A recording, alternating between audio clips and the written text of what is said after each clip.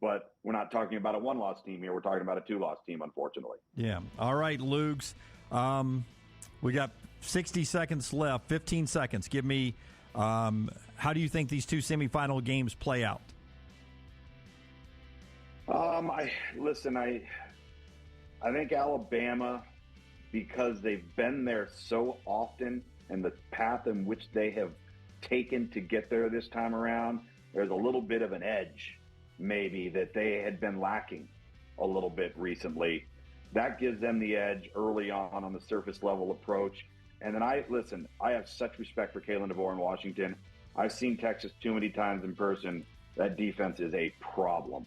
I mean, a real problem. And so I would favor Texas slightly between those two. All right. Thank you, Lugs. Appreciate everyone being with us on Monday Morning Live. 9 a.m. Central is when the next round starts. See you then.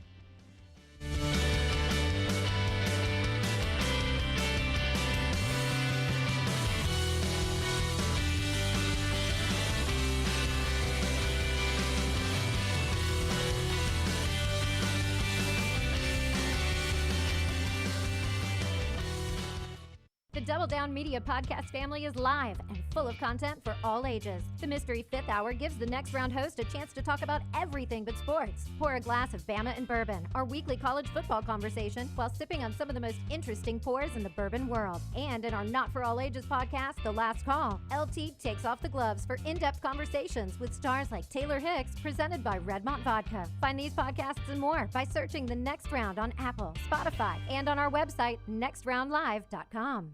Give the gift of Daniel Moore art this holiday season with the 2024 Crimson and White Fine Art Calendar. This year's calendar features collectors' most beloved Daniel Moore Alabama football moments, from the classic goal line stand to the Saban-era 2nd and 26. Special offer for listeners only. Buy 2 calendars and get 1 free with code HOLIDAY at danielmooreart.com or by calling 1-800-735-2787. The Next Round is so much more than the show you get from 9 to 1 each day. So make sure to head to our official YouTube channel at Next Round Live and subscribe to get all of our latest content. We, of course, have plenty of specialty content and shorts based all around the sports in the heart of the SEC. But we also talk pro sports, gambling, lifestyle and entertainment, and so much more. It's the Next Round YouTube channel, where you never know what you're going to find next. Subscribe now to see the latest content and get notifications when we go live. That's at Next Round Live on YouTube.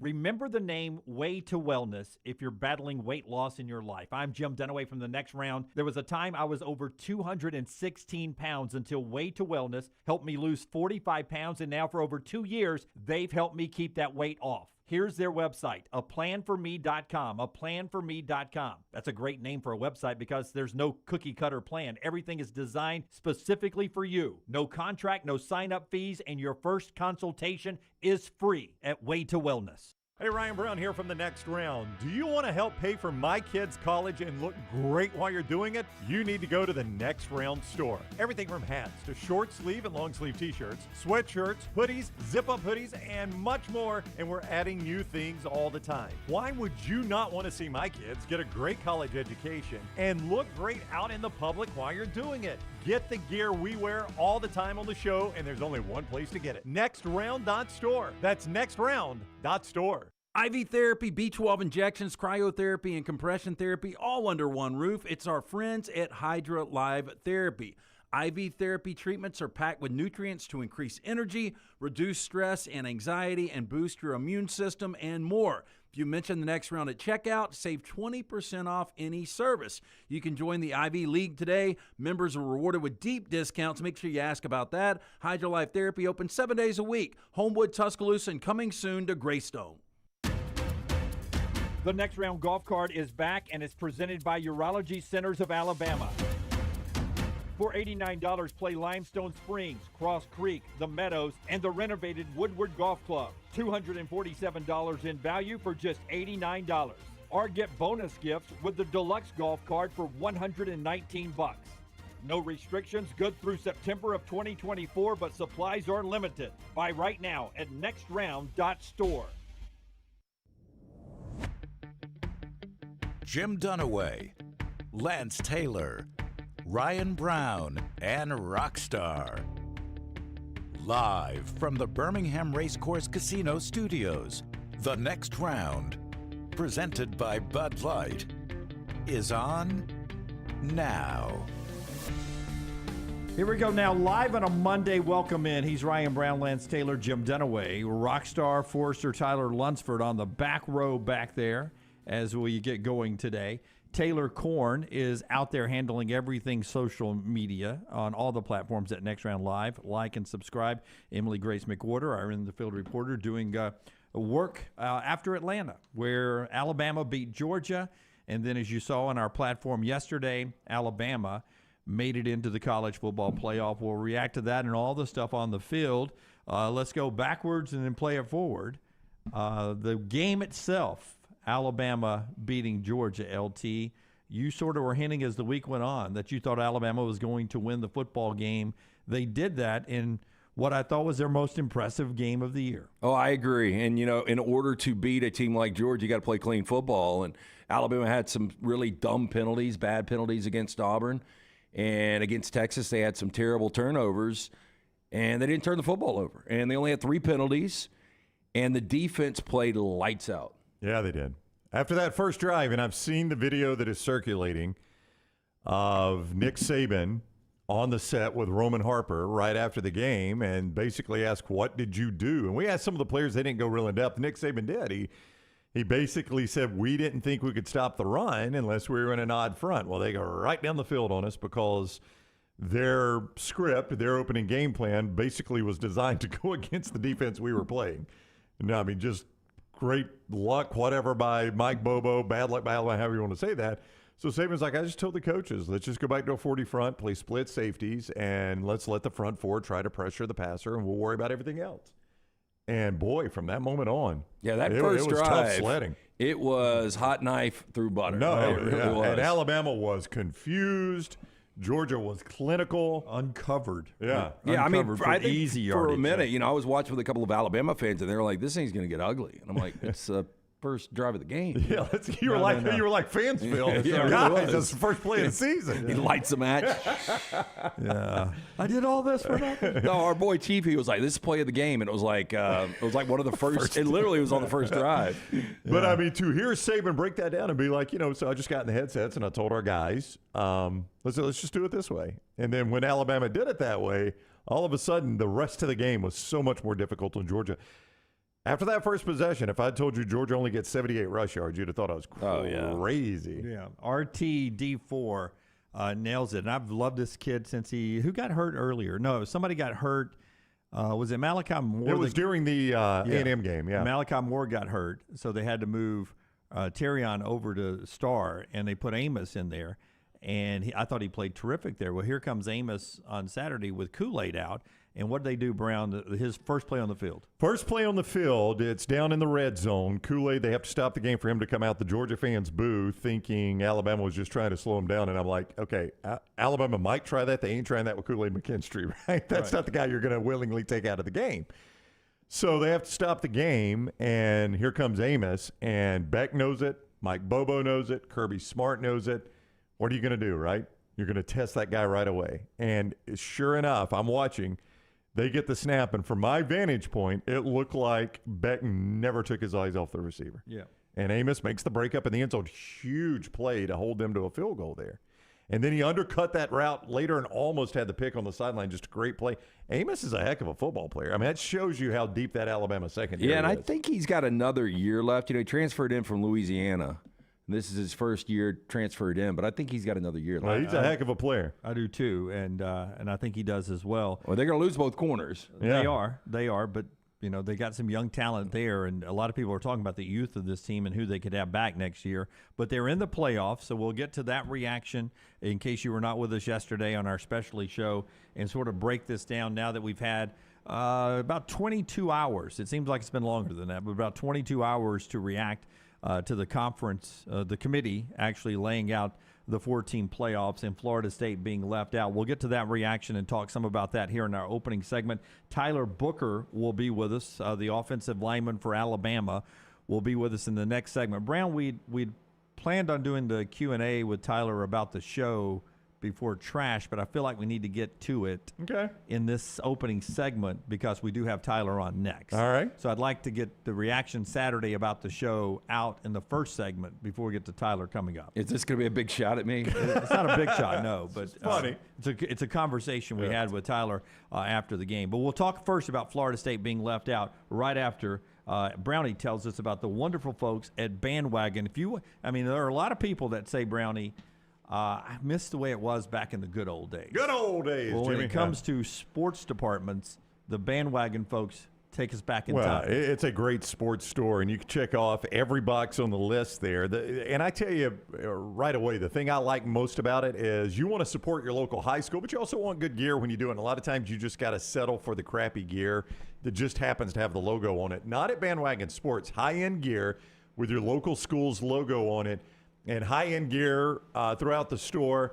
They've got the sporting goods, so they got the toys for the kids. It is just an amazing place to go, and you're gonna love it when you go there. You can see more online, bandwagonsports.com, bandwagonsports.com. You could visit them at Cava Heights, Homewood, and Trussville in the Birmingham area, and just opening over in the great Magnolia State of Mississippi, over Madison, Mississippi.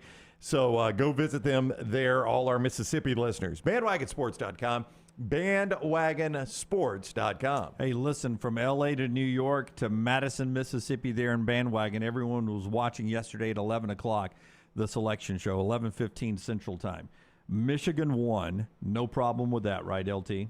No problem with that. Washington, 2. No problem No with problem that. with that. Thought that's the way it would be. Number 3 was Texas. No problem No problem with that. And then Alabama was 4. A lot of people had problems with that. Any problem from you with that? No. I think Alabama, what they did on Saturday over in Atlanta, I think that solidified that they are one of the 4 best teams in college football. Some of the words used of Florida State being unbeaten, Power 5 left out. Some from Florida State's coach, some from the athletic director, the president, the ACC commissioner, and others. But disgusted, infuriated, travesty, unfathomable, and then Michael Alford, unforgivable is the word he used. That's bold, right there. Yeah, so all those words used after, and and listen, we do have great empathy for what Florida State's fans and players are going through. Watching that video was hard to watch, with Mike Norvell's hand shaking, head down, players reacting, some getting up and walking out.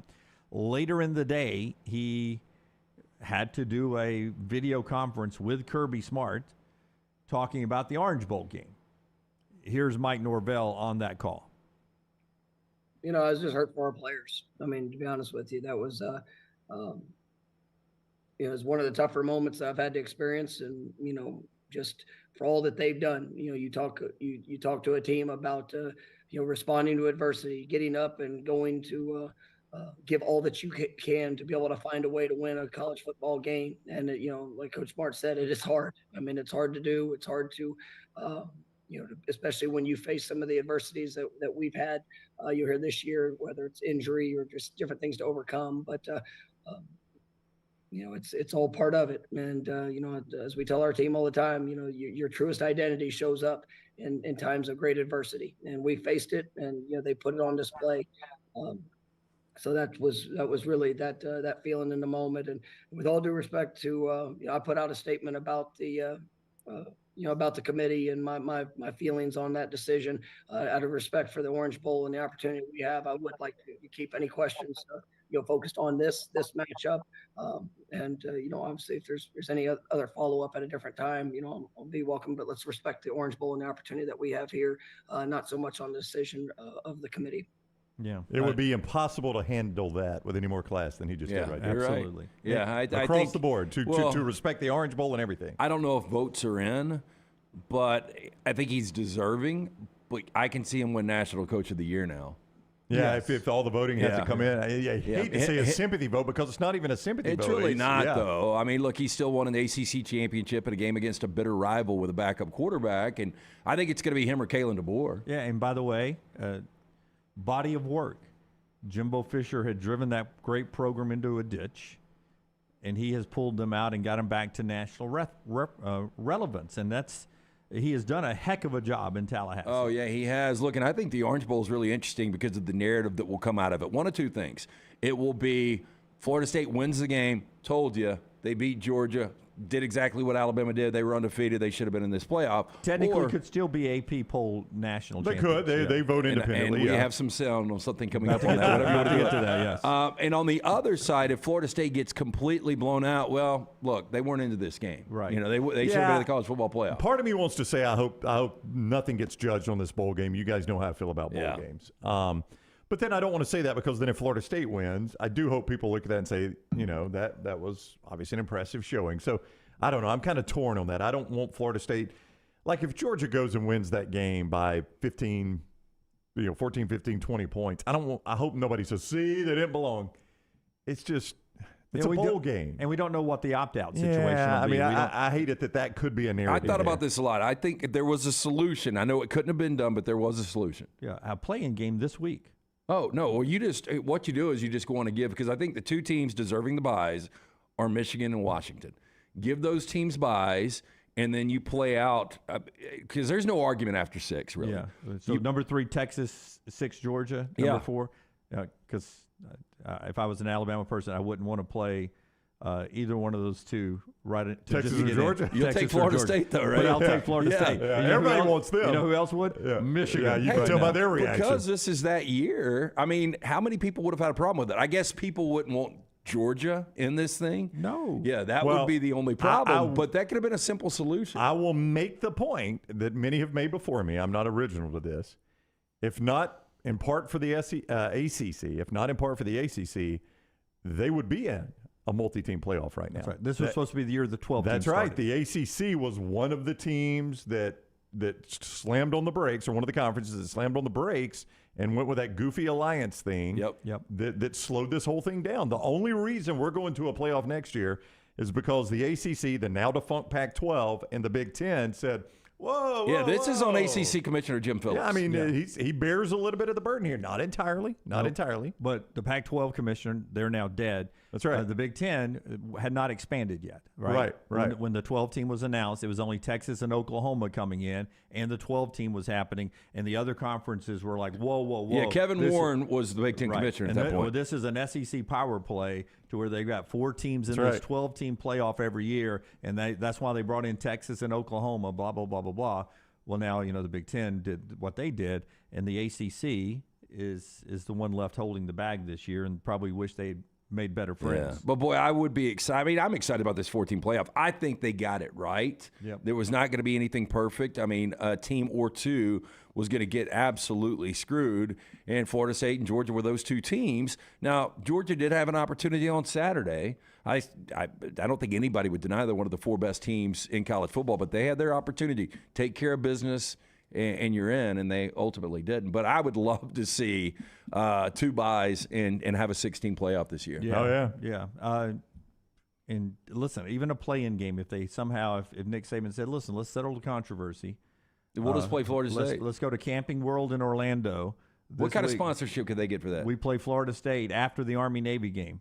Just roll into that game. Well, hey, and let all the players just keep the whatever revenue you generate with receipts. I saw somebody on Twitter this morning say, boy, you know how bad Alabama would beat Florida State right now? And I think that's what the committee was saying. I saw somebody on Twitter today say, if you look at the mileage, do you know the stadium that's almost right in between Tallahassee and Tuscaloosa?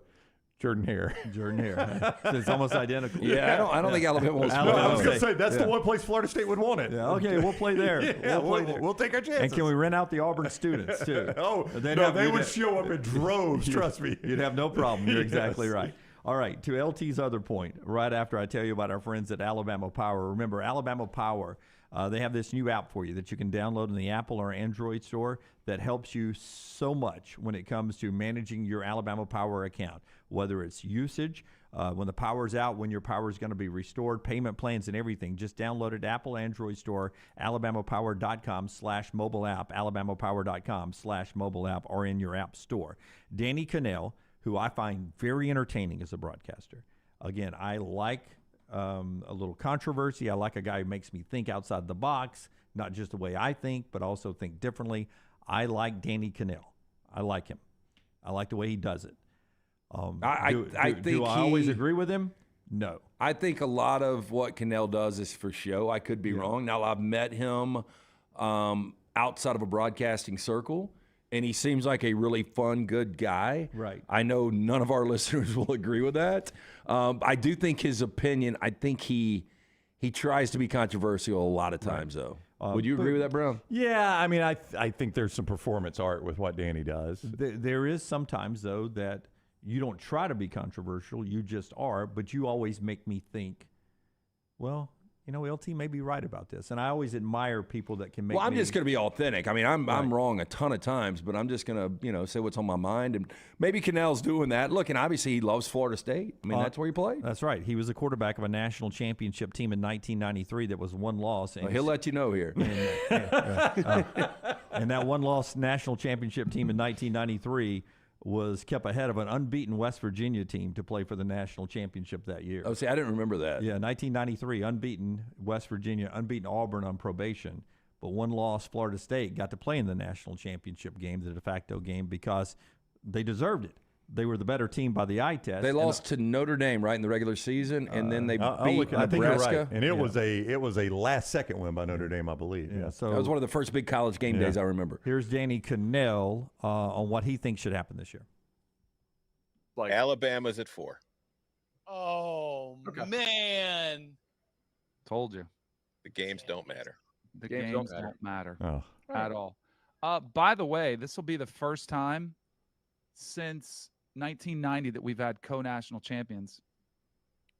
Because after Florida State goes to win, or Georgia, if they're squared up where Brett McMurphy has them, he has them playing in the Orange Bowl. Florida State versus Georgia. Winner of that game's a national champ. So you'll have co-national champs.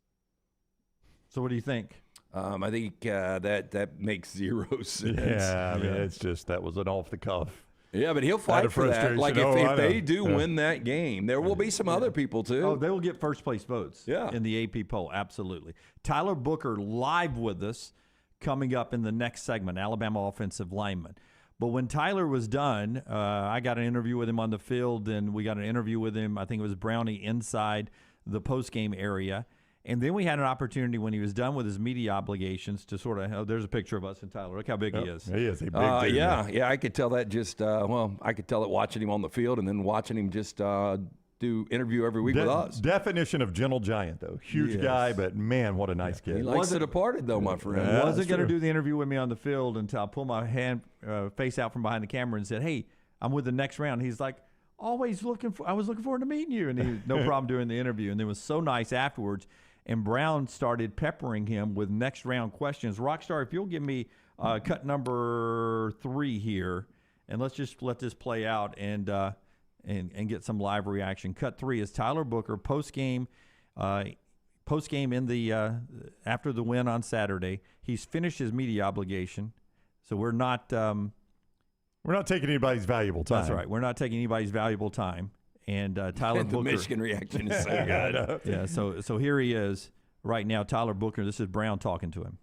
Who is the best next round host? I'll ask it. Unbiased member of the media. Different guy now, yeah. Different guy. Rock, paper, scissors for it. Best next round host, rock, paper, scissors? Who asked the best questions? Me or Dunaway? Dunaway. Oh, come on. He gives me the easy one. Oh, yeah, that's right. Y'all try to get me in trouble. I've never tried to get you in trouble. Lance tries to get me in trouble. That's right. Lance tries to get me in trouble. That's right. Seth doesn't like Lance. He said, why does Lance always try to get you in trouble? Did he say Sed doesn't? Yeah, Sed doesn't like We were talking about Sed because I was like, Sed doesn't age. I know. Like, how old is Sed? Like he looks like he's 40, but he could be 180. I know. Nobody knows. He's as old as Alabama football. Honest to goodness, I think it would not surprise me if he is 60. Is he the guy that took yours Whitworth to the train station? Yellowstone reference there. No. Tyler's game was having fun with that. Joe Gaither was the guy that asked the question because he saw me and Dunaway standing there, so he thought he would stir up a little next round violence there. Yeah. So thank you, Joe. Unbiased member of the media. So it seems like in the atmosphere you guys were in, and look, immediately after the game, I was like, Alabama can't be left out of this. But then when you start to watch Florida State and you hear the commentary on that game, and they end up winning the game by double digits, and they had 7 sacks and 14 tackles for loss, and that defense played like an elite defense, you started to think, damn, Alabama might get screwed. We got to get to break for Tyler, but I would tell you, LT, I walked around and I asked, after the game, I was asking any national media person I could ask, other than Josh Pate. I won't give out names. every one of them is no, Alabama will not make it. Florida State's in. Florida State's in. They were so certain about it. Yeah. I've been saying all along, SEC champion gets in. I left Atlanta feeling even better about it after hearing how absolutely certain the national media was it wasn't going to happen. And by the way, I mean, I almost laughed at you for asking the question. Yeah, but I kept asking. Everybody would walk by. And I won't name names, but all you have to do is go back and look at their reaction afterwards tomorrow on the national scale. The people that are bitching and moaning the most about it are the ones I was asking. You know, the people calling it a travesty, the darkest day in college football history, that kind of stuff. Well, the thing you worry about is were the committee, were they watching any of this coverage? Because if they're listening to a lot of these guys, you can get influenced. You can. But the committee, we think, got it right. And Alabama is in the playoffs. And, in fact, I thought Florida State should have been 7th behind Georgia and Ohio State. If we're judging it the way we're judging it, then they're not as good as Georgia and Ohio State either. We'll talk to Tyler Booker about the game on the field and what's up for the Tide as they get ready to play Michigan down the road, and just the joy of the season. That's coming up. Brownie, tell us about the great folks at JohnstonRVCenter.com. I-65 exit 304 in Coleman, 334 in Decatur. Hey, it's a long trip to Pasadena. Flights are expensive. Why not just spend that money on an RV? Go see America on your way to Pasadena if you're going. Dunaway is all for that, if you can't tell. I-65 exit 304 in Coleman, 334 in Decatur is where you find them in person. And they have got a ton of previously owned RVs because you guys have done such a great job responding to the advertising. I hope you know how much we appreciate that.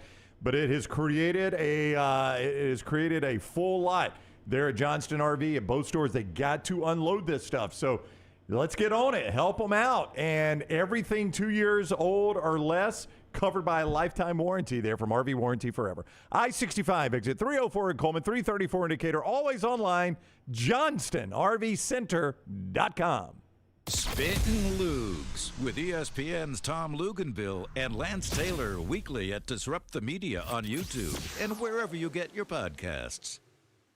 Give the gift of Daniel Moore art this holiday season with the 2024 Crimson and White Fine Art Calendar. This year's calendar features collectors' most beloved Daniel Moore Alabama football moments, from the classic goal line stand to the Saban-era 2nd and 26. Special offer for listeners only. Buy 2 calendars and get 1 free with code HOLIDAY at danielmooreart.com or by calling 1-800-735-2787. Start your day online at nextroundlive.com. Get all the latest videos, podcasts, and college football stories. And it's also a great way to stream the show or shop in the Next Round store. Stay connected by visiting nextroundlive.com. There are so many things I love about Walk-Ons. Authentic, mouth-watering Louisiana cuisine, prepared fresh, daily from scratch. A great beer selection and TVs everywhere to watch the big game every day of the week. And of course, they've got 2 great locations on Highway 280 and 119 and at Hoover near the Hoover Met. Walk-Ons is also a great place for happy hour, 2 to 6 Monday through Friday with $5 moonshine swirls, $5 house pours, and half-price appetizers. And it's an easy take-home experience for the family as well. Highway 280 in Hoover with Walk-Ons. Want more of the show? Download the app or visit nextroundlive.com for the latest podcast. The Mystery Fifth Hour, our Not For All Ages podcast, The Last Call, and our entire Double Down Media podcast family. All at nextroundlive.com and on the Next Round app. Tom Luginbill here for Jack's Western and Outdoor Wear. For great holiday shopping for the whole family, this place is a must. Jack's carries all the name brands in boots, hats, and apparel, including the Kynes Ranch brand, as seen on Yellowstone. You might not look like Kevin Costner, but you can dress like him. Jack's also has the only Ariat shop within a shop in the state of Alabama.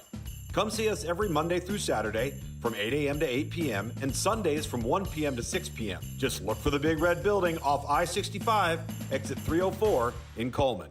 This holiday season, give the gift of peace and security to your home with $50 off recurring Wayne's Pest Control services. As the weather cools down, stop mice, bed bugs, and rodents before they come in. Call 866-WAYNES-1 to gift yourself a safe and pest-free home. Sign up for any recurring service with Wayne's and save $50 off. Don't let mice and rats be uninvited guests to your holiday celebrations. Get a pest-free holiday and save $50 off recurring Wayne's Pest Control services when you call 866-WAYNES-1. Hey, there's nothing worse than waking up to a plumbing problem. Don't get caught in a flooded house. Call the guys at Hemp Hill Services. Adam, Chad, and the team at Hemp Hill are the only ones I trust to fix it and fix it right the first time. Hemp Hill Services does it right and always at a fair price. For all of your plumbing, cooling, and heating needs, trust the name that Birmingham has trusted since 1954. That is Hemp Hill Services. Call now, 205-229-2090. That's 205-229-2090.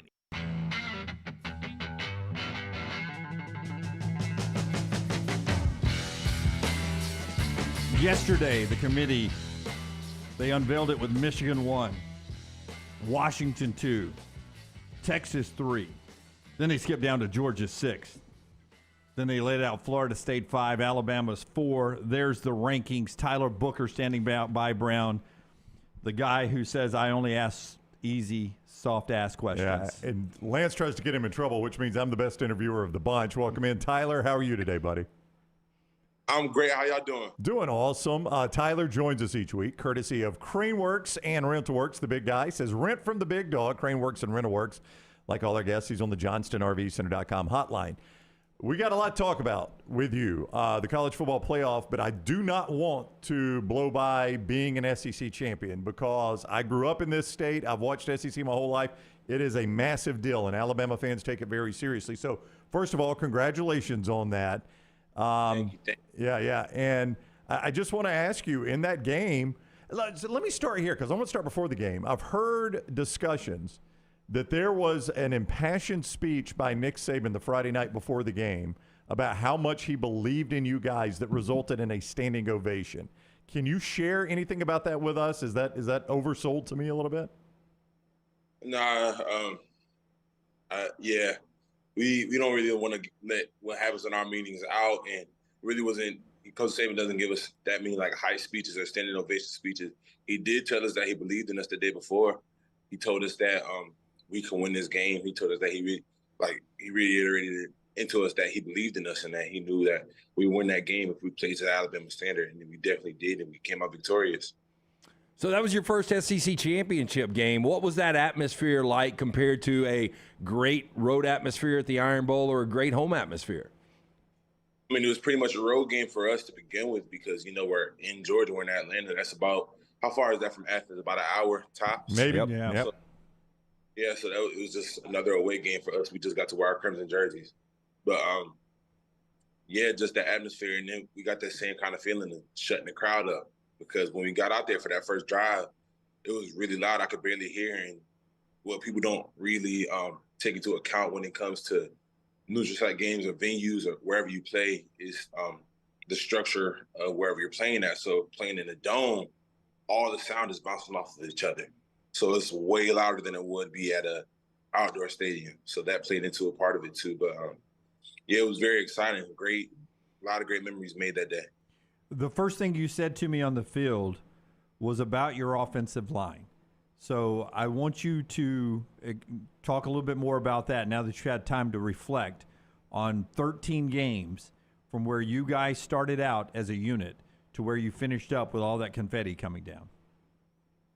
It's really no surprise to me. It's really no surprise to everybody in the room. Like I said, like I keep saying in all these interviews that I do regarding the offensive line, it didn't start out pretty, but before he even got on the field, we made the decision to be nasty. We made the decision to be gritty. We made a decision to finish and to make people quit. Now, that didn't start kicking in until about week 7 or 8, but that was the mindset, and we also made a commitment to get better each week. So while it didn't start out like that, that's definitely how it finished, and that's where we are. But we're going to take this break before we go on to our next opponent. We're going to keep that mindset for sure. Tyler Booker is with us. The Alabama offensive lineman joins us each week, courtesy of Craneworks and RentalWorks. The big guy says rent from the big dog, Craneworks and RentalWorks.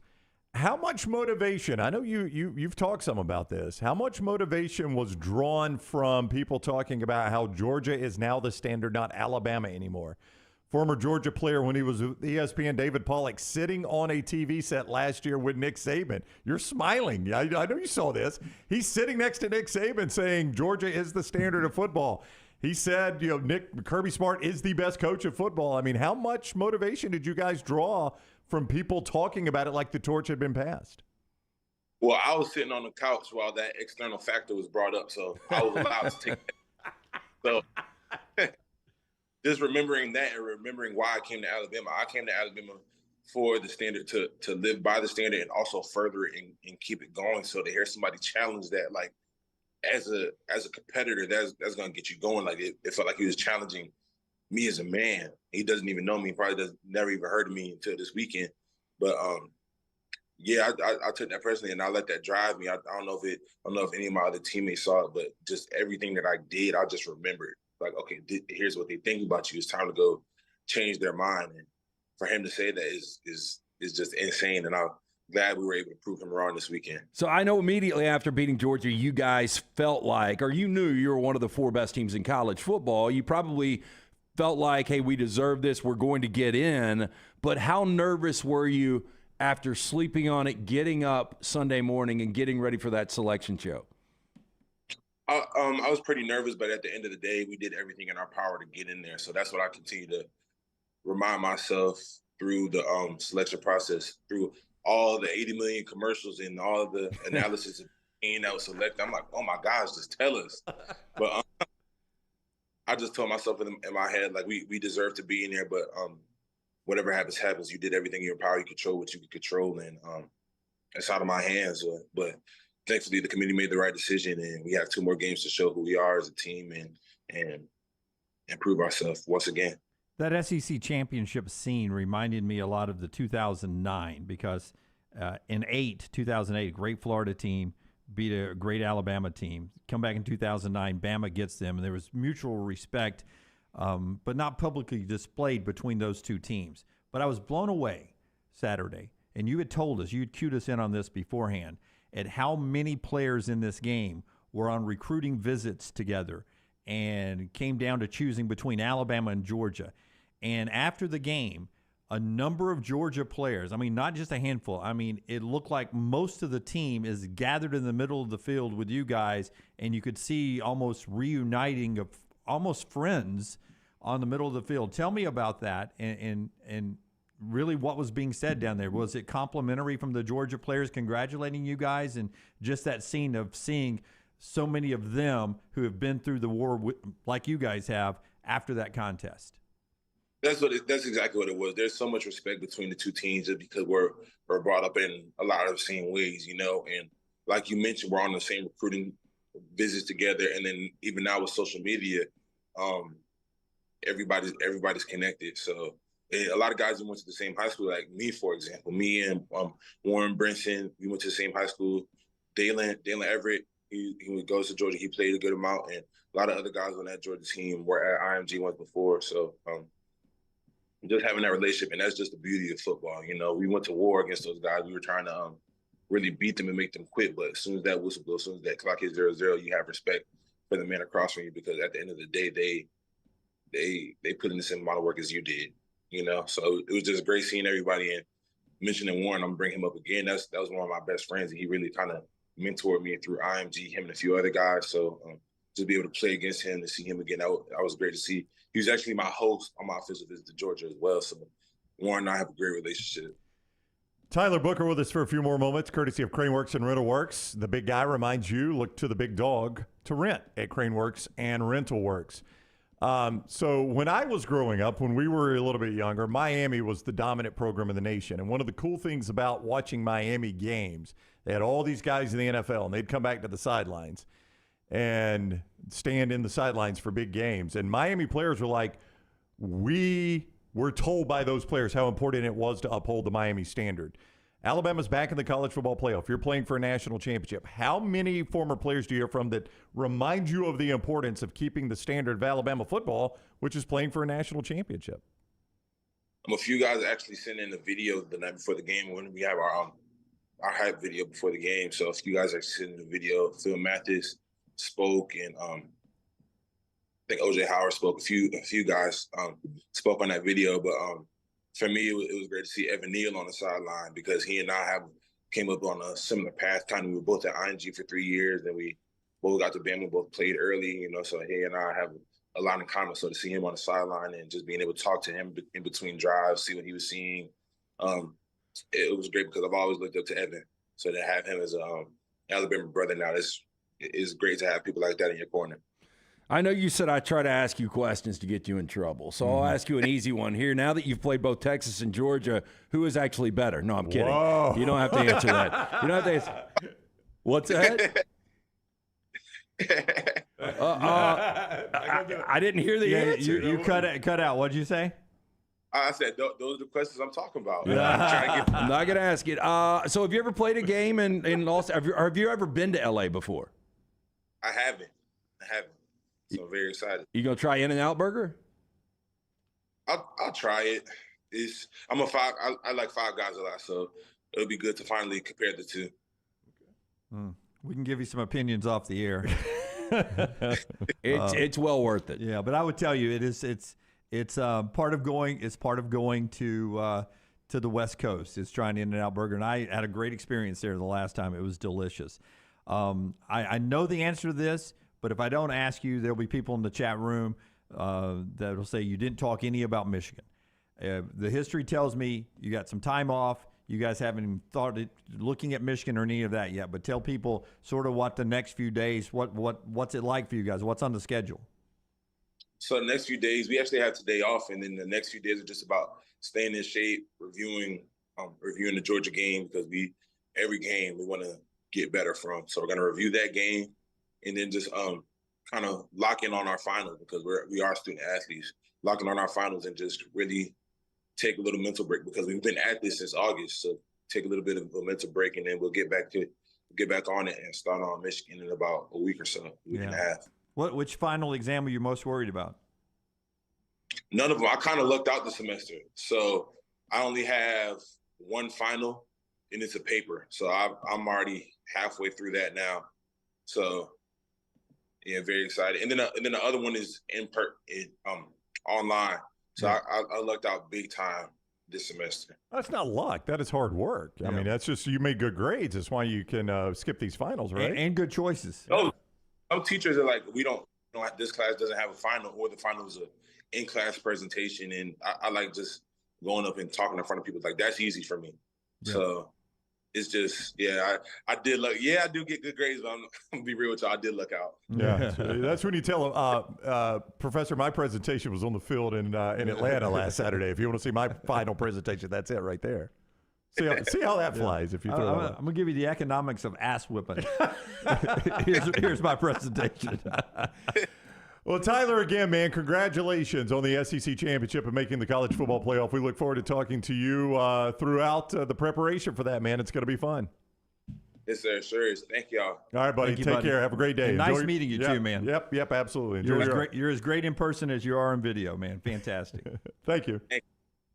All right, enjoy your off day. Tyler with us on the JohnstonRVCenter.com hotline. He's presented each week by Craneworks and RentalWorks. The big dog says rent. The big guy says rent from the big dog, Craneworks and RentalWorks. Yeah, and thanks to our friends at Wayne's. They're with us since the beginning, and we're with us in Atlanta, and the weather's cooled down a little bit, and so mice and other rodents are coming in from the outside into your house, or trying to. If you got a Wayne's sticker or a sign at your house, you know that's is protected. If you don't, you can sign up now. Call Wayne's right now, their phone number, or just go to this website. Call 866-WAYNES-1, 866-WAYNES-1, or callwaynes.com, callwaynes.com, and give yourself the gift of a safe and pest-free home this holiday season. And because it's the 50th anniversary of Wayne's, you can save $50 off the reoccurring costs right now. Pest-free holidays with our friends at Wayne's. Call 866-WAYNES-1 or callwaynes.com. As we get ready for these playoffs, I do want to point out a couple other things, and we'll jump into the games a little bit and not so much the Florida State angst throughout, but we'll have to go back to that because it is such a big story, the way the nation is reacting. But it is portal day, too. Officially, the portal is open. Oh, boy, it is. It's gotten full. It really is. Very quick. It's a lot more happened the last 30 minutes. Well, it's constant. I mean, yeah. Let's do a whole segment on the portal when we come back then. Let me just throw out a couple of quick things from this weekend. Rhett Lashley and SMU beat Tulane, and they are conference champions. Great job by Rhett Lashley. Did it with a quarterback in his first career start, too. That's right. He was a backup quarterback. So they go out there and they win that game. Now, at the top of the poll, we did better team and different analytics to put Alabama into the playoffs. At the bottom of the poll, SMU should be the group of 5 team that is in the bowl games.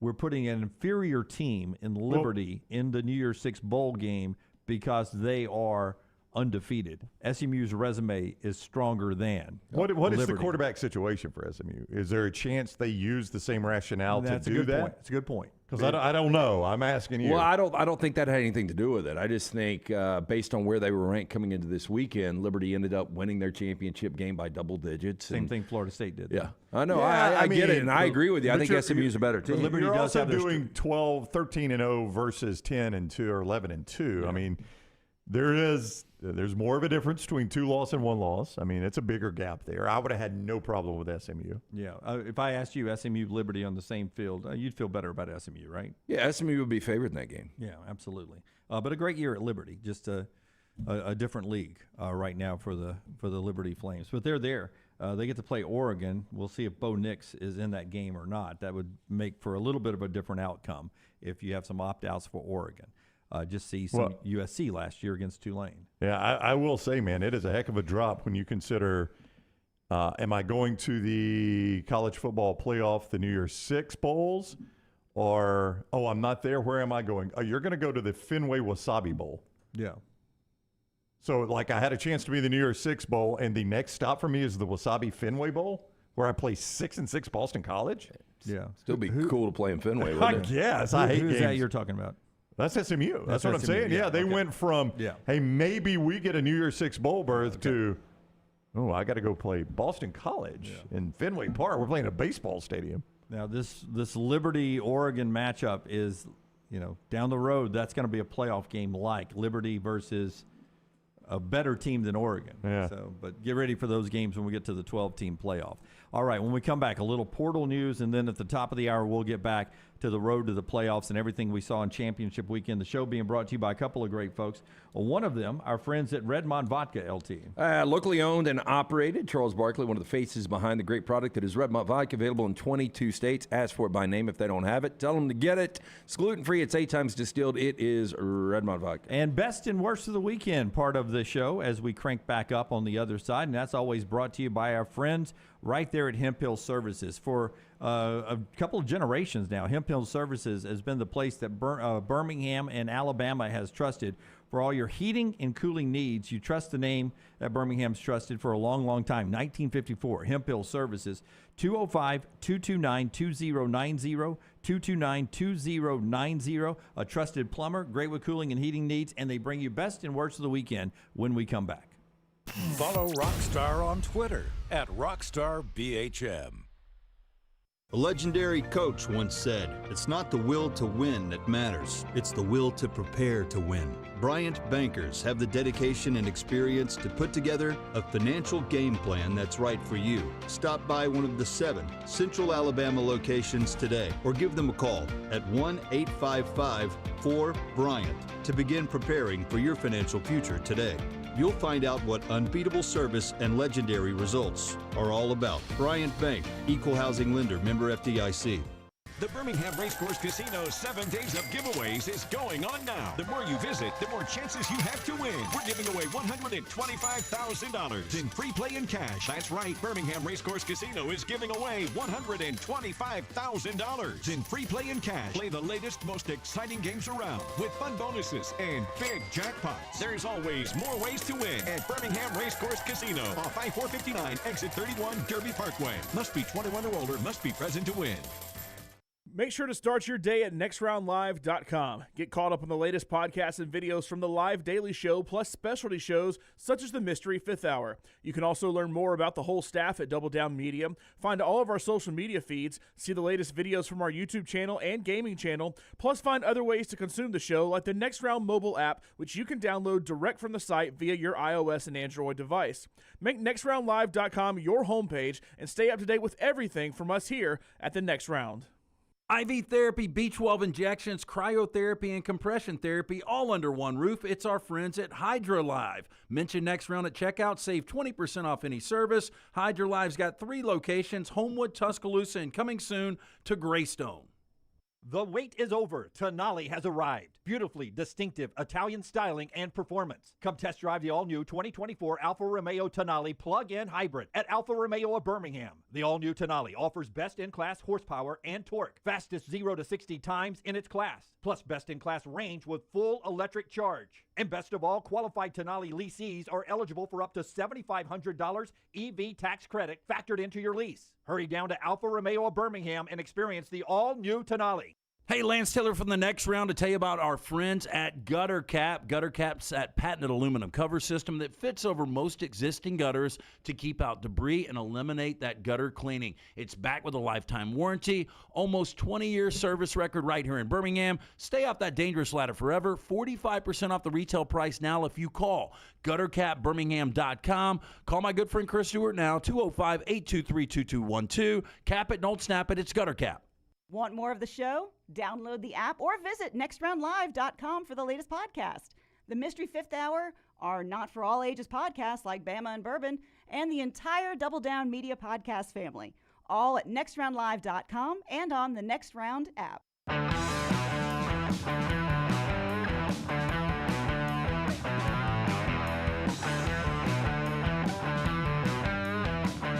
All right, we'll roll in. We'll talk portal news in a second. Kyle McCord, Dylan Gabriel, Cam Ward, some quarterback names that are out there today, joining the ones we already heard about last week.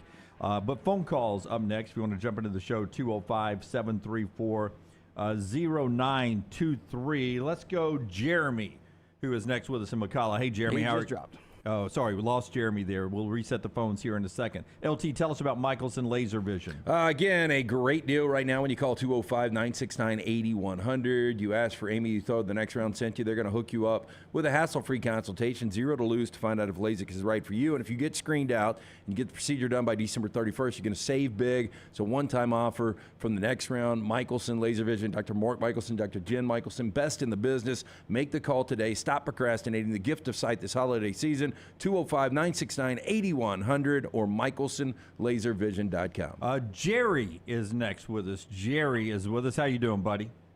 Good. How y'all, man? Awesome. Doing great. How do you feel today? Man, I'm on cloud nine, buddy. Let me tell you.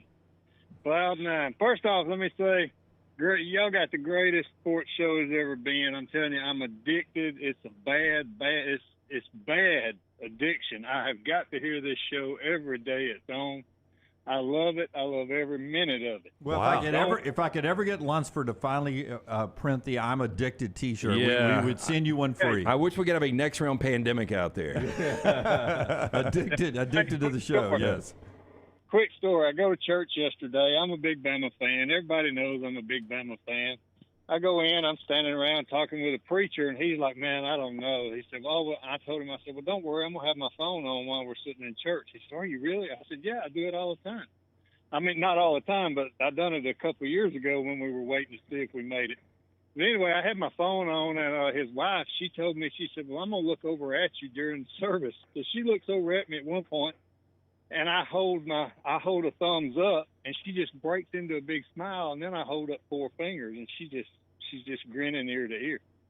So the service goes on. We're in the benediction. We're at the end. The preacher's standing up behind the pulpit. He's singing, and he kind of looks down at me. I'm about halfway back. He looks down at me, kind of raises his eyebrows like, insinuating, have you heard anything? And I just let out a smile, and I thumbs up, and then I kind of scratched my nose with 4 fingers, and he just started laughing. You ever been in one of those moods where your laugh box gets turned on and you can't turn it off? Oh, yeah. That's the way the preacher was in front of everybody yesterday. He could not quit laughing at me, keeping up with it and then signaling. He told me, he said, I'm going to look at you and you signal me, and I did, and man, it was the funniest thing. It's one of the things I love living about the South, because I went to the 8:30 service. My wife was preaching, and my daughter was singing in the traditional, which she had never done before and had to wear the gown. And so I'm there at the 8:30, which is never the case. And the head pastor, who was just sort of assisting my wife yesterday, at one point referenced me from up on the stage, basically Oh, saying, good to see Jim at church this Sunday. The whole Dunaways are here. Obviously, Jim is here because they're announcing the playoffs at 11 o'clock. No, I bet early service attendance was through the roof in the state of Alabama. I saw yesterday. the traditional Alabama logos speckled out through Asbury I'm sure Methodist. the husband never wants to go to the early service. He was like, "Let's go early service tomorrow, babe." Yeah. Whoa, wait a minute. Yeah. Anyway, great show, guys. Don't Thank you, Jim. ever stop this show. Well, we will at one point, but stay addicted till we do. But we'll do it in heaven too. So come on up there with us. Come on up to heaven with us. Thank you. Show today being brought to you by the Pearly Gates. If you'd like the Pearly Gates built in your backyard here in heaven, call our friends at Harbin's. Hey, speaking of which, I don't know. That's what I happens on keep remote. smelling this. Do you smell like a fire? You know, I don't. Is it blowing up from Tallahassee? I guess I wore this hat at some point this weekend when I had a fire out back. You want me to smell the hat and see? Yeah, you check it out. Oh yeah, 100%. Yeah, it's on the hat. That's a good smell though. I don't hate that. Yeah. Brown is fantastic. We'll get to Andrew and John here before we get to the top of the hour. You guys stay by. Let's finish what you're about to say right there. Brown is fantastic when we're on the road to finding great places to eat. So I had to be 6,000 calories on Friday. Did he like this place? I don't know about lunch on game day. I know about dinner he loved night before. Oh, just every meal was fantastic. Lunch on game day was me and EG. We picked that one. I ordered wrong there. So no, he didn't like everything was fantastic. We got a great biscuit on the drive over, and then we do the show, and now he's ready to eat again. We've got to go meet friends of his at a great barbecue place named Fox Brothers. Is that correct? Fox Brothers. Friend of a friend owns that over in Atlanta. One of the famous places in Atlanta. Good stuff. Yeah. So. I mean, I could have gotten 3 meats and sides, but I got 2 meats and sides, and it was delicious, including one of the sides was actually the Frito pie, which, oh, my God, I mean, who invented this? That was fantastic, right? I'm not a Frito guy. I'm not either. I don't like Fritos. Hey. I didn't even look at Frito. The only time I ever use them is at, what is it called, the caviar salad or whatever? Yeah, like Texas caviar. Yeah, Texas caviar. And I knew we had at a great steakhouse, Little Alley's, we had a reservation 4 hours after we were done with that meal. Did just the 2 of you guys go? Yes. So we go to Little Alley's, and we get this unbelievable, I don't even know the calorie count on it, but it was don't think about it. 1 pound lobster tail rolled in buttermilk, soaked in buttermilk, rolled in the southern deep fried batter, flash fried, and then sliced up, and we ate the whole damn thing. Yes, we did. And that was an appetizer. And literally Brown said afterwards, and this is Brown who can eat, said, "Oh, that could have been my meal. That could have been my meal." But I had a steak on the way too, so I was like, "Were you able to power through?" Yeah. Oh, well, Lance. Hey, I mean, not just a steak. How well do you know me? Not just a steak. Just wet aged, big piece of meat, purple marble, sweet potato casserole made in house. Yep. Which was some of the best I'd ever had. It's phenomenal. Right, small little dishes. Marshmallows on top. I know you say it's ghetto, isn't it? I had a steakhouse. Yeah. And Brussels sprouts. Great wine. It was so good. So good. That sounds good. Hate I missed it. Andrew. Then he ordered wrong the next day. I did. Andrew. The streak was over. Andrew, Texas Andrew. Hey, Andrew, how you doing, man? Hook 'em horns. No. I'm originally from Georgia and Alabama. So yeah. I can't stand UT. Downward horns. To hell with Texas. Right. Before I get to the best and worst, well, for me it's just worse because I'm a Georgia and a Steelers fan. So bad weekend. But before I get to that, is there any reason the Sun Belt teams can't be considered? No, Troy said, I think John Summerall said this in their press conference yesterday, that they were told by the committee they were in the discussion. They don't know how deep, but that when they were talking about Liberty, SMU, that Troy was a significant part of the discussion. That's what I think it was Coach Summerall that said that, either that or the school president, because they announced a $10 million indoor practice facility to their team yesterday. Unbelievable. In conjunction with their bid to the Birmingham Bowl here in town. But no, I think they were in consideration. I don't know how highly considered they were. And to your point, Andrew, quality of football in the Sun Belt, light years ahead of Conference USA. Yes, or even to me, the AAC. Like, I think the Sun Belt is much more competitive and a stronger conference. So I just wonder why it wasn't like why it's Liberty versus SMU versus JMU versus Troy. Like, to me, those are better teams than either SMU or Liberty. But anyways, so yeah, my worst obviously is Steelers losing inexplicably to the horrible Cardinals. And then Georgia's kind of not being able to get an offensive spark after that first drive. But the other worst is really, to me, FSU should have been in. And I know the strength of schedule and all the arguments. But my question to the people who say that they shouldn't be in or whatever is simply this: what else could have they done this year to prove that they should have, or to earn a spot? So, that's my question. And to me, the narrative never should have been FSU versus Bama. To me, it should have been Bama versus Texas. And I'm not one of these people who default to, well, Texas won the head-to-head, so they obviously should get in. Like, that's the only argument Texas has over Alabama. They beat Alabama 3 months ago. Alabama is not the same team. They're light years better than where they were. Okay, but stop right there, Andrew. Now, you're saying Alabama's not the same team. I factor in the head-to-head a lot more than that. But Alabama's not the same team, and you're gonna judge Texas and Alabama, that discussion, by that. Well, Florida State's not the same team. So to me, you've got to judge Florida State. You forget the other 11 games. You've got to judge them by what they are as 2-0 Florida State with this quarterback situation. And I'm planting my flag on this now, so I'll have to deal with this if it happens to Alabama down the road too. But you got to judge them by what they are and what they put on tape with this team. They had 2 games to impress the committee as this version of Florida State, and the committee gave them the benefit of the doubt after the win at the Swamp. They kept them at 4. Go out and show us what you can do now, and they were forced with their third-string quarterback in this one. They're just in a bad quarterback situation, so if you're doing it the way it's drawn up to do, you got to judge them by this Florida State team, not the one that went 11-0. Well, right, and this Florida State team went 2-0. Again, what else could have they done? They won the games on the field. Yeah, but do you think, answer the question, do you think Florida State would beat Alabama? Would they beat Texas? Would they beat Washington? No. Would they beat Michigan? No, but I also balk at the notion that it should just be the 4 best teams on film, and I balk at the notion that that's even really what the committee does, because otherwise Georgia would be in it. And I'm not saying Georgia should be. Even as a Georgia fan, I'm not saying Georgia should be in it. Georgia had their chance to earn a spot, and they've lost.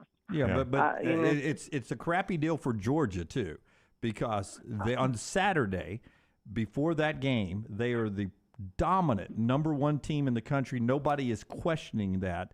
And in 60 minutes of football against a really great program, they go from 1 to not even being really considered for the playoffs. That's not a fair shake for Georgia, too. Georgia could win this thing. This is the first time to me. It is a fair shake to Georgia because they had the chance and they blew it. They lost on the field. That's why, to me, the 4 teams should have been the 3 undefeated Power 5 champions and Alabama, because Alabama has the better resume than Texas. Alabama has the better loss than Texas. Like, Texas losing to Oklahoma is a worse loss than Alabama losing to Texas. Alabama has a better win. You can't put Bama in without Texas in. And I'll say this. I agree believe with that. Why not? Why not? Because Texas beat them in Bryant-Denny by double digits. And I think Texas is a really good team right now. Texas 3 months ago, though. Yeah. Still, head-to-head's got to mean something. Andrew, thank you. Texas, though, I think would have been in front of Florida State, too. I don't think. I think if Georgia would have beaten Alabama, I think it is so easy for the committee just to go with the undefeateds. I think it is with easy Alabama to do getting that. in, you have to put Texas in. I think it is easy. Package deal. I think it is easy to do that, but I don't think it's what they would have done. I think Florida State would have gotten in. I don't think so. I think they would have put Texas in. It would have been a lot less controversy if you leave Texas out and Florida State. I think you've seen this committee doesn't care about controversy, though. Yeah, but I mean, their hand was forced on one of the 2. The most controversial and the best point decision I they heard made. about Jordan Travis was Dan Orlovsky, who joins us every Thursday from ESPN.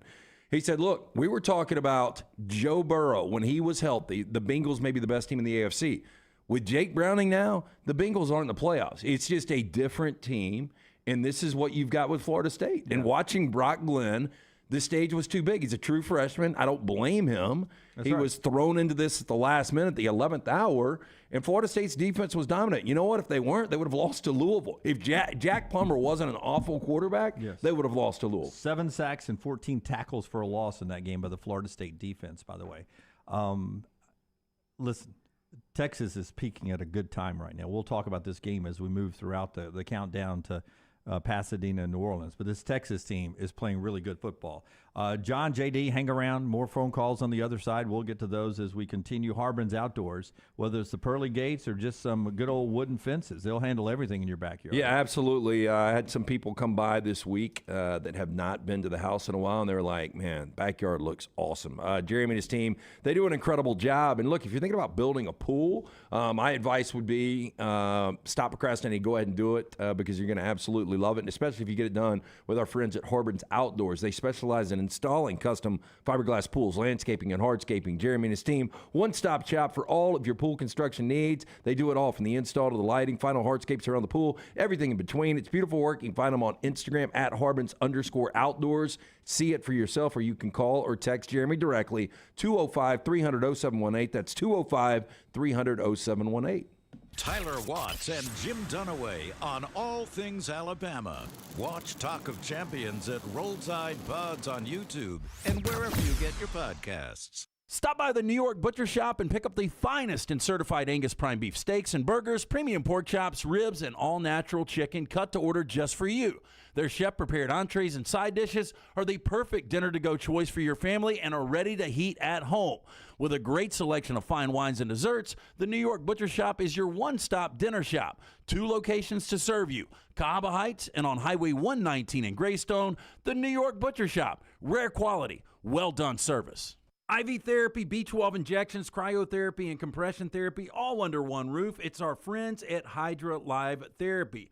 IV therapy treatments are packed with nutrients to increase energy, reduce stress and anxiety, and boost your immune system, and more. If you mention the next round at checkout, save 20% off any service. You can join the IV League today. Members are rewarded with deep discounts. Make sure you ask about that. Hydra Life Therapy open 7 days a week. Homewood, Tuscaloosa, and coming soon to Greystone.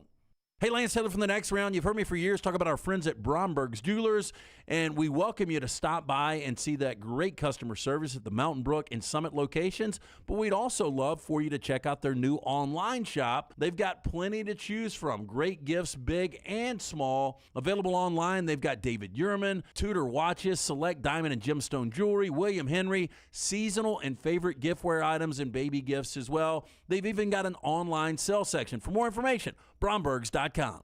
Are you ready to make this holiday season one to remember? Legacy Credit Union is here to make your dreams come true with their lifestyle loans. Whether you need a little extra cash for gifts or you want to take that unforgettable holiday vacation, Legacy has the right loan for you. With affordable monthly payments, flexible terms, and absolutely no collateral required, Legacy Credit Union is your trusted partner for your stress-free holiday season. Apply in minutes. Go to LegacyCreditUnion.com to get the financial support you need to enjoy the holidays to the fullest. Again, LegacyCreditUnion.com. Some restrictions apply. See Credit Union for details. Federally insured by the NCUA. The Double Down Media podcast family is live and full of content for all ages. The Mystery Fifth Hour gives the Next Round hosts a chance to talk about everything but sports. Pour a glass of Bama and bourbon, our weekly college football conversation, while sipping some of the most interesting pours in the bourbon world. And our Not For All Ages podcast, The Last Call, presented by Redmont Vodka. LT has in-depth conversations with personalities like Clay Travis and Taylor Hicks. Find those podcasts and more by searching The Next Round on Apple and Spotify. And remember to like and subscribe. A legendary coach once said, "It's not the will to win that matters, it's the will to prepare to win."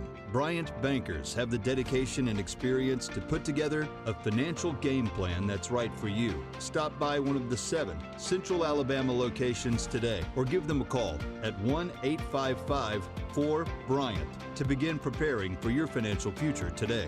You'll find out what unbeatable service and legendary results are all about. Bryant Bank, Equal Housing Lender, member FDIC.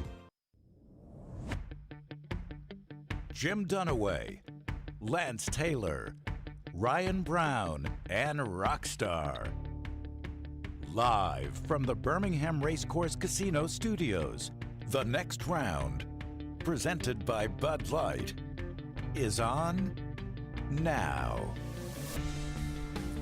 Rolling on hour number 2 of the show. Open phone lines and comments from you guys the rest of the way as we react to what happened championship weekend in the selection of Alabama and Michigan and Washington and Texas as the semifinal matchups. But in the other New Year's 6 bowl games, I mean, some really good contests coming up down the stretch here. I mean, Georgia and Florida State playing each other in the Orange Bowl. Mm-hmm. Missouri and Ohio State. It'll be interesting to see how Missouri stands up with that. That'll be their Super Bowl. Yeah, I mean, but who's your starting quarterback? Who's the starting quarterback for Ohio State? Devin Brown. Kyle McCord today is in the portal. Yeah. So that's probably one reason he's in the portal. 15 practices to go with the other guy to get him ready for next year. There you see the announcement of McCord going to the portal. Look, obviously Ryan Day has got a plan because Devin Brown couldn't beat out Kyle McCord this year. That's right. And so Kyle McCord's obviously the better quarterback. And if you're going to transfer from Ohio State,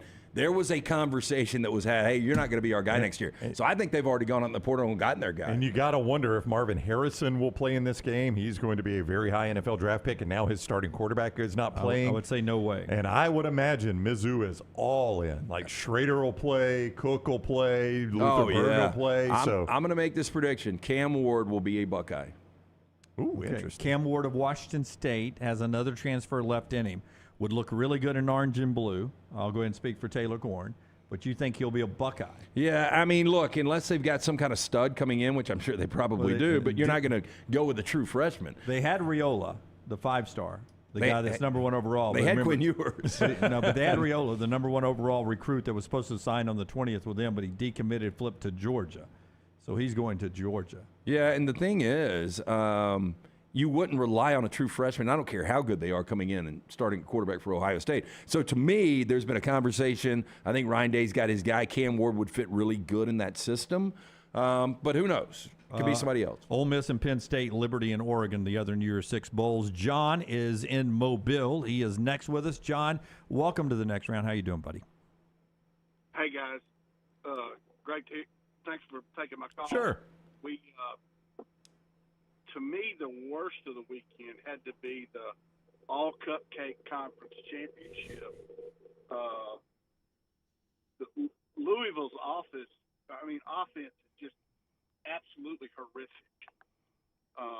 Wait, you think 3 for 18 on third downs, and you've got a quarterback with a lot of experience, 14 of 36 for 111 yards? You think that's terrible? God, it was. It was hard to watch. I couldn't figure out which game was worse, the Big Ten championship or the ACC championship. And the other thing is, I'm thrilled with Alabama being in there. And your conversation before the top of the hour about where y'all all ate, I'm fixing to get into a drive-up line because you made me really hungry. And I think the Fox brothers, that was the one that brought the food for game day. Oh, really? Okay, I did not see game day Saturday. Yeah, interesting. But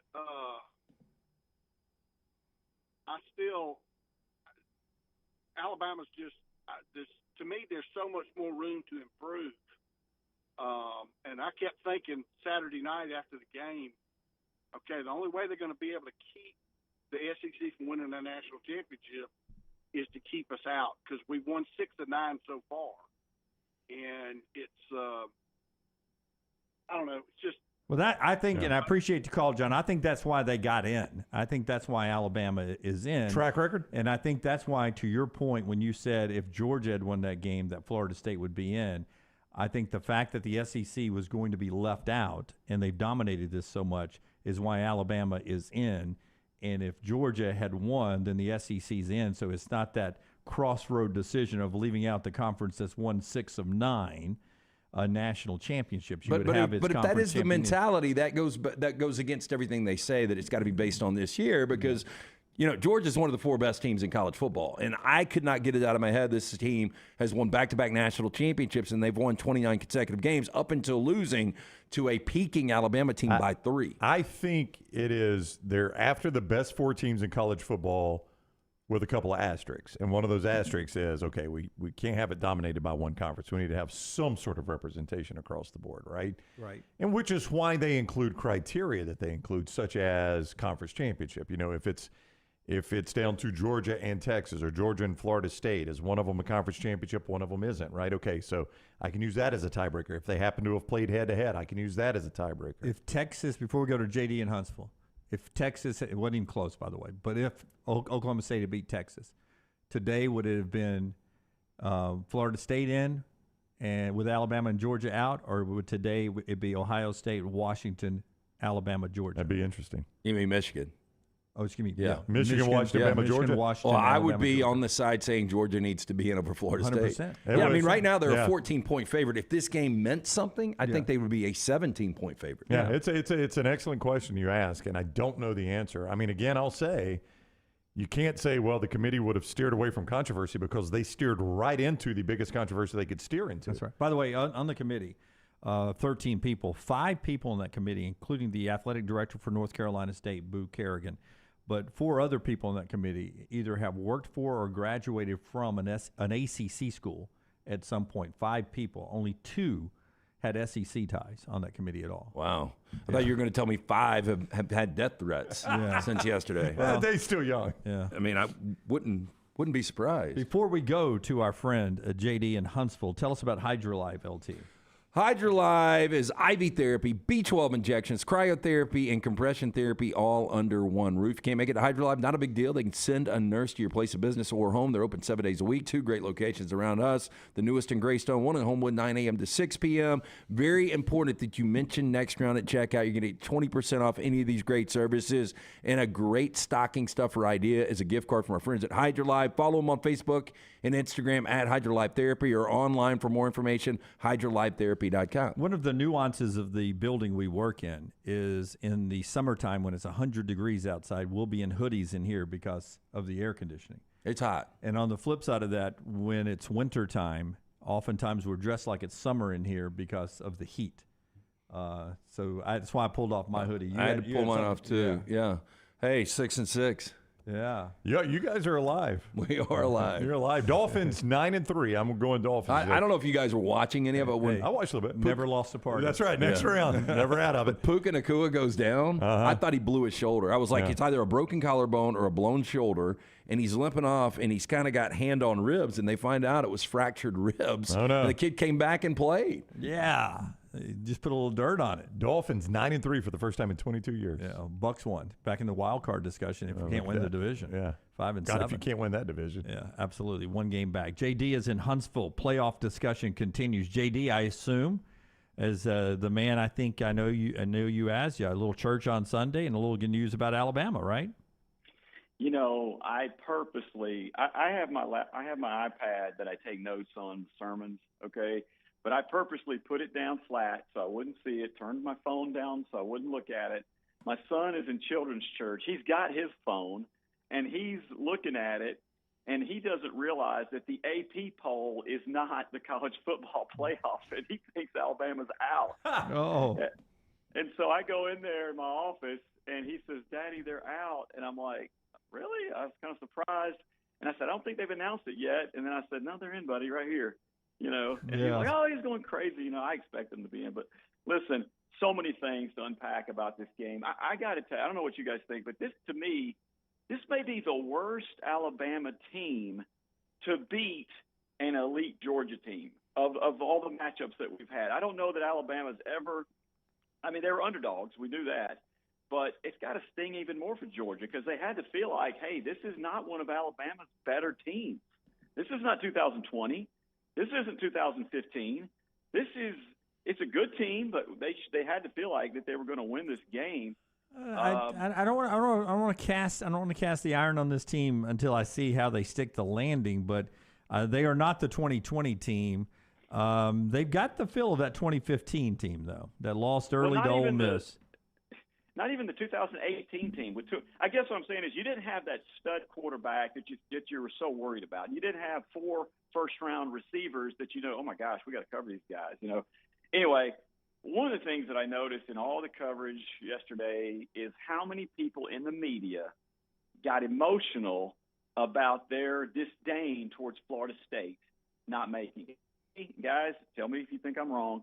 If you're in the media, take the emotion out of it. You disagree? You say you disagree, and you give your reasons why you disagree. But you don't start ranting and getting emotional. Yeah. When you get emotional, you're hinting at some bias, in my opinion. Yeah, I would say this. I'm fine with the emotion as long as it's genuine. I think, excuse me, and this happens often. I think you got some performance art yesterday. I think you got some people that played emotional even though they weren't really emotional.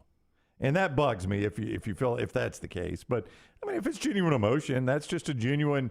I'd rather media people be genuine than put on an act. Personally, it's what we've always tried to do, is be genuine. Let me tell you 2 things, JD. 2 things. One, there is journalism, and then there is the media, right? So there's journalism. When you're writing a story, you do the facts, you're fair, you're biased, you give two sides of the story, you report it on TV, radio, the internet, however, two sides of the story, but no bias in that.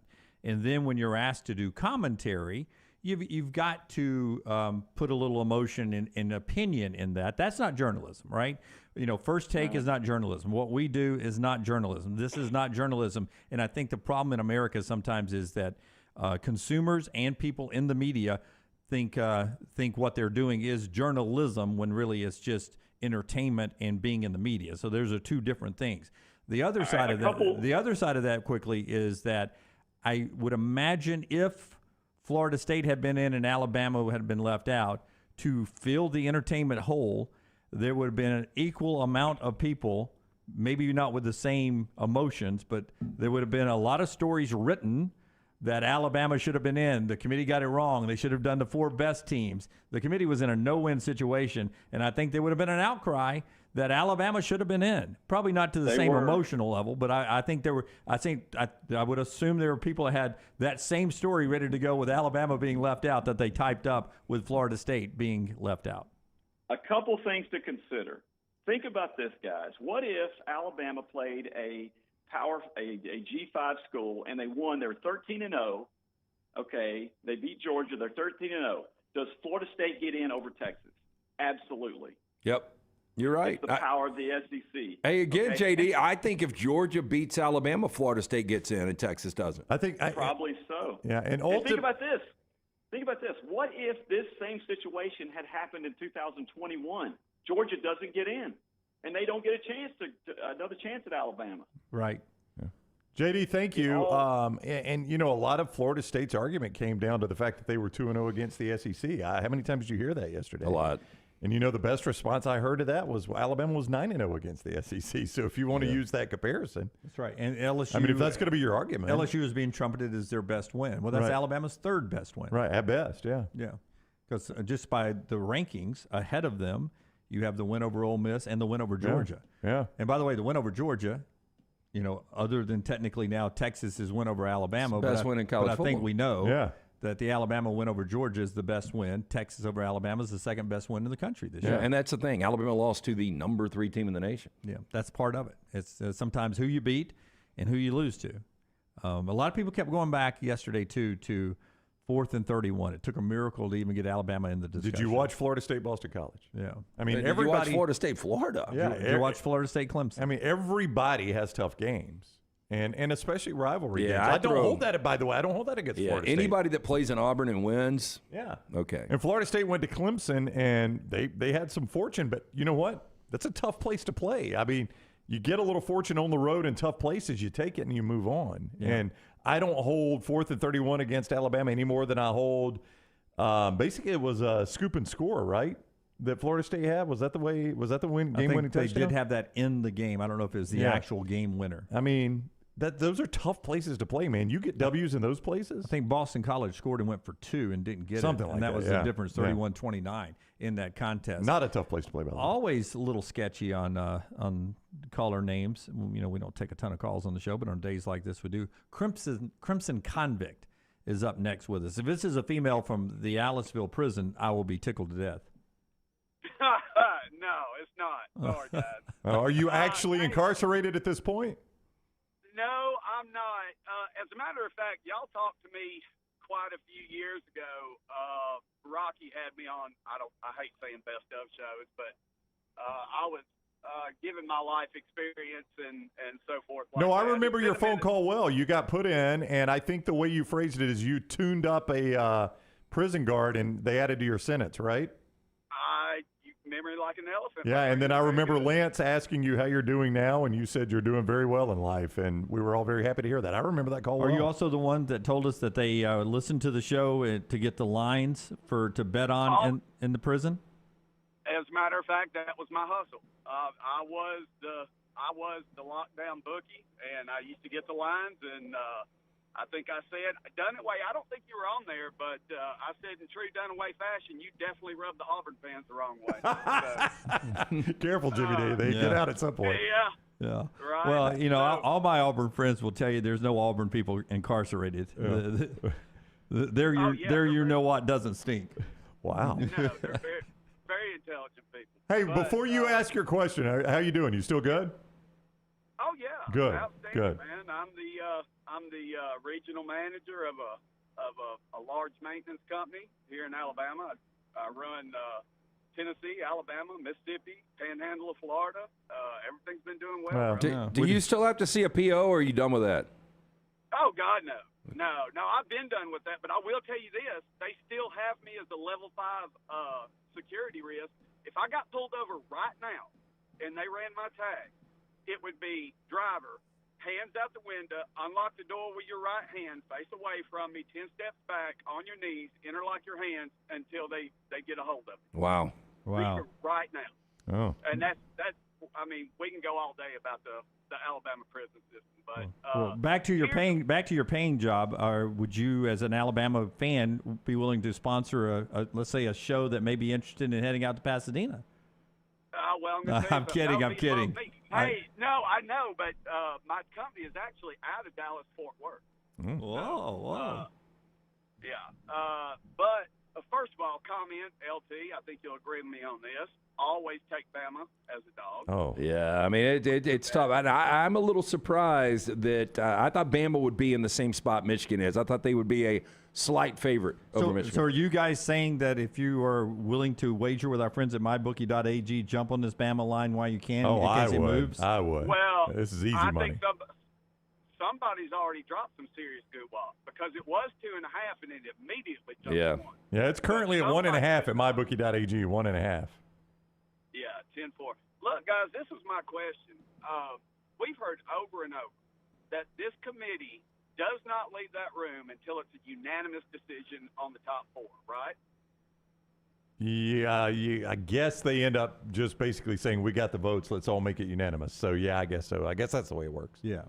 Okay, well, that was my question because so do you have one guy in there that's going to die on that Alabama hill until he sways the other ones that Alabama should be in the top 4? Because I'm going to be honest with you, I don't think that was the sentiment in that room when the first vote came around. Yeah. I agree. I thought they were out. Yeah, I agree with you. I think it probably took a lot of discussions. The way they do it, and I've never been part of it, but several of my friends in the media have, they break it down in 3-team groupings, right? They vote first on who is 1, 2, and 3 in the country until they come to an agreement. And I do think it has to be a unanimous agreement. When they finally come to an agreement on who 1, 2, and 3 is, then they take the rest of the teams and they vote on who 4, 5, and 6 is.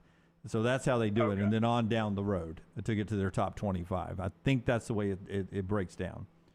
Well, I tell you what, I would love to be a fly on the wall to hear how that discussion went down because I was 100% convinced when Louisville absolutely crapped the bed, Alabama was out. Yeah. There was no chance. Our buddy Connor O'Gara from Saturday Down South, Crimson Convict, was in Atlanta for the game, and I think it was him who was telling me that he wishes, and maybe Dennis Dodd of CBS too, both were saying they wish that it was transparent, the process that it was going on. But, you know, if you had cameras videotaping and stuff, I don't know if that would serve the purpose well or not. It would. I would like transparency instead of the political cross-reference and all that. But, well, I just wanted to know, guys. I appreciate y'all. Love the show, man. All right, thank you, man. Glad you're doing well. Truthfully, I mean, I fall in love very easy. I love you, too. I remember. Are you being truthful? Yes. Okay. He's not lying. What was the earliest you told a girl you loved them? Oh, first date one time. Oh, I thought you were talking about age. No, seriously. No, seriously. First date one time. Well, how quick did she run? Sir, I'm your waitress. I think I got a good night kiss. I was just bringing more but tea. I did not get a second. You date. You did not get a second date? I did not get a second date. Oh my God, were you drinking like Long Island iced teas or something? You losing your mind? Yeah, I think we'd had Long Island iced teas at Froggers. Was that the name of it? Hoppers downtown. Yeah, I remember Spats. We could go at 16 years old and they'd serve us at Spats. Yeah. But what were my white pants that had the painting pants? What were they called? Parachute pants? Parachute pants. Yeah, I had my white parachute pants on. Yeah. Yeah. You know, that's one thing that hasn't really come back. I know. Things recycle, but that one hasn't come back. Nobody's done the parachute pants. And the painter's hat hasn't either. Yeah, I used to love parachute pants. Hey, you know what was really big this year in the games I went to? And they're always sort of on the college campus, but the overalls now in team color striped. Yeah. That's a good look, man.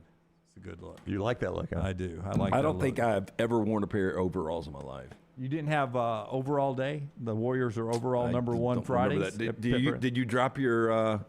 I did. One was unhooked. I forget which side was unhooked to show you were available. Available? That's what that was? Was the side? Was it Thompson? I saw Jimmy and his overalls was unhooked. Both of them unhooked is available and willing. Yeah. Was it? Where did you learn this? The toolbox? My buddy Rick Long was so cut up. The football players, they didn't hook any of them. It just was a flap down. They were just walking around all cut up. Tits out Tuesday. They didn't have to hook any of those things.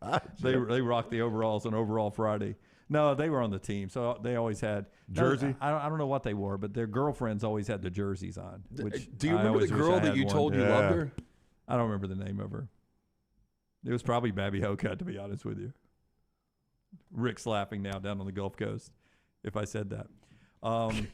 All right, show being brought to you by a couple of great folks. One of them, Way to Wellness, and our friends at Hemphill. First, Way to Wellness, a journey to healthy living. I just told you about 6,000 calories I ate with Brown on Friday. Got to get rid of them. And thanks to Way to Wellness, I even said this during the meal. It's like, thank God Leslie and the board-certified team at Way to Wellness is waiting on me on Monday to get me back on track. After Thanksgiving and 2 football weekends with Brown, I am like a Macy's float right now, ready to just float down the trip out to Pasadena like a big float in the Macy's parade. You'll probably run it off today, though, right?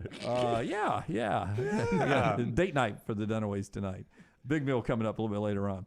Way to Wellness, though, can help you with your weight loss as well as we go to 2024. Your journey to healthy living is right there at aplanforme.com, the website, planforme.com. Check them out. No contracts, no sign-up fees, and your first consultation is free. It's easy. They keep you on the plan, helps you with your blood pressure and your cholesterol as well. Leslie and her team are fantastic. It's aplanforme.com, aplanforme.com, Way to Wellness. And LT, our friends at Hemphill, which continues to bring you best and worst of the weekend. Yeah, I got to say this. Bridge Law said it best. If you're wearing overalls, it's obvious you're single or you're available. I mean, I wasn't a Yale leader at Texas A&M. It was so good. It was dress up Fridays. One day we'd wear our clothes inside out. It was Inside Out Friday. 205-969. That's the wrong number. 205-229-2090. Hemphill Services right now offering a $69 fall tune-up. Call Adam, Chad, Andrew. The guys at Hemphill Services, 205-229-2090. Hard to stop a train. For more information, hemphillservices.com. Follow Scott Forrester on Twitter at ScottForresterTV. The wait is over. Tonali has arrived. Beautifully distinctive Italian styling and performance. Come test drive the all-new 2024 Alfa Romeo Tonali plug-in hybrid at Alfa Romeo of Birmingham. The all-new Tonali offers best-in-class horsepower and torque, fastest 0 to 60 times in its class, plus best-in-class range with full electric charge. And best of all, qualified Tonali leasees are eligible for up to $7,500 EV tax credit factored into your lease. Hurry down to Alfa Romeo of Birmingham and experience the all-new Tonali. The Next Round Golf Court is here. Your chance to play 4 area golf courses for just $89. Get 18 holes of golf and cart at Limestone Springs, Cross Creek, The Meadows, and the newly renovated Woodward Golf Club. That's a value of $247 for just $89. Or get the Next Round Deluxe Golf Cart for just $119. It gets you all 4 courses with cart, plus an exclusive Next Round Golf t-shirt, koozie, golf tees, and a sticker. There are no restrictions. The cart is good through September 2024. Get your golf cart now at nextround.store. Twin Peaks is the best in the game. Here, you're in the red zone for every college rivalry and divisional matchup all season long. I mean, where else are the scenic views as good as your view of the game? Only at Twin Peaks, the #1 sports bar.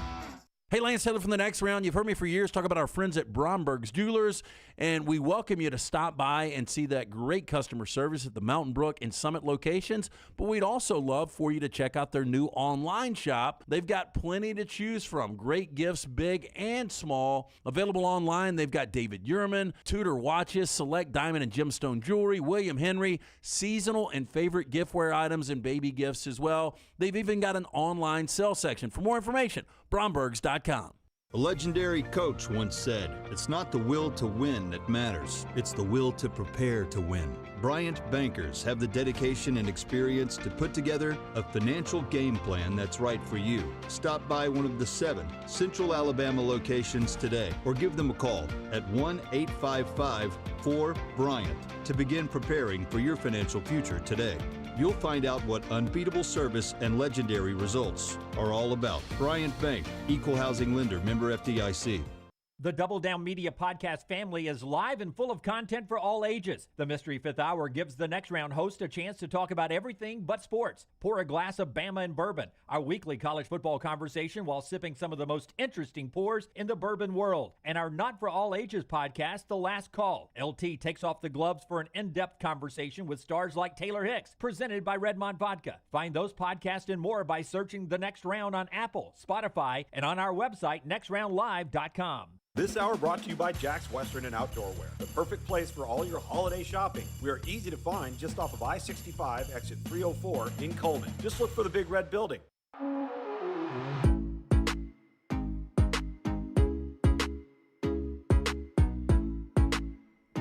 Brown just referenced something over there. I didn't hear it was rumors. I thought it was already a done deal. I haven't seen it. Okay. Tell people what you're chatting about in the chat room over there. Because it was emotional at the end of the CBS SEC broadcast. It was the last time they were broadcasting the SEC before they go off to the Big Ten. They brought Vern back, and he was on the pregame, the halftime, and the postgame show. Vern was in the stadium in Atlanta. E.G., Brown, and I were sitting together in the press box side by side. And at one of the timeouts, they did the big round video screens in the bins. All went SEC on CBS, and a long read from the PA announcer complimenting CBS, and all of that, and basically to say goodbye. Yeah, and there was a tepid response, and Gary Danielson got booed. And Danielson got booed, and now you're saying what over there? There has long been a rumor, I say long, it's probably over the last month, that Gary Danielson could potentially end up at ESPN ABC, which would put him right back on the SEC game, which fans would lose their minds on that. Yeah. Because as you watch the broadcast, and this doesn't mean anything to anybody unless you really notice these things, but as Nestler pointed out, CBS committed, I think it's between 87 and 100 people a game to that 2:30 window. Like it is done like one of their NFL games. The producer that has done it since the beginning of the SEC on CBS. And it had a look, and the guy who was in charge when they signed this deal was to take the SEC and make it national, to have its window on a network every week, best game this time, and take it from New York to Los Angeles and make it a national conference. And you can't say that didn't work when the SEC made that deal. Financially, it hasn't kept up with the rest, but the exposure for the SEC and the growth, it has. They did a wonderful job of that broadcast, the actual way it looks, and then having that set there, standalone 2:30 SEC game on that network, coast to coast, was valuable for the SEC. And I even said, Brown, when they did that, I was like, wow, that is weird that they were so complimentary with I know it's on CBS, but at some point they're probably going to brag about the SEC moving to the ABC, right? A couple of timeouts later on the big screen. Yep. Starting next year. A new home for SEC football. Yeah, I mean, they wasted no time. Thank you, CBS. Get on out now. And the crowd cheered. And this wasn't the first half. I thought, well, what if they just put their headsets down and walked out at this point? And people would have probably, if they kept showing the game, it'd be fine. I don't hate Gary. I know a lot of fans do. There are two things that drive me crazy about Gary Danielson. And Rockstar notices like little things. I wonder if Rockstars notice them. First thing that drives me crazy about Gary is he sees a penalty on every play. That's right. Every play. Oh, is that a hold? Yeah. Are they going to call that for a personal foul? Oh, should we bring in Gene? Gene, was that too much? No, you're right. It's the Tony Romo wanting to predict the play before. Yep. It is his penalty watching. That's right. He's a penalty vulture, and that bothers me about him. But the thing that bothers me most about him, you mentioned territory. It's always, Gene, are you there? It's like, Gary, we got one game on right now. Right. I mean, it is every time. Gene, are you there? And this week I'm sitting right next to you, by the way. I'm right here. Gary, one game, man. We got one game on CBS. I am here. I'm going to be here until you and Brad say goodnight. One of our viewers hit me up on Twitter. He said, easiest money ever made a $300 bet with a friend of mine. We were watching the game. And my bet was that at some point during the game, he would bring up a Tim Tebow reference. And I said, that idiot took the bet? Oh, God. Because that's easy. every game. Yeah, And especially with Milroe playing. And he was like, going to the fourth quarter, I've seen this game before where Tim Tebow had to go 9 for 9 against the Alabama he went nuts team. there. Like, Give it to me. Pay it out here. Gaston is over on the phone lines. Gaston, welcome in. Hey, guys. We live behind enemy lines in Georgia, and the ridiculously hot trophy wife took the daughter to see the game surrounded by all the Georgia fans. And I just cannot tell you how over the complaining and whining of all Georgia things. I mean, they are a drinking town with a football problem. They are not a real program, and they just can't handle adversity. And I just, it is the second sweetest win in Alabama in Georgia. The other one was 2 years ago when we went in as an underdog. I love underdog wins on the road in the SEC title game. Man, roll Tide. All right, thank you, guys. I will tell you, I've watched a lifetime full of Alabama football. Right. And I told Emily Grace this, and I think Brown may have been there too when I said it. I think, and I'd love to see the reaction in the chat room, I think that was one of my top 10 favorite Alabama wins of all time. Do you know? I mean, top 10, that's a big list. I was going to ask, do you know? But just think of all the wins. You don't have to do the whole top 10, but give me wins that you positively know are in the top 10. That Georgia National Championship in 2012. 2012. So the LSU National Championship. The Georgia SEC Championship. Yeah, 2012. Okay. Yeah, the 2011 National Championship against game. LSU. Yeah, that would be in there. The Texas win because that 09. brought up the 92 National Championship game, the 93. Well, you're running out of runway really quick. But my point is, you hadn't even hit all the national championship games yet. And I say that not as Georgia's a rival or disrespect. It's how much credit I give that Georgia team and that Georgia coaching staff. Because you mentioned it earlier, that first drive, Alabama came out with a plan. Georgia had scripted the plays knowing that they probably were going to come out and try this defense because Kirby and Will and Schumann had been around Saban and Kevin Steele before. So they sort of knew, like, okay, if we were scouting us, what would Alabama do? Well, they're probably going to come out with an odd front. So why don't we script these plays? They were prepared for that. Yeah. But that's just brilliant thinking. That's how much I have respect for Kirby Smart and that staff. And then after that first play and they settled back in, how good was Kevin Steele, T-Rob, and Nick Saban's adjustments to the running game of Georgia? Brock Bowers had one catch for 23 yards and then another catch losing 3 yards. So he had 2 catches for 20 in the first half, and they limited him for most of the game. McConkey, who's fantastic, both of them a little banged up, but he's fantastic. They limited them. They were going to make somebody else beat him. Wasn't going to let them run. Yeah. Pressure the quarter. The scheme that Alabama had defensively, I say that, the emotions of the game, how much I like this team, it was a top 10 win for me. I enjoyed it. And again, not to discount anything Alabama did, but you're right about McConkey and Bowers. They were never 100%. I guess not. Yeah. And that's unfortunate. I hate that.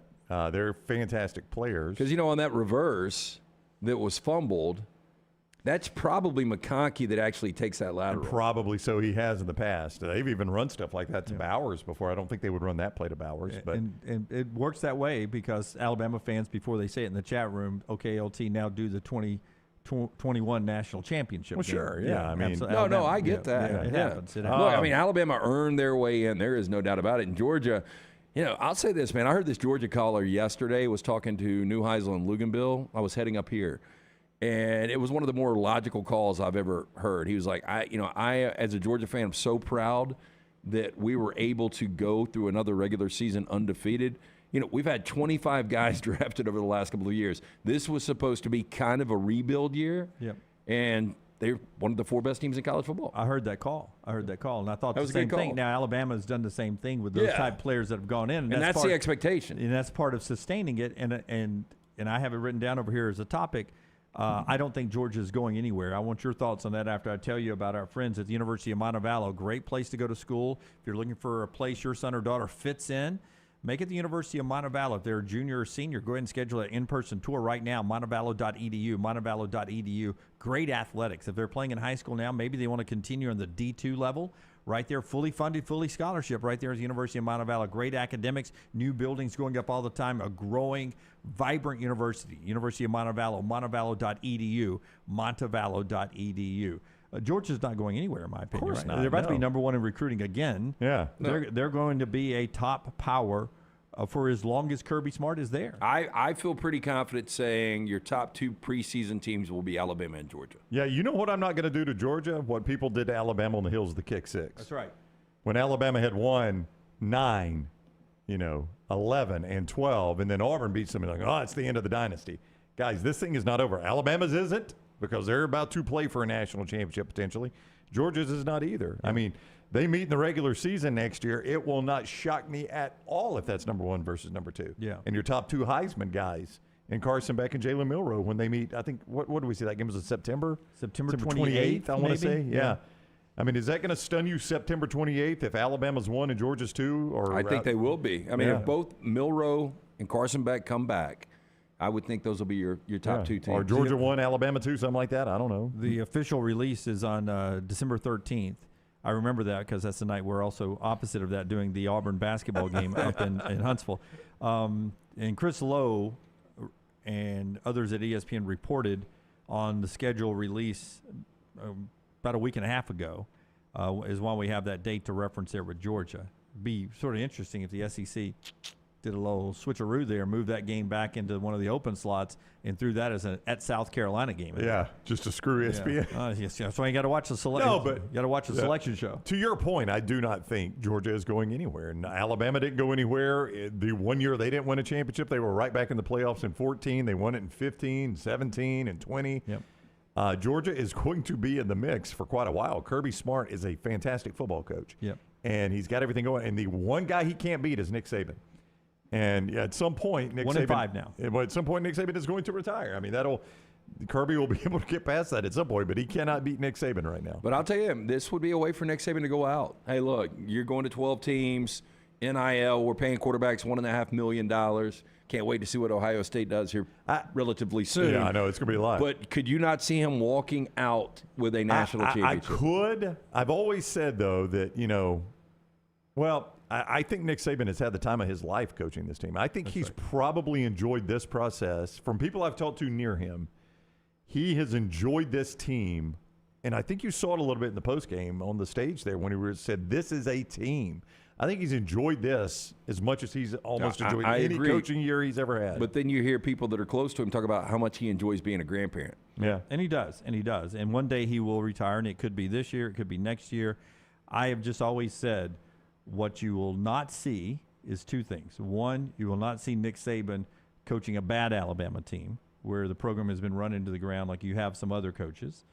And I never think you will know that this is Nick Saban's last game. Yeah, I think that's the last thing he would want is all that attention. There's no doubt. Farewell tour. Yeah. It'll happen always after the season is over with as to not take anything. Ashley, big Alabama fan, says if he wins the national championship this year, he'll retire. I do think there's been something different with a lot of family posts, a lot of family being there, big hugs. It just seems a little bit different this year. Like we're really embracing and enjoying the moment because this could be the end of it. Look, I think from a business perspective, I think anybody listening outside of Auburn fans, I'd love to have Nick Saban at Alabama for another decade. I would say this, though. When people talk about winning a championship or having a bad team affecting him, this is a guy that has lived his entire life avoiding making decisions based on things like that, right? Like any Alabama player we've ever had on, every game, every play has a life of its own. You don't look at things like that. You focus on the process, not the scoreboard, right? And the scoreboard is national championships or 8-4. That's the scoreboard. So I really would not think he would make a decision like that based on, I want a championship, good time to go out. He's always, anybody I know that knows him well has always told me the decision will come when he thinks he can't reach players anymore and he thinks he can't develop players anymore from a high school player to make him an NFL player. Yeah. That's when he'll retire. Or if his health, forces him to. Quick break here. We'll continue the conversation for the next hour and 15 minutes, and then we'll have overtime and a lot more coming up throughout the day here. If you missed us on Monday Morning Live, Luginbill and I talked an hour about the playoff selection process and the games ahead. You can get that on our video platforms as well. The show being brought to you by a couple of great sponsors, including our friends at Bromberg's LT. Since 1836, family-owned and operated. Our thoughts to the Brombergs, they had a car go through their Mountain Brook location. Saw that, yeah. And a lot of good people there secured the area, the great folks in the Mountain Brook area. But they are open for the holidays as they, reconstruct the building and everything there. So, our thoughts to everyone there, and hope nobody was, seriously injured in that. And, that's such a landmark location because they do that Christmas tree this time of year. Yeah, beautiful. I drove by it just the other night. Fantastic stuff. But go see Ricky and the great gang there. They are your diamond specialists. 2 locations, Mountain Brook and the Summit. Nothing like giving or getting that silver box to check out their vast array. Great selections. You can go online right now. Go to Brombergs.com. And our friends at New York Butcher Shop around the table right now. If you were at New York Butcher Shop, Brownie, what would you get? I would get one of their sandwiches would be great for lunch. But I would probably I had the Big Apple the other day. I've had that one. That's the one I was going to say, but I'd really probably good. get their prime filet and cook it for dinner tonight. Oh, very good. I've got dinner plans tonight, but I could do a Big Apple for lunch there. New York Butcher, great place to swing by. Yeah, I did 2 fillets from the New York Butcher this past Friday. Got some of the delicious sides, the banana nut rum bread. Incredible. I eat the whole thing every time. Great selections of fine wines, desserts, 2 locations to serve you in Cava Heights and on Highway 119 in Greystone. Get in, see Jim and that great staff. The New York Butcher Shop, rare quality, well done service. Unlocked with Fox Sports' Brock Heward and Lance Taylor weekly at Disrupt the Media on YouTube and wherever you get your podcasts. This holiday season, give yourself the gift of peace of mind with a credit card from Legacy Credit Union. Why risk shopping with cash when you can enjoy the safety and convenience of shopping with their contactless credit card? With a Legacy credit card, you can enjoy incredible perks like rates as low as 8.9% APR, no annual fees, and no balance transfer fees. But that's not all. Earn fantastic rewards for travel and merchandise through Scoreboard Rewards. Apply online today at LegacyCreditUnion.com to make your holiday shopping not just safer, but smarter. APR annual percentage rate. Certain restrictions may apply. Subject to approval. Federally insured by the NCUA. What would happen if Santa came down your chimney and discovered fire damage in your home? What if he came down the chimney and discovered a wet floor? Santa's elves can't clean it up. You would have a lot of unhappy children Christmas morning. If that happens, contact DryTech Water Restoration immediately and make sure your children have a Merry Christmas. DryTech can clean up the mess and get in touch with your insurance company. Call DryTech 205-637-0143 and make sure your holidays are safe and happy. Happy holidays to all from DryTech Water Restoration. The Next Round Golf Cart is here. Your chance to play 4 area golf courses for just $89. Get 18 holes in Cart at Limestone Springs, Cross Creek, The Meadows, and the newly renovated Woodward Golf Club. A $247 value for just $89. Get your golf cart now at nextround.store. Stop unwanted guests. Save $50 from our friends at Wayne's right now. Call 866-WAYNES-1 this holiday season. Give the gift of peace and security to your home and family with a $50 off recurring Wayne's Pest Control services. Keep your celebrations joyful and free of unwanted critters this holiday and beyond. At Wayne's Pest Control, we don't just promise short-term fixes. We promise year-round protection for your home, keeping your family, children, and pets safe. Again, call 866-WAYNES-1 today. That's 866-WAYNES-1. Hey, Lance Taylor from the Next Round to tell you about one of our favorite places for breakfast, lunch, and dinner. That is Hamburger Heaven since 1982. Hamburger Heaven has been serving Birmingham's best hamburgers, cheeseburgers, French fries, hand-spun milkshakes, and sandwiches made fresh to order. All of their ingredients are fresh and prepared daily. This includes their beef, always fresh, never frozen, hand-pattied each and every day. For breakfast, lunch, or dinner, visit any of the 4 locations, Highway 280, Irondale, Gardendale, and Homewood. You want to look great while supporting your favorite show? You know the place to go is the official Next Round store at nextround.store. Yes, there are .store domains, and we have one. From shirts to hoodies to hats and all kinds of fun stuff, you can rep the Next Round anywhere you go. At the beach, Next Round hats to block out that sun. Up north in the winter, get you a comfy Next Round hoodie. Just need something to put your $20 beer in at a game? Get you a Next Round koozie and throw that thing in your pocket. You never know what stuff Jim's going to make me put in there next. Check it out. It's the Next Round store at nextround.store. This hour brought to you by Jack's Western and Outdoor Wear, the perfect place for all your holiday shopping. We are easy to find just off of I-65, exit 304 in Coleman. Just look for the big red building.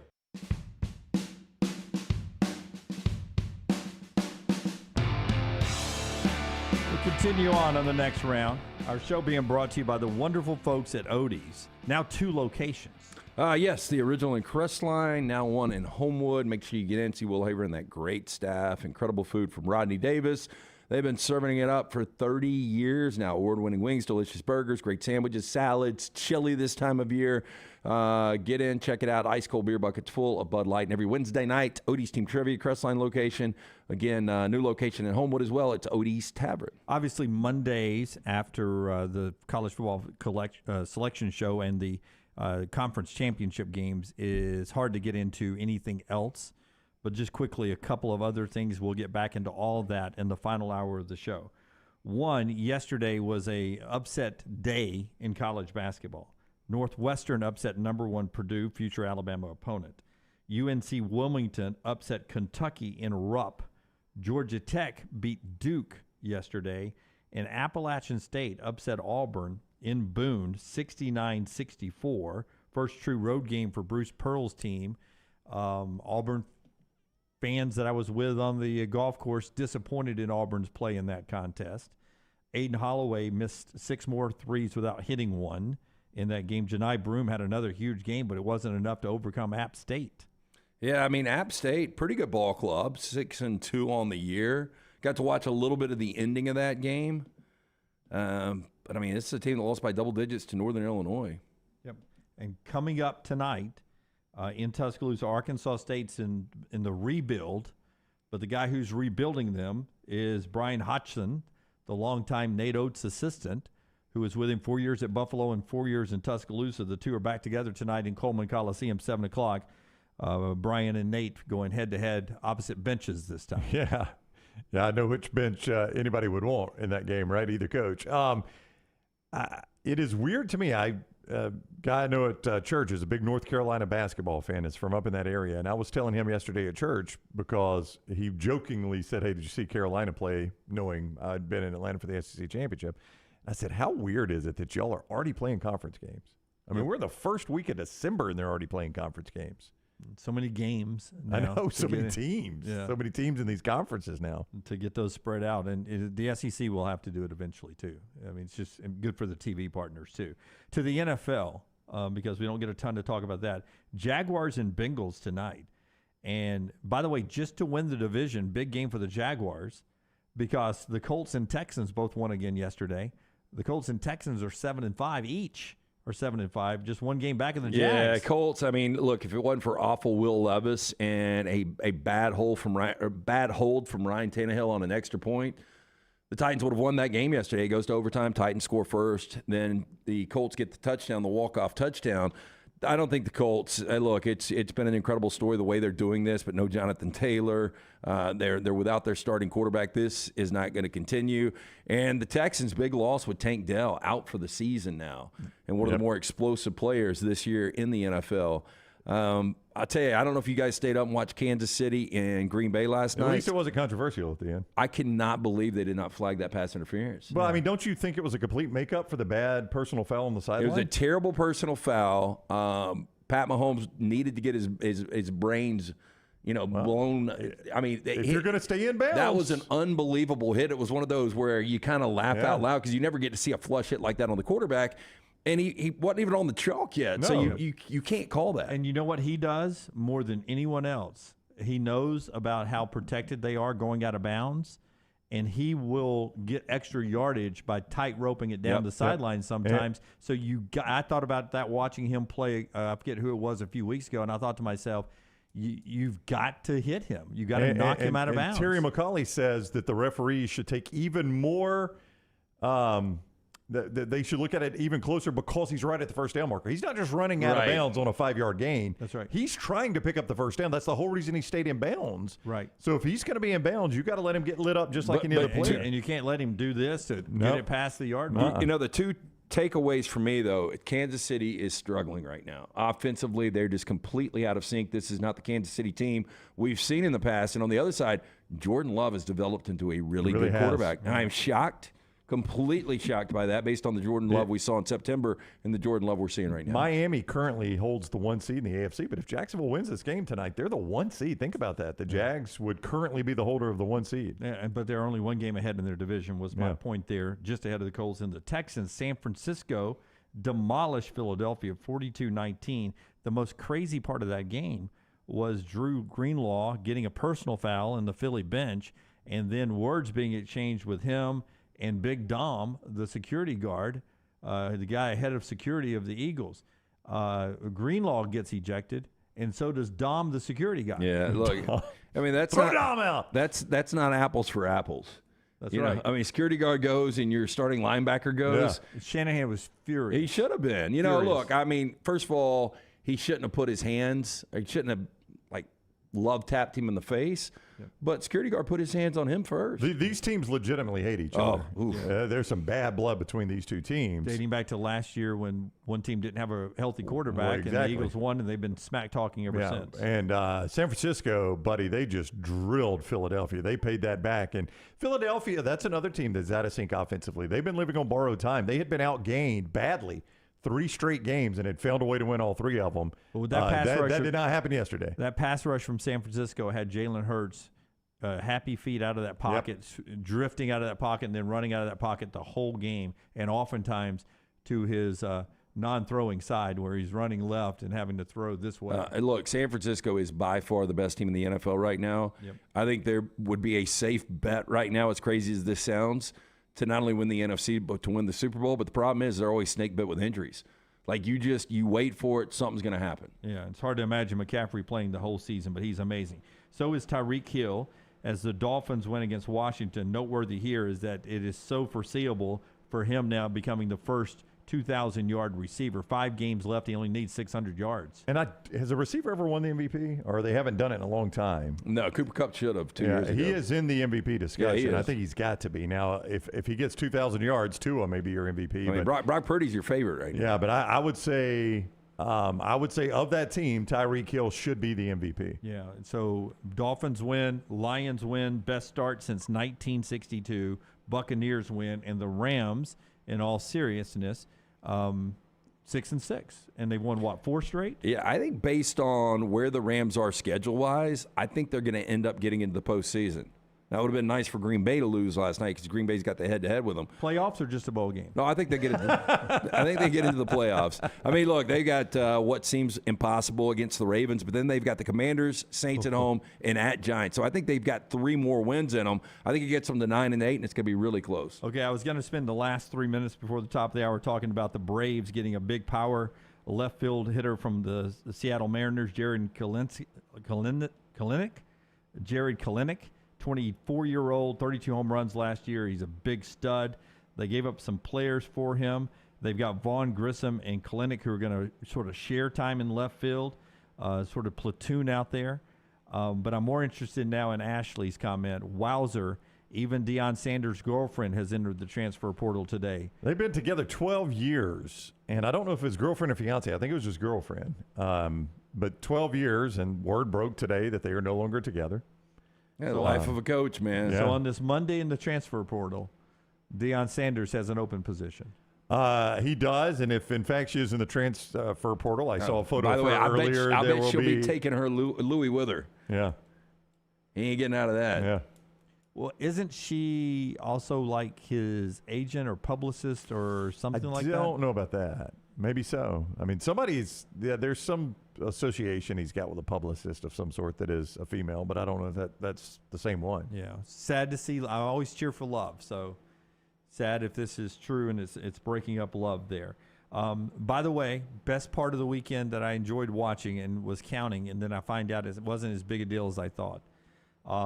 Leading into the game, I'd heard about X Golf in Cedar Rapids, Iowa, who did a promotion that they would be pouring free beer until Iowa scored. Free pour until we score. Yeah. Free pour until we score. That could be 2024, by the way. What didn't happen? They didn't score. I bet our friend C. Stu, we put a little friendly wager on it. I took Iowa under 2.5 points in the first half. And I asked him at halftime, you want to go again? He's like, no, thank you. No, thank you. I've seen enough. Yeah, I've seen enough. And you think to yourself, well, they're out of business now. The fine print was you had to be renting a bay to get the free beer at X Golf in Cedar Rapids. Small place, only 8 bays. And when it was said and done, only 120 free beers went out.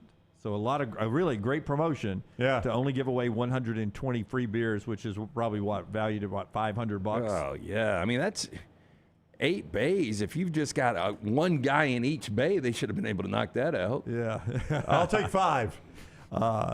To your point, sometimes we give out 120 free beers on Bud Light game night. That's right. Exactly. It does not mean Iowa has to do anything. And that's without anybody scoring. We continue on. I love the rim shot. Yeah, thank you. For effect. Top of the hour here. When we come back to college football, back to the playoff discussion, the aftermath of Florida State being left out, and what it means for the future of college athletics. I got some questions I'll ask about the future when we come back as well. Tell us about Simpio, LT. By the way, remember the 4-down question on Friday, more penalties or points for Iowa? Oh, what? Yeah, how did it turn out? Penalties. Did they have a penalty? 7 penalties, no points. Yeah. Oh, there you go. Ouch. I think I went penalties. Yeah, that's a problem. Simpio, they're going to take care of the BS in every office. When your company joins Simpio, to take care of the 4 pillars: compliance, HR, payroll, benefits. When your company joins Simpio, you gain access to healthcare and employer benefits at prices only the large organizations get. You can join Simpio any time of year, and there is no annual contract. With that being said, Simpio has a 99% retention rate. Make the phone call today, 205-635-7467 or Simpio.com. Take the next round anywhere you go with official Next Round gear. Buy yours today at nextround.store. Ryan Brown here for the next round with a question for you. Are you on the bandwagon yet? Bandwagon wants to invite you to one of their 3 retail locations in Birmingham for all your holiday shopping. Bandwagon has the top brands in sporting goods, athleisure, and lifestyle apparel. You can check your entire family off the list at Bandwagon with brands like Task, Bird Dog, and Varley, plus the best in sports equipment. Visit the Bandwagon locations in Cahaba Heights, Homewood, and Trussville, or online, bandwagonsports.com. Next round listeners, it's time to jump on the bandwagon. Hey, if you're looking for Birmingham's best pizza, you need to stop in and see our friends at Slice Pizza and Brew. It's as local as you can get, from the ingredients that go into every pizza to the beer on tap. For a great lunch or dinner, go see our friends today, Vestavia or Lakeview at Slice. Looking for the perfect gift for everyone on your Christmas list? This is Wes McClooney, owner of the New Balance Birmingham store, and I invite you to do your Christmas shopping at the New Balance Birmingham store. Everyone needs new shoes this time of year, and they'll want stylish shoes that fit perfectly. At New Balance Birmingham, you'll find the largest selection and inventory for a specialty shoe store. We have every size from extra wide to extra narrow. Shop the New Balance Birmingham store on Highway 280 next to Chick-fil-A. Man, I love a good meal. I'm Jim Dunaway. A good meal is what you get with my friend Sterling at Champy's Chicken on Highway 119 in Alabaster. We're talking great southern fried chicken, wonderful sides, hand-cut chicken fingers, po' boys, and those Mississippi Delta recipe tamales. You got a perfect menu for everybody. Champy's Chicken is perfect for watching the big game, or taking a meal to the lake house, down to the coast, or stay in the restaurant and dine in a great atmosphere. It's all made fresh to order right there on 119 in Alabaster. Champy's Chicken. Storm season is here. Make sure you have a plan of action in place right now. Greg from Pell City and Storm Restoration Roofing should be your first call when storms hit. Insurance companies love working with Storm Restoration Roofing because of Greg Nelson's name and reputation in the industry. When storms hit, call Greg Nelson. He's local, 205-542-3531. He's the home of the free no-cost roof inspection. Greg from Pell City on Facebook, 205-542-3531. It's Storm Restoration Roofing. Are you ready to make this holiday season one to remember? Legacy Credit Union is here to make your dreams come true with their lifestyle loans. Whether you need a little extra cash for gifts or you want to take that unforgettable holiday vacation, Legacy has the right loan for you. With affordable monthly payments, flexible terms, and absolutely no collateral required, Legacy Credit Union is your trusted partner for your stress-free holiday season. Apply in minutes. Go to LegacyCreditUnion.com to get the financial support you need to enjoy the holidays to the fullest. Again, LegacyCreditUnion.com. Restrictions apply. See credit union for details. Federally insured by the NCUA. Start your day online with our website, nextroundlive.com, the latest videos, podcasts, and college football stories. It's also a great way to stream the show or shop in the Next Round store. Stay connected by visiting nextroundlive.com. That's nextroundlive.com. Jim Dunaway. Lance Taylor, Ryan Brown, and Rockstar. Live from the Birmingham Racecourse Casino Studios, the next round, presented by Bud Light, is on now. Final hour of the show here. We will get back to the chat room. We really haven't done a fantastic job of getting to today. We'll roll back into that, but a couple of things to take care of this hour, including 4 downs, and a couple of interesting questions and things we saw at the SEC Championship coming up, and some sound that we'll get to from reaction around college football to Alabama being in the college football playoffs after winning the SEC Championship in a dominating fashion over a Georgia team that had not lost in 29 games. And one thought on I haven't brought this up, but I brought it up in the post-game show and a couple of the post-game interviews that are still up on our platforms. If you'd like to go watch that on all of our platforms there, the reaction and the joy from the players that you get there is when Georgia cut it to 3 points in the fourth quarter the first time. And then Alabama came out. And I mentioned this to players and coaches afterwards. So impressed that Alabama then did not try to be conservative and start to milk the clock and try to not lose the game. They came out on that very next drive and was so aggressive in their play calling, letting Milroe throw passes and just really pushing it down the field. And they marched it down the field and got that touchdown. To me, that was the first time I believed they're going to win this game. Well, 2 things from that. Number one, Milroe was so good on that drive. Yeah, and really early in the game, he kind of struggled. I know he won the MVP, but look, and it was against an elite defense in Georgia, but, he missed some throws early. Number 2, is it just the number, or do you see a little Jalen Waddle and Isaiah Bond? The number, I can't get past the same number, and I'm wondering if that's what I see, but, man, I see a little That was Waddle. a great late grab It was. on that third down. But and his speed, I mean, he's turned into such a good receiver. I know I've said it a lot. It's still not close to what Waddle was. I've said a little now. But when Milroe pressure's caving in on him by that great Georgia pass rush, and he's avoiding them, and then he just shuttles it out on that completion to Bond, on that big third down play to Bond, and they had the nuance together to know that could happen, and him to get it out and get that first down there, huge play. And then Bond gets lost in the defense on the play that was ruled a touchdown. And here's something else from that drive, though. And this ended up being Alabama wins the game either way, I think. But this ends up being kind of critical. Bond doesn't score, so they review it, and Alabama has to run 2 plays. You know what happened to those 2 plays? Tick, tick, tick, tick, tick. Like, Alabama ended up scoring anyway. Georgia gladly would have gone back and let Bond have that touchdown. Yep. Then Georgia drives all the way back down. They get on the goal line, and it takes 3 plays for them to get in on the goal line. Yeah, fourth down play goes in finally. Yeah, and clock runs, and Kirby has to use a timeout. So now when Alabama gets the ball back, they've probably burned off almost 2 minutes of time just in those 2 things right there. More than that, I'd probably say maybe closer. Well, it is. The drive started with 5:40. The timeout closer to 4 minutes. 5:47 left in the fourth, and the drive ended with 2:52. Yeah, I mean, so you've burned off 2-3 minutes and forced Georgia to use a timeout. So now when you get the ball back, all you need is they ended up getting 2 first downs, and you probably could have done it with just the 1 first down. Yep. A couple of things we saw there, LT's 4 downs in a moment, brought to you by our friends Dr. B today. Tell us about Dr. B, LT. My man Dr. B, when I started thinning out, I asked around. Dr. Beckenstein is the name everyone mentioned. For more than 20 years, women and men have turned to Dr. Beckenstein for a range of cosmetic and reconstructive procedures. He will use that experience, his advanced training and genetic testing to help his patients fully understand the procedures they are considering. Call Dr. B today, 205-319-0316. 3 non-invasive treatments on the couch, 30 minutes each time a week. That's all I'm doing. For more information, t3hair.net. That is t3hair.net. And this event was so big, this game was so big, that we saw a lot of our next round, sort of cousins, if you will, that are part of the family here.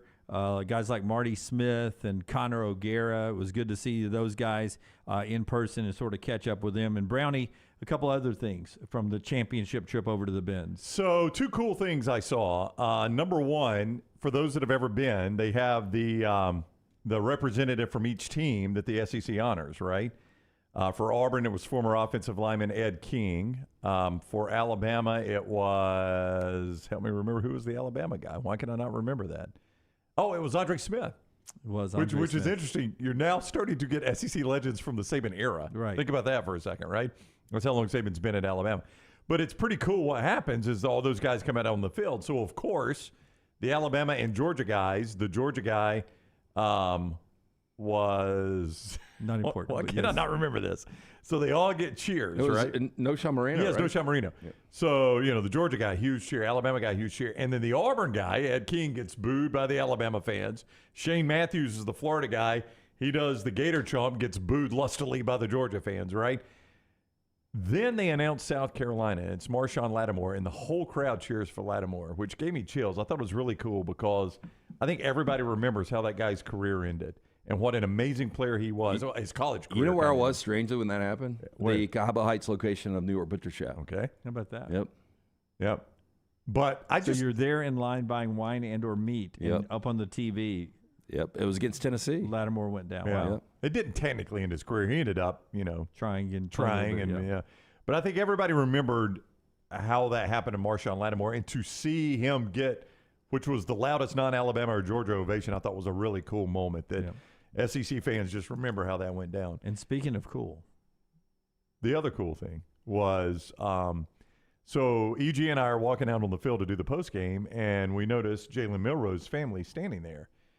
So you guys saw the Charles Barkley interview on Friday and what he said about Jalen Milroe, and privately somebody had texted us and said, I just got off the phone with Jalen's dad. He was watching the Barkley interview, and he said, did you see what Charles Barkley said about Jalen? And I said, I did.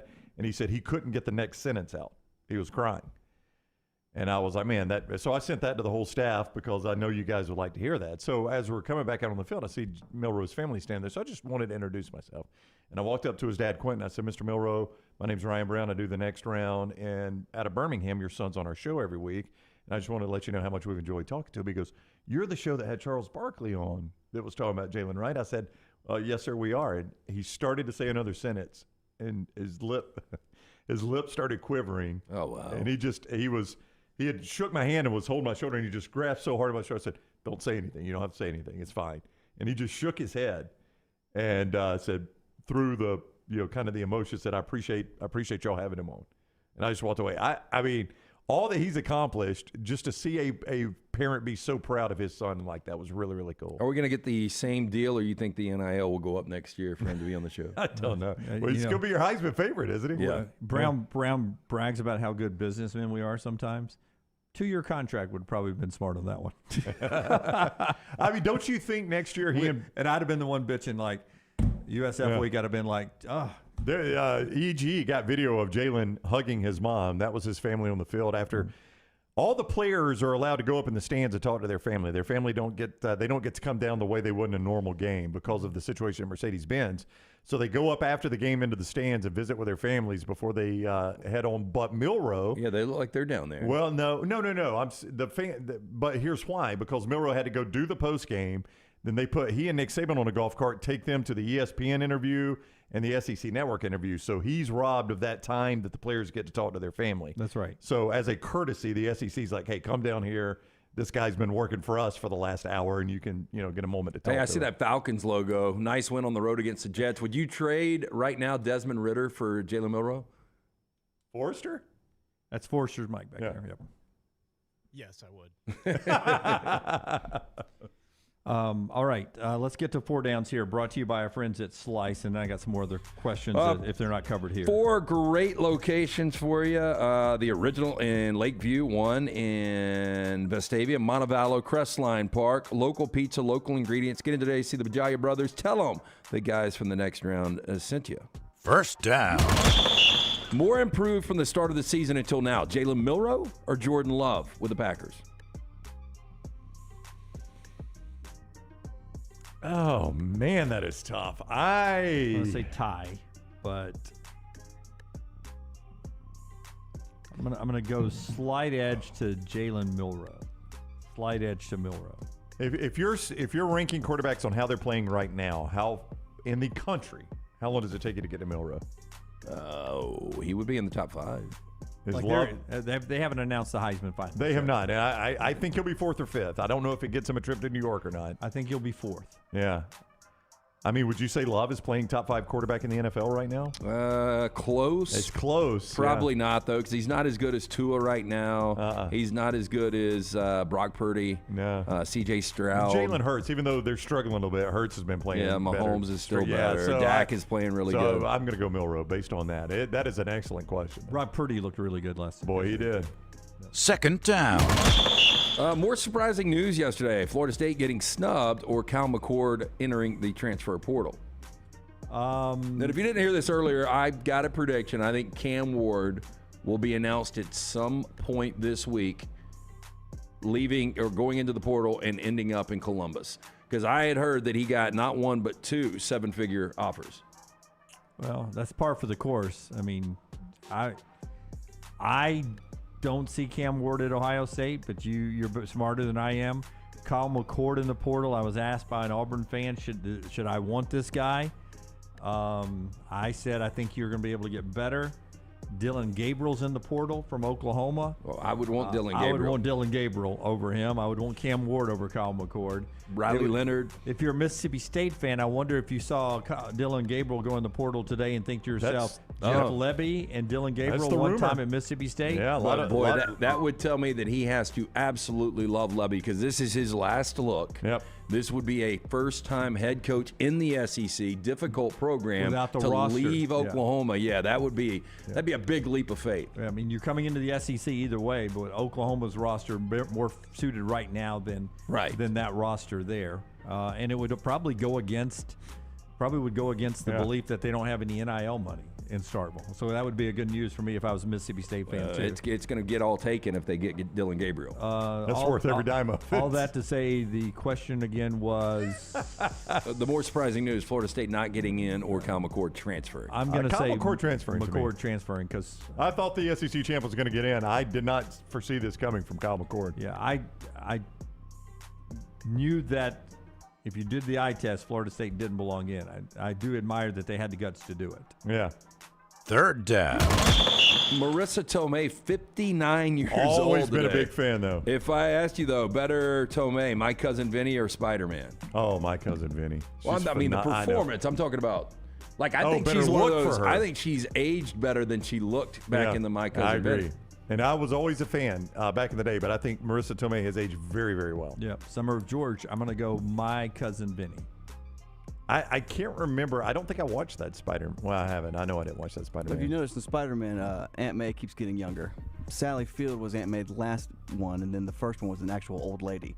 Oh, really? So now it's just getting younger? Yeah, every Spider-Man edition. She is. Aunt May gets younger. She's strong in the new Spider-Mans. Yeah, her role in My Cousin Vinny is phenomenal. I agree. By the way, I got 5 downs. All right. Keep rolling. Fourth down.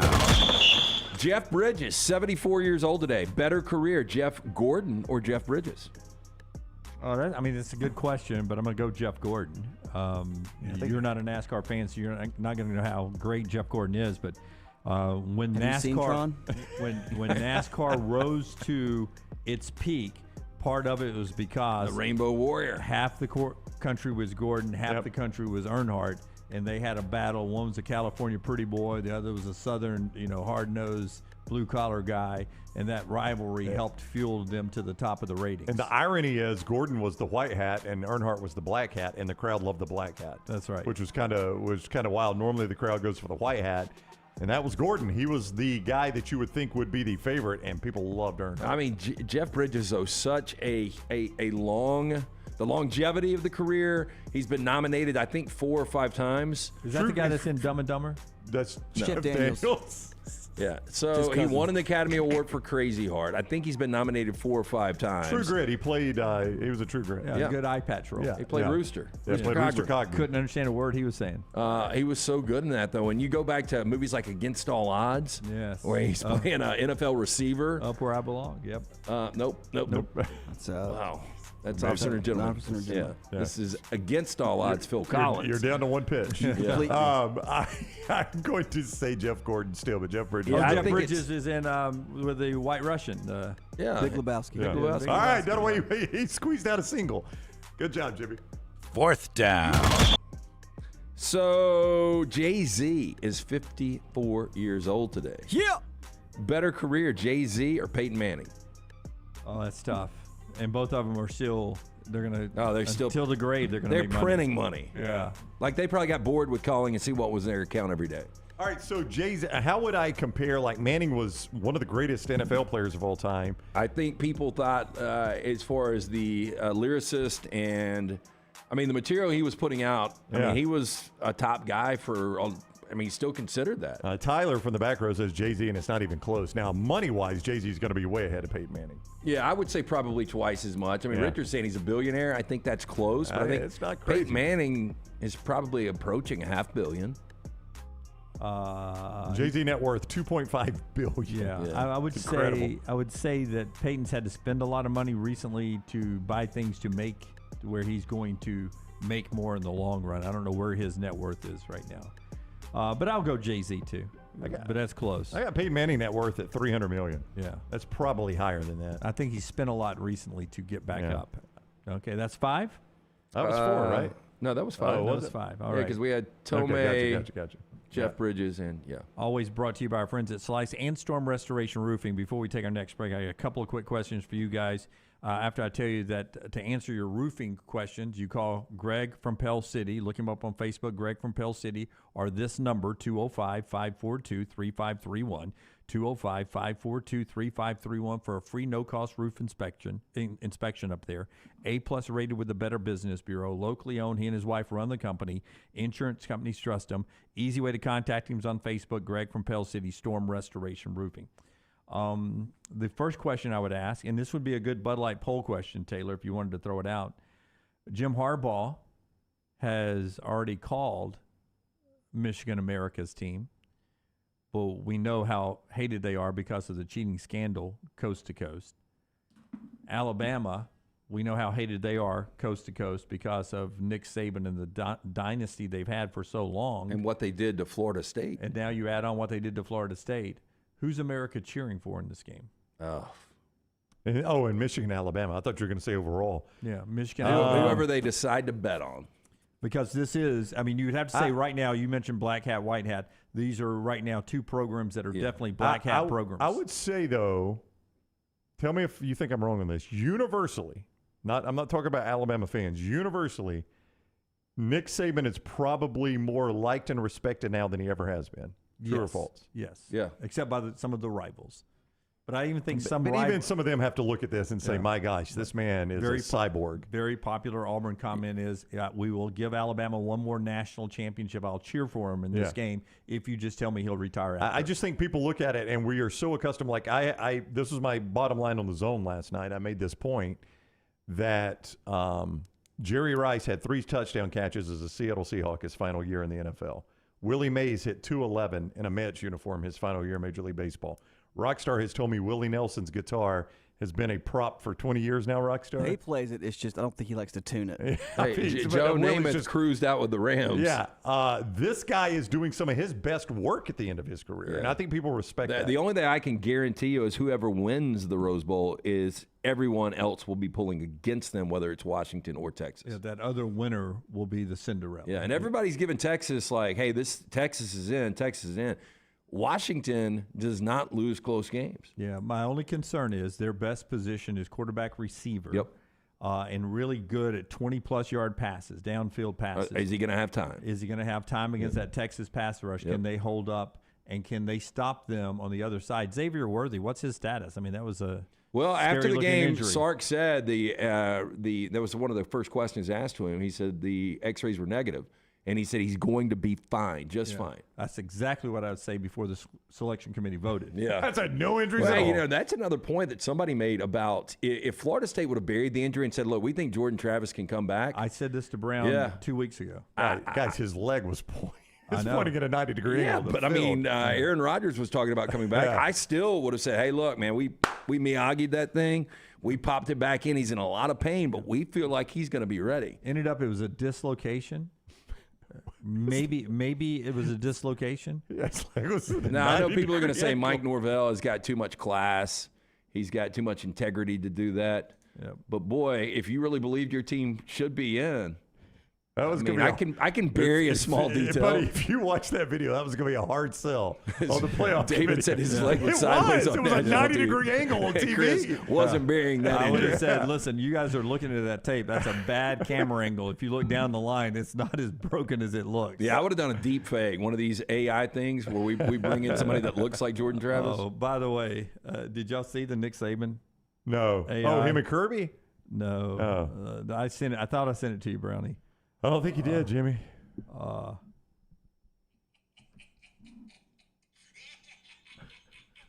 Is that not haunting? That is crazy what people could do now.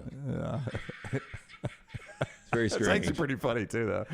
I mean, he does own Kirby. He does. And he owns crazy. He owns Atlanta. Hasn't lost there since 08, and they have played a lot there. 17 games. Yeah. 16-1 in Atlanta. Amazing. All right, trash is coming up on the other side. Tell us about Woodhouse Day Spa, LT. Look, this is a no-brainer idea for the significant other.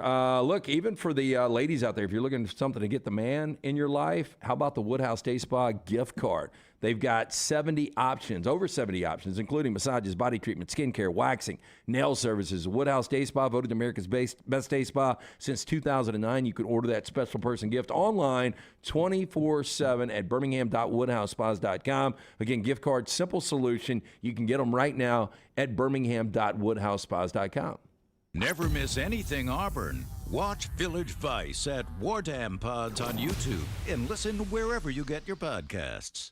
Remember the name Way to Wellness if you're battling weight loss in your life. I'm Jim Dunaway from The Next Round. There was a time I was over 216 pounds until Way to Wellness helped me lose 45 pounds, and now for over 2 years, they've helped me keep that weight off. Here's their website, aplanforme.com, aplanforme.com. That's a great name for a website because there's no cookie-cutter plan. Everything is designed specifically for you. No contract, no sign-up fees, and your first consultation is free at Way to Wellness. Looking for the perfect gift for everyone on your Christmas list? This is Wes McClooney, owner of the New Balance Birmingham store, and I invite you to do your Christmas shopping at the New Balance Birmingham store.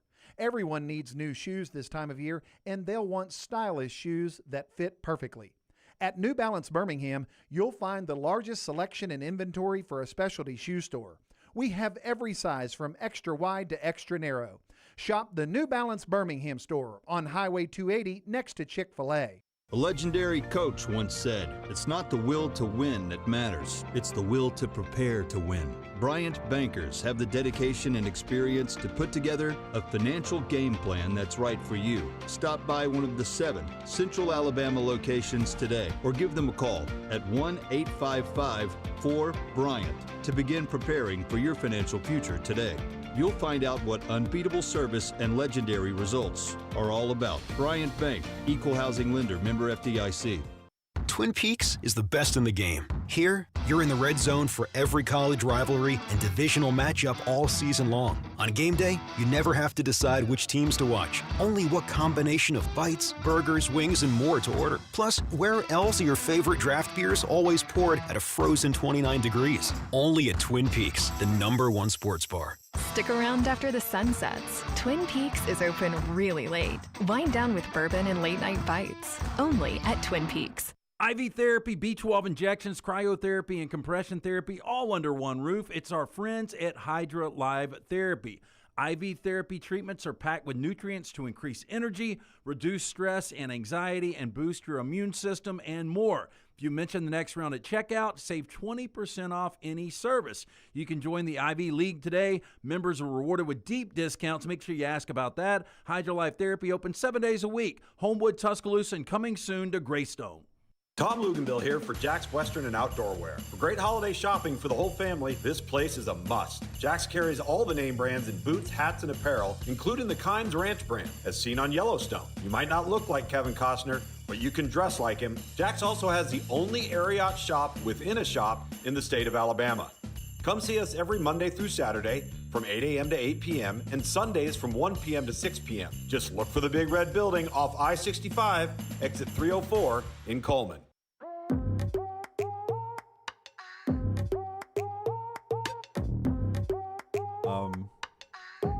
Little drippy, I'll go 4.2.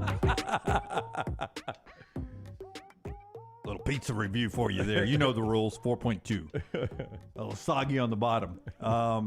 Show being brought to you by our friends at Champy's. Champy's world-famous fried chicken, champyschicken.com. Unbelievable Southern fried chicken. It is brined overnight, cooked to order.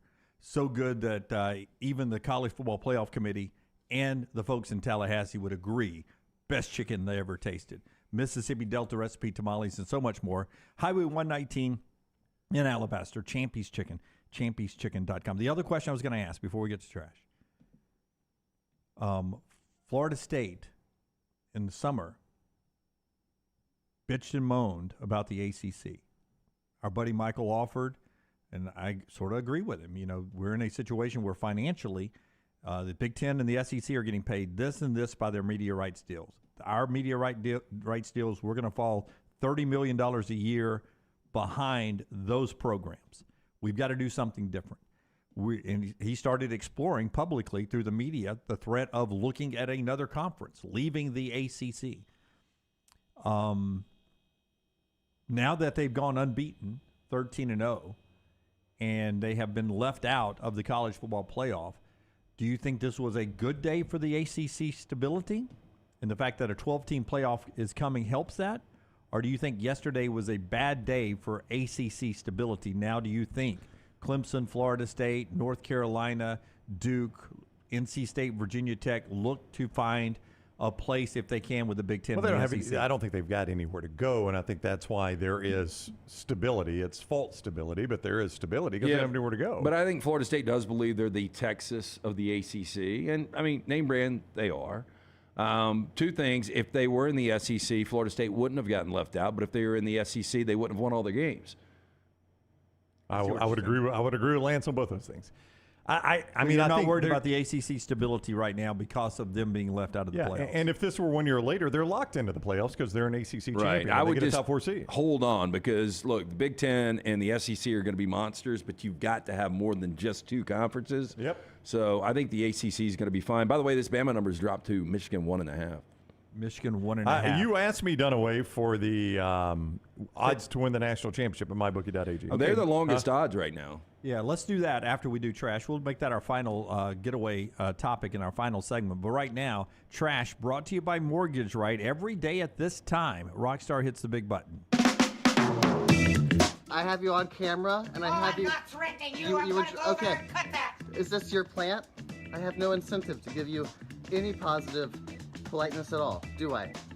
You were nothing but rude and belligerent. Have a good day, ma'am. Oh, you son of a bitch! Yes, you too. Thank you. LT's Trash is presented by Mortgage Right. Mortgages done the right way.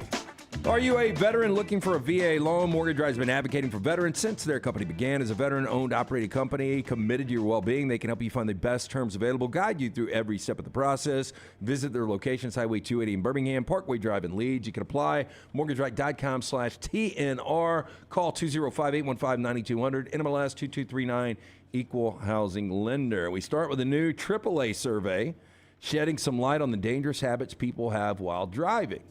Now, in Rhode Island, traffic fatalities are up significantly compared to this time last year. Survey found that more than half of the drivers admitted to dangerous activities while on the road. More than 30% of the drivers in the survey reported some kind of distracted or aggressive driving. Now, that could be anything from texting, switching lanes quickly, or running red lights. And just over 1% admitted to drinking and driving. I mean, you think it's higher than that, though, don't you? Yeah, I think it is. Yeah. I mean, look, it shouldn't be because of the... Well, it's easier now than it's ever been to not drink and drive. Look, I think there was a time back in the day where people tried to justify it in their head. Look, I'm going to be leaving my car downtown, and when am I going to be able to come back and get it? How am I going to be able to come back and get it? But now it's just too easy to grab an Uber. You don't even have to take your car. They come to your house and pick you up and take you right back to your house. That's right. First thing we did after we parked at the hotel, we Ubered everywhere we went. I never touched my car again until it was time to go. I mean, it's just so easy. And that wasn't because I was drinking. It's just because it's easier in Atlanta. But I do notice every time somebody's driving, like they're having bad habits on 280, when I pull past them, they're on their phone. Texting. Happened to me, yes. I do think eating while driving is a distraction. As you manage a burger, don't want to get ketchup or mustard on you. I was on my way to work last week and passed a girl who had her phone on her dash and she was FaceTiming. Yep. Oh yeah. Wow. Yep. Absolutely. I'm looking at the camera. The guy who almost came into our lane and was cutting us off on the way home the other night in rain. When we passed him, Brown, he had earbuds in and was texting. Oh, right before we got on 459? I thought that guy flipped me off, so he was texting. He did flip you off. Oh, did he? Yeah. He flipped me off? Yeah, he flipped you off. Was the Millennium Falcon up on him? No, that was not my fault at all. Dunaway will tell you. It was not your fault, but you know, in NASCAR racing, right, when the car on the outside is coming down on you, you can either choose to back off and let him have the position, or you can stay there and then pass him. Yeah, I stayed there and passed him. You stayed in there as he was coming over you, and I guess he was expecting you to move out of the way. Well, I wasn't. You did not brake. I was in my lane. He was ready to take. So driving habits are He was bad. going to take his spot. You were gonna take. The insurance was going to be called. Prevalent bad habits out there. I wonder if we realize how prevalent people on OnlyFans are. Because I've got a story here, but I went to lunch with a guy and he brought along one of his friends, and his friend was telling us that his daughter's on OnlyFans. What? What does she do on there? Well, she's like pictures of feet. He really didn't get into that. Yeah, I mean, but it's not all. Well, Do you I mean, have a name? I would say pictures of feet is a little sexual. No, but he said, look, my daughter, she told me, look, Dad, I'm only going to look like this for so long. And he said the money that she is making is crushing. Now, I've never heard from that side of it, but apparently there's a lot of people that do it. And Lance, I heard a similar story the other day, and if it's true, it blew my mind how prevalent this actually, not OnlyFans, but that type of thing is, like money for feet pictures. Yeah, no, we've had this. I've had. Yeah, I mean, little photos. T was going to send feet pics, wasn't she? Well, I think she was. I think she was just poking the cage because she knows how upset it makes me.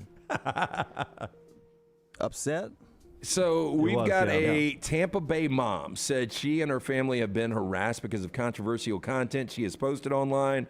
Sarah Cheek provides for her family in an unconventional way through a site called OnlyFans, which obviously users pay for content. Sarah says is in the public eye. Quote, I do OnlyFans. I'm a content creator. That's I also do the smallest sports horse talk. I've ever seen. That is the smallest horse I've I ever make seen. predictions for a few of the sports networks, and I'm also a Playboy model. Now, she has been doing R-rated work for the past 3 years, and because of it, she says her kids have been bullied. Sarah and Matt have 4 kids, aged 3 through 11.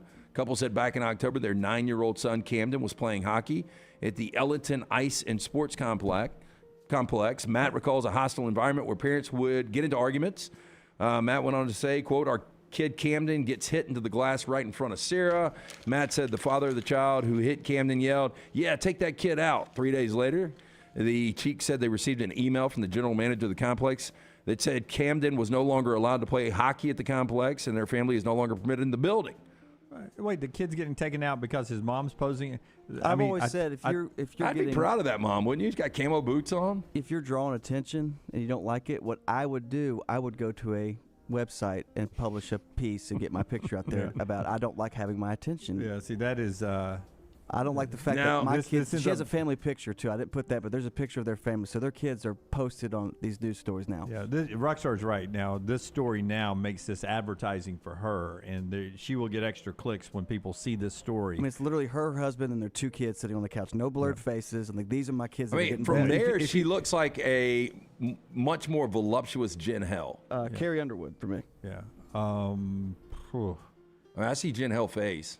Those boots are something else. I don't know who it is. I can't see him. We should have boots on. Boots with a T. But I would tell you that there are some women, and Brown has a theory on this too, that look good in sunglasses, and then when they take the sunglasses off, they don't look as good. Actually, I think it's most women. Because it covers like 60% of your face. Yeah, I think most women. I think you do. I mean, if you're going to judge a female, like put a number on her, hat's going to affect it. Sunglasses. are gonna affect We it. worked with a girl that looked better with sunglasses off. It was weird.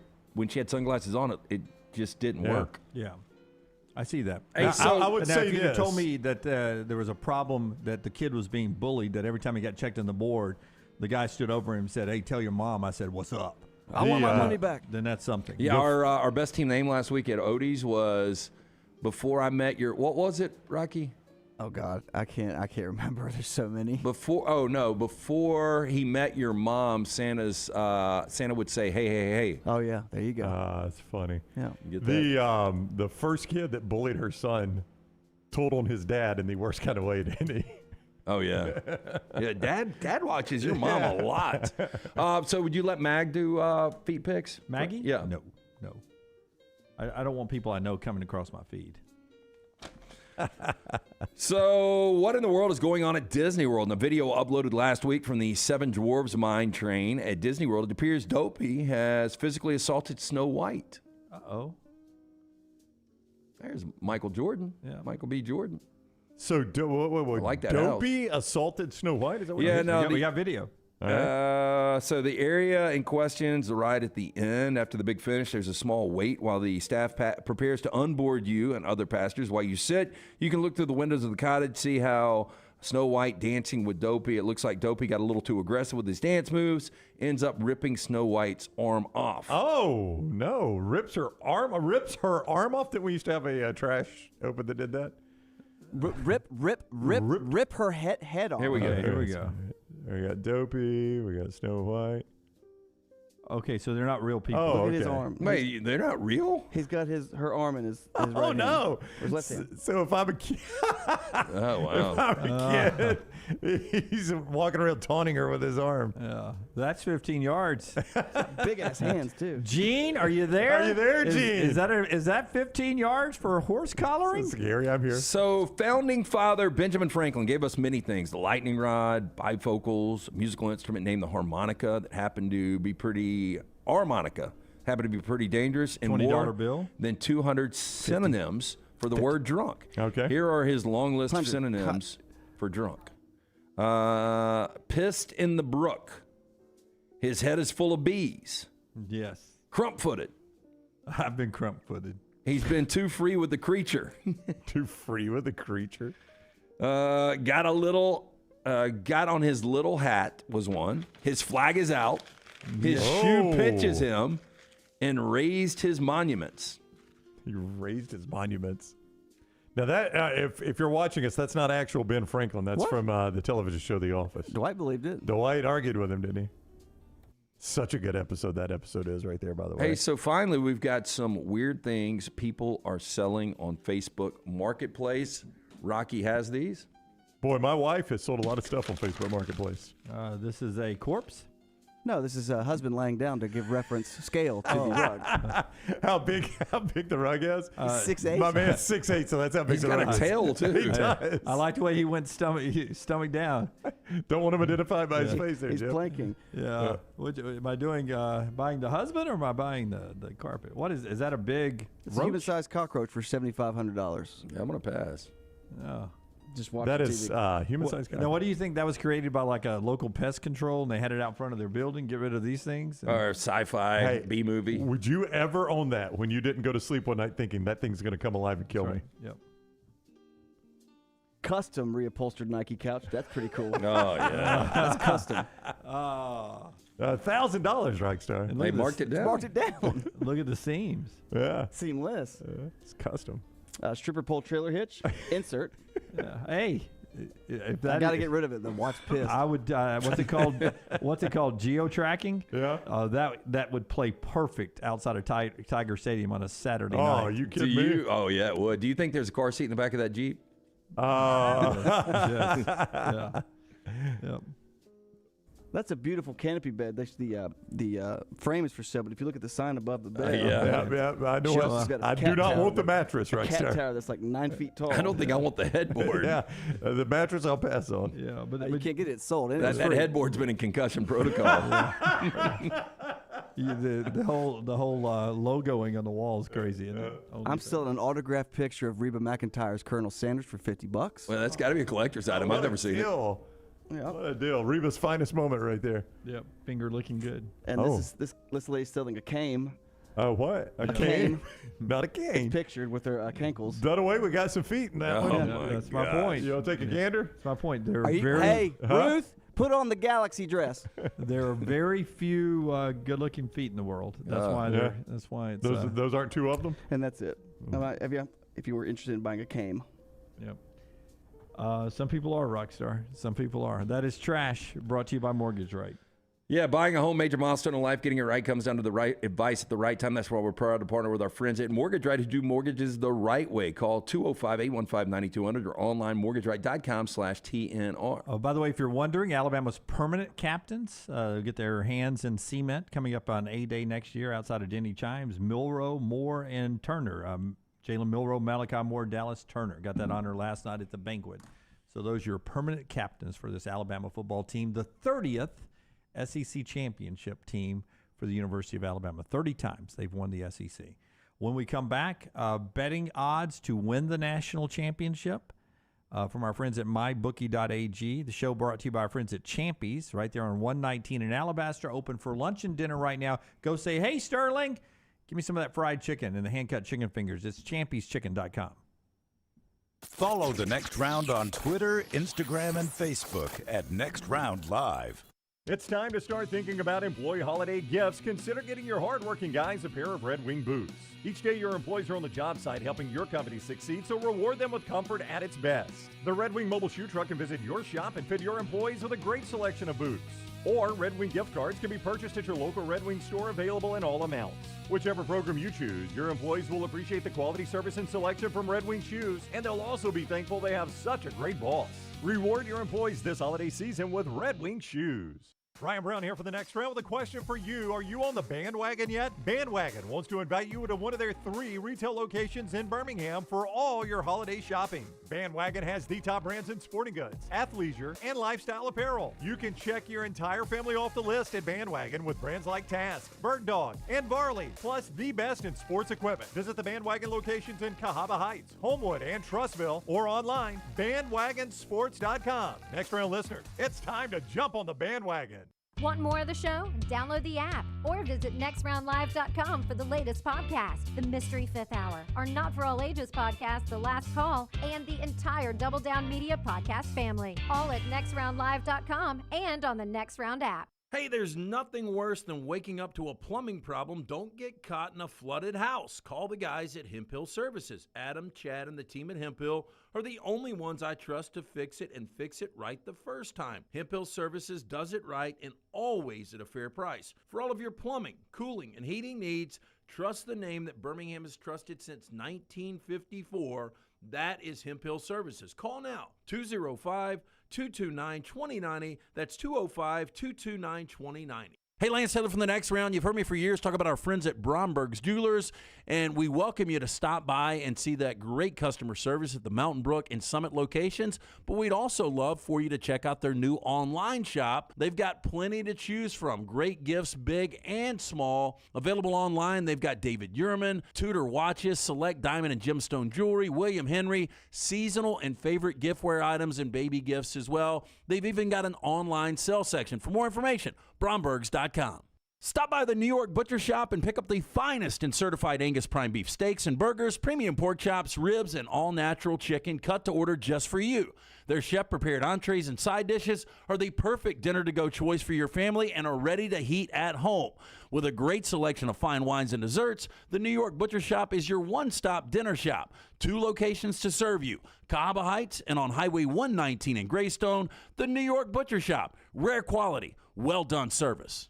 The Next Round Golf Cart is here. Your chance to play 4 area golf courses for just $89. Get 18 holes in cart at Limestone Springs, Cross Creek, The Meadows, and the newly renovated Woodward Golf Club. A $247 value for just $89. Get your golf cart now at nextround.store.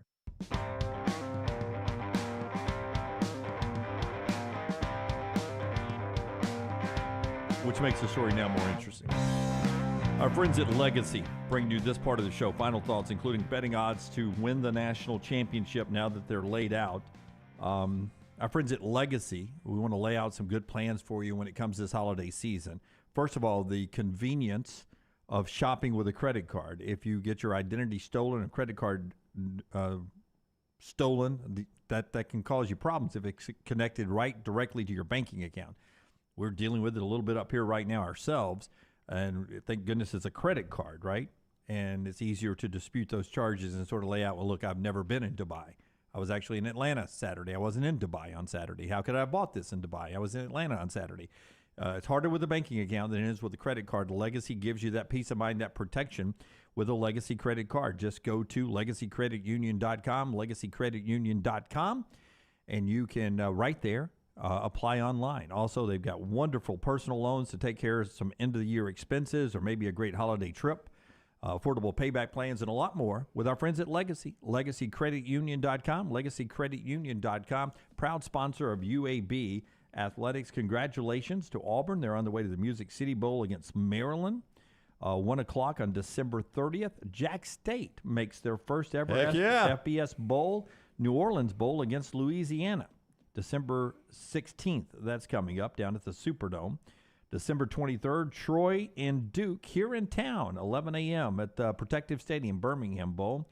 In South Alabama, same day, December 23rd, against Eastern Michigan at the 68 Ventures Bowl, 6 o'clock. Is that the Mobile Bowl? They staying home? South Alabama staying home? Yeah, that's it. 68 Ventures Bowl. Yeah. It sucks for them, but but it's a bowl game nonetheless there. So congratulations to all the bowl teams that are out there with the postseason this week and this year and getting the extra practices that come with that. All right, betting lines, Brownie, for the national championship and the road to Houston in the title game. Yep. So obviously, where things open and where they settle out can be fairly instructive. As Lance said, this Michigan and Alabama number has just continued to drop. Currently, as we speak, mybookie.ag, Michigan's 1.5 point favorite. So that's down a full point from yesterday, right? Total of 46. Is that about where the total was yesterday? Yeah, I think it was. I think it was 46.5. And this is the first time Alabama would be an underdog versus a non-SEC team. It's been 77 games. The last time, 2008 Clemson in that kickoff classic in Atlanta. Right. That was the last time a non-SEC team was favored over Bama. Yep. I would love to know the last time they were dogs in back-to-back games. Right. If they go off, do you think they'll go off as an underdog here? I think it'll be around a peg. Yeah. And I read somewhere, LT, first team not named Georgia that they've been an underdog since. Were they underdog to anybody in 2010? I don't think so. They were favored over Auburn even in the Iron Bowl. Yep. I'm just LSU thinking, on the road that year. I wouldn't think they would have been a dog to LSU. They were a one-loss team going to LSU that year. They weren't a dog at South Carolina. That was an upset. Not at that point, they were on a roll. Yeah. So I can't think of who they would have been a dog to in 2010. It's been a while. And back-to-back dogs, very long time. If they go off as an underdog here, Texas still favored 4 over Washington. Total of 64 in that game. Now, if you want to just look at the odds to win the national championship, so this is interesting. This is just your bets. You're taking the point spread out of the equation. Michigan, your current favorite at mybookie.ag, plus 180. So for those that don't understand how you bet, it's a money line. So if you put $100 on it, you win $180. This is the way. If I really love Michigan, I think I would play them plus 180 to win the national championship.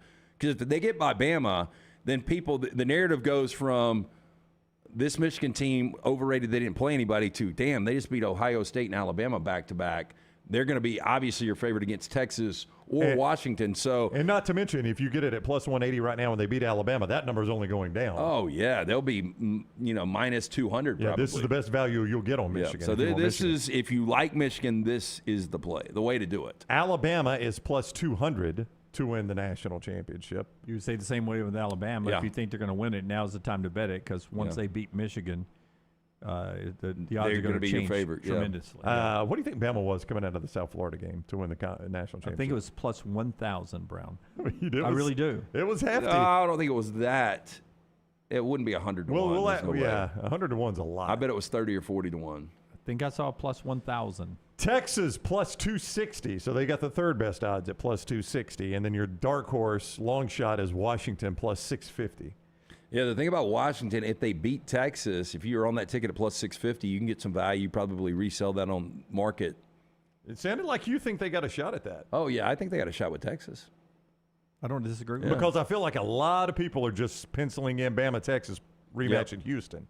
Yep.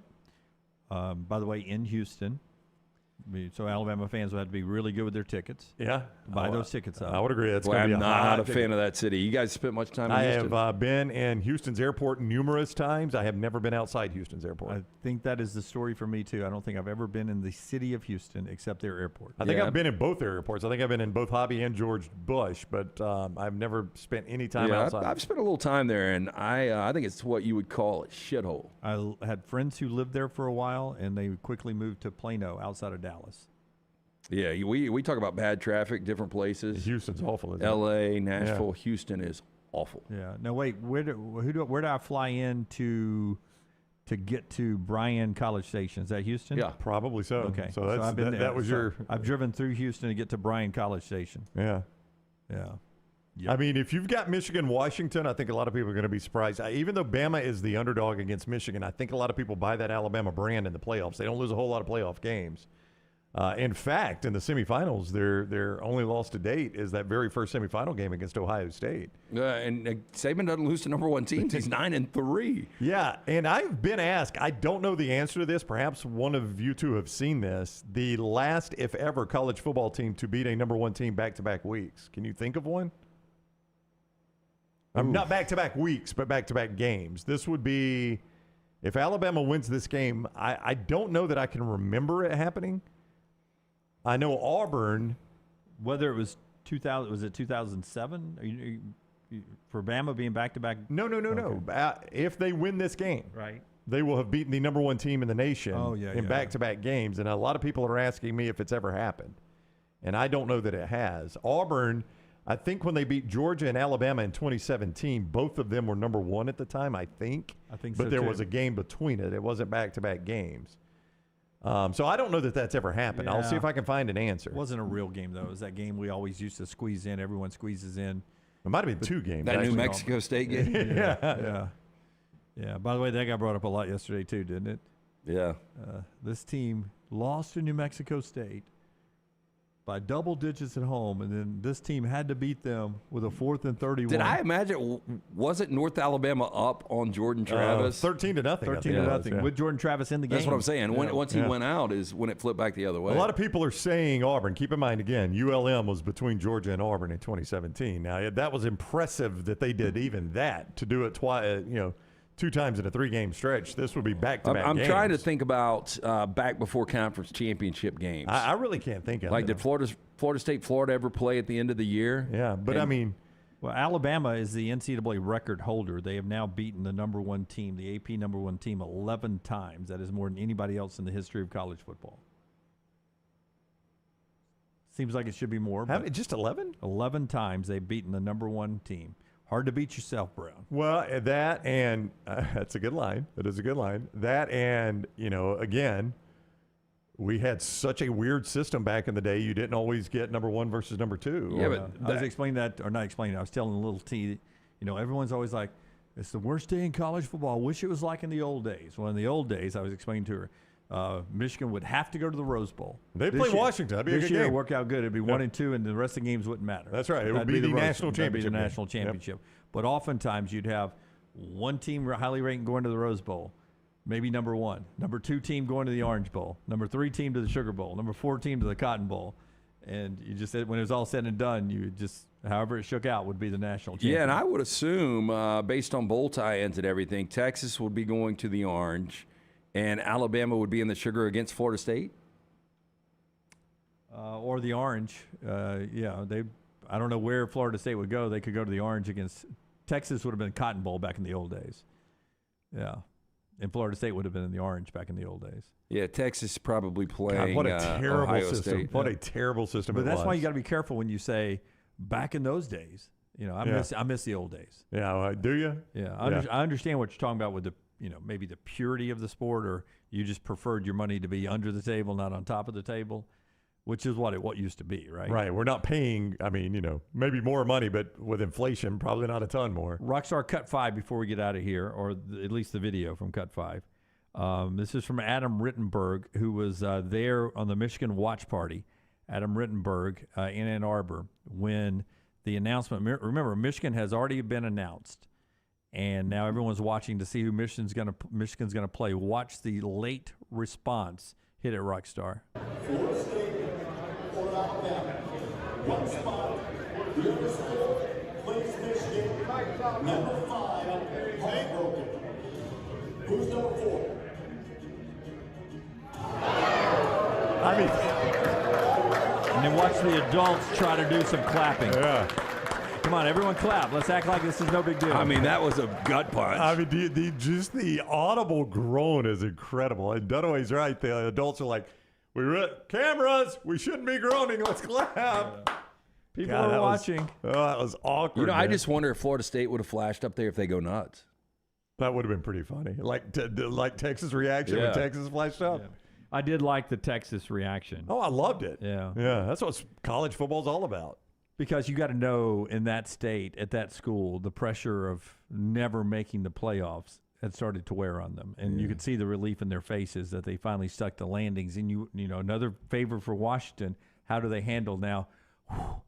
We made the playoffs. Now can they, over this 30-day period, which is hard to do, be prepared and ready to play Washington? Yeah, that's both of them. Washington, too. You know, Washington, again, just finds ways to win these tight games. I really believe if Oregon would have beaten Washington, Oregon would have been out, Florida State would have been in. Oregon's a better team, but I think FSU gets in front of Oregon? I would say this, Brown. I do believe there is something to be said for it was the SEC that was going to be left out. Easier to leave out a conference champion that's not going to be around next year than people you got to deal with in the future. And Texas, Alabama were a package deal. Texas fans can say what they want.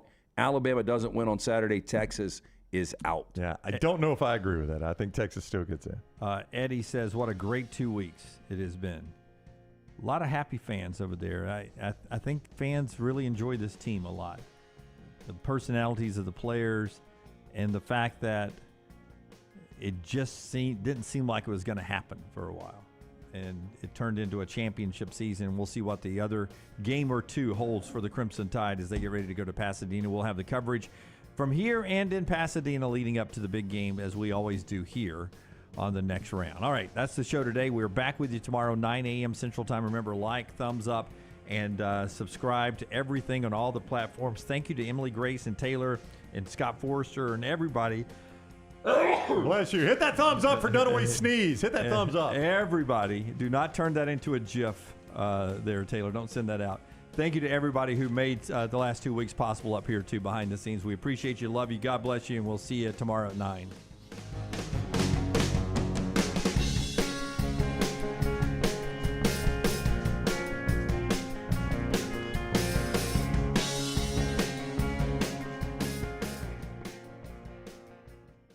Want more of The Next Round? Download the app or visit nextroundlive.com for the latest podcast.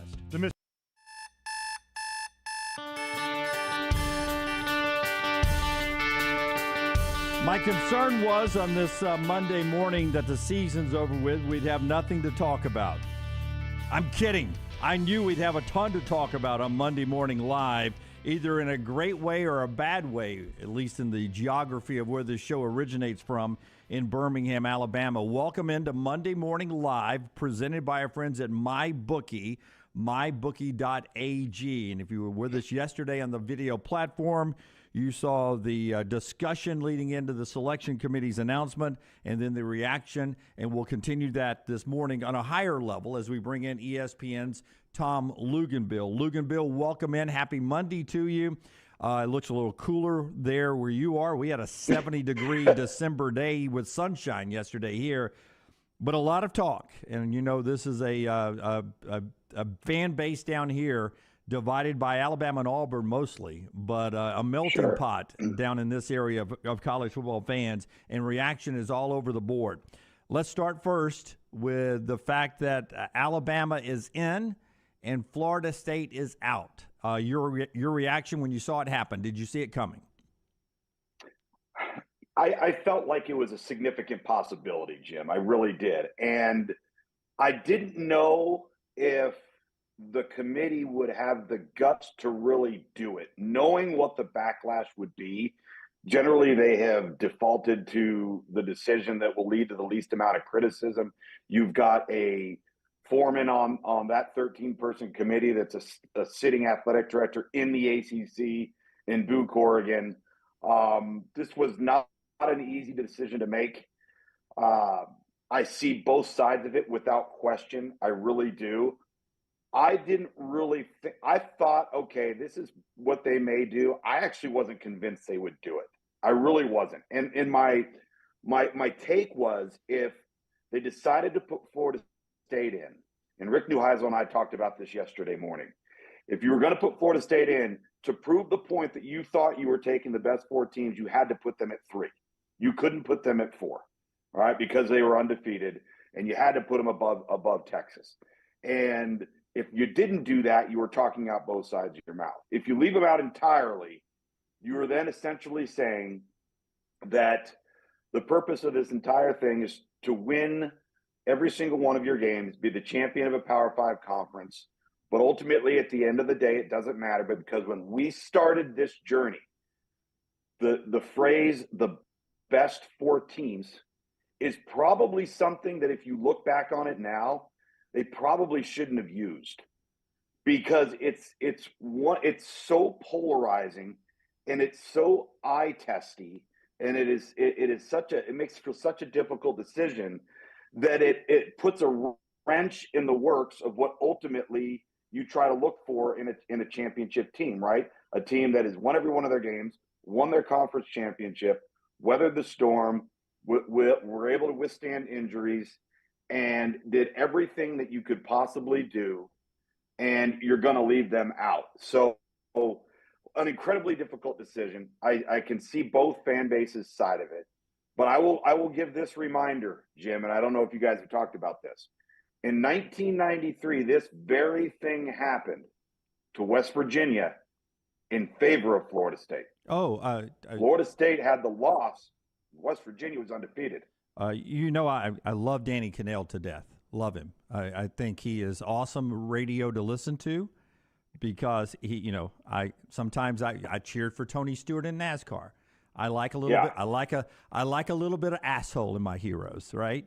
And Kanell gives you exclamation point asshole sometimes.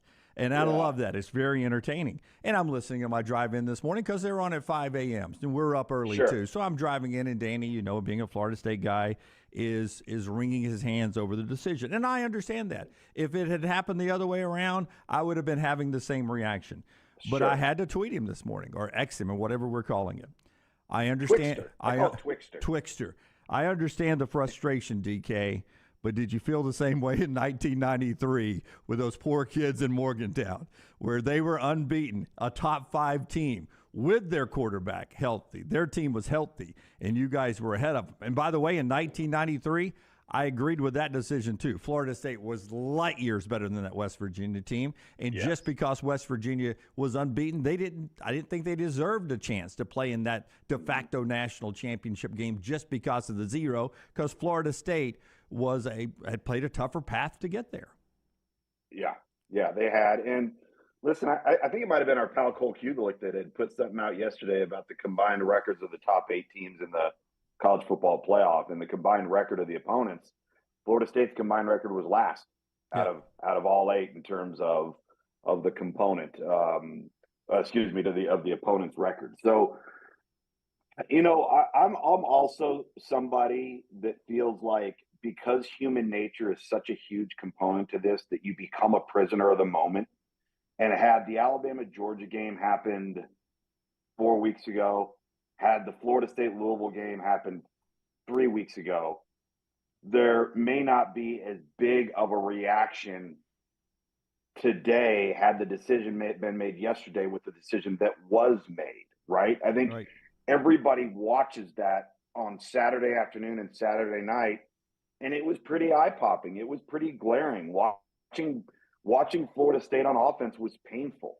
Louisville played a horrible football game. Florida State was elite on defense.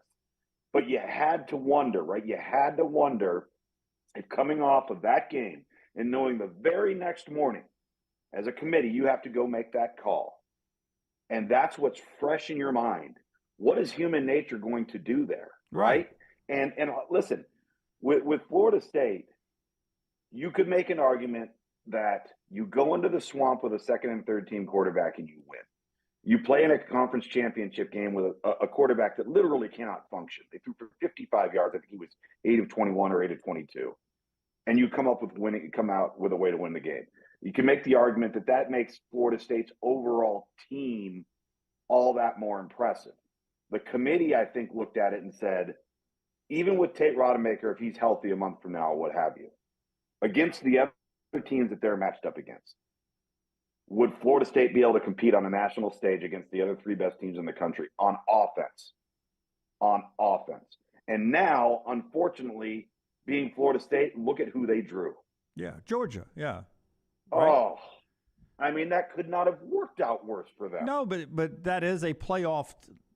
Georgia, all due respect to anyone else who's in this thing, including Alabama, if Georgia was in the field, I wouldn't doubt that Georgia could run the table and win the thing, because if Georgia and Bama played again, we've seen it happen flip-flop twice, that the other team could come back and beat them, right? So, listen, I understand the sadness in Tallahassee. I've lived it in my life. I've watched my Auburn friends live it in their life. It seems like a lot of fan bases have lived it in their life where you think you got jobbed. And Florida State, if I'm a garnet and gold guy, I feel like I got jobbed a little bit yesterday. Sure. But here's the way I approached it, and I polled everybody at the Benz in Atlanta after the game. You know, if a national guy or whomever was walking by that I respected their college football opinion, I asked him, I said, so Florida State wins tonight? Is Alabama in? And the majority of them were saying no. And I'd always do a follow-up question, and they wouldn't budge off of that because it was a Power 5 team. And I would always come back with this, Luke. I said, okay, are you judging this Florida State team as 13-0 Florida State, or are you judging them as 2-0 Florida State and how they looked without Jordan Travis? Because that's the team that's going to the playoffs. That's the team that will be there. And I don't think 2-0 Florida State, this Florida State team after Jordan Travis, not only do I think they're not in the top 4, I don't think they're 5. I don't think they're 6. You start discussing maybe they're there at 7 ahead of Oregon. Maybe they're not. Maybe they're ahead of Missouri. But they're not better than Georgia or Ohio State if we're judging them as this version of Florida State that they are going into the playoffs. They should have been lower, in my opinion. Yeah, and I don't necessarily disagree with that. I don't. I am curious, though, and I think it's healthy to have the conversation. Is what the committee did yesterday, Jim, is that right? Like, have we I'll be the first. Do I think Alabama is probably the better overall football team top to bottom? Yes, I really do. Is it right for the committee to take that team that didn't lose a game and drop them? That's where I have a real conflict. No, we should have never had a playoff that did not include. It should have never been the number 4. Right? It should have been 6 or 8. It should have never been the number 4 with 5 power. You're always leaving somebody out. You're always leaving a possible Power 5. I mean, if we'd ever had, this was a crazy year to end it on. If we'd ever had 5 unbeaten or 5 one-loss conference champions at the same time, we would have been leaving out a team that was worthy of being in there. I guarantee you, TCU and Baylor back in that day, that year, what was that, 2014, the first year? I'm sure they're sitting there going, what the hell are we doing here? I mean, Ohio State's got their third-string quarterback. Well, they won the national championship. They did prove what team they were in the Big Ten championship game. But, no, it's not right. We should have never been that. And listen, I'm out on a limb. Every time I say this, people say, Dunaway, no thank you. But I am excited about the automatic bids starting next year. If we had 5, Power 5 conference champions, that would have been fine, and had won at large and had a 16 playoff, we wouldn't be having this discussion. 5 conference champions and a wild card would have been a great playoff. It should have never been 4.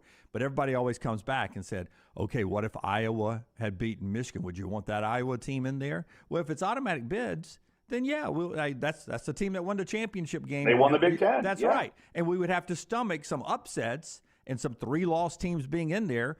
But then there's no debate at that point. We could have 5, automatic bids and then that wild card. So we're going to 12. It's next year. But this year we're stuck with this system. And it's the history of college football is a lot of wrongs throughout history to try to get it right. did you ever think this would happen? Something like this would happen? I actually didn't. Last week, I was literally carrying the torch that there is no way, given a second and third team quarterback, if that team wins the ACC and goes undefeated, they're being left out. I didn't think it would happen. Yeah, no, I thought this would happen. Well, first off, I didn't think Alabama would beat Georgia.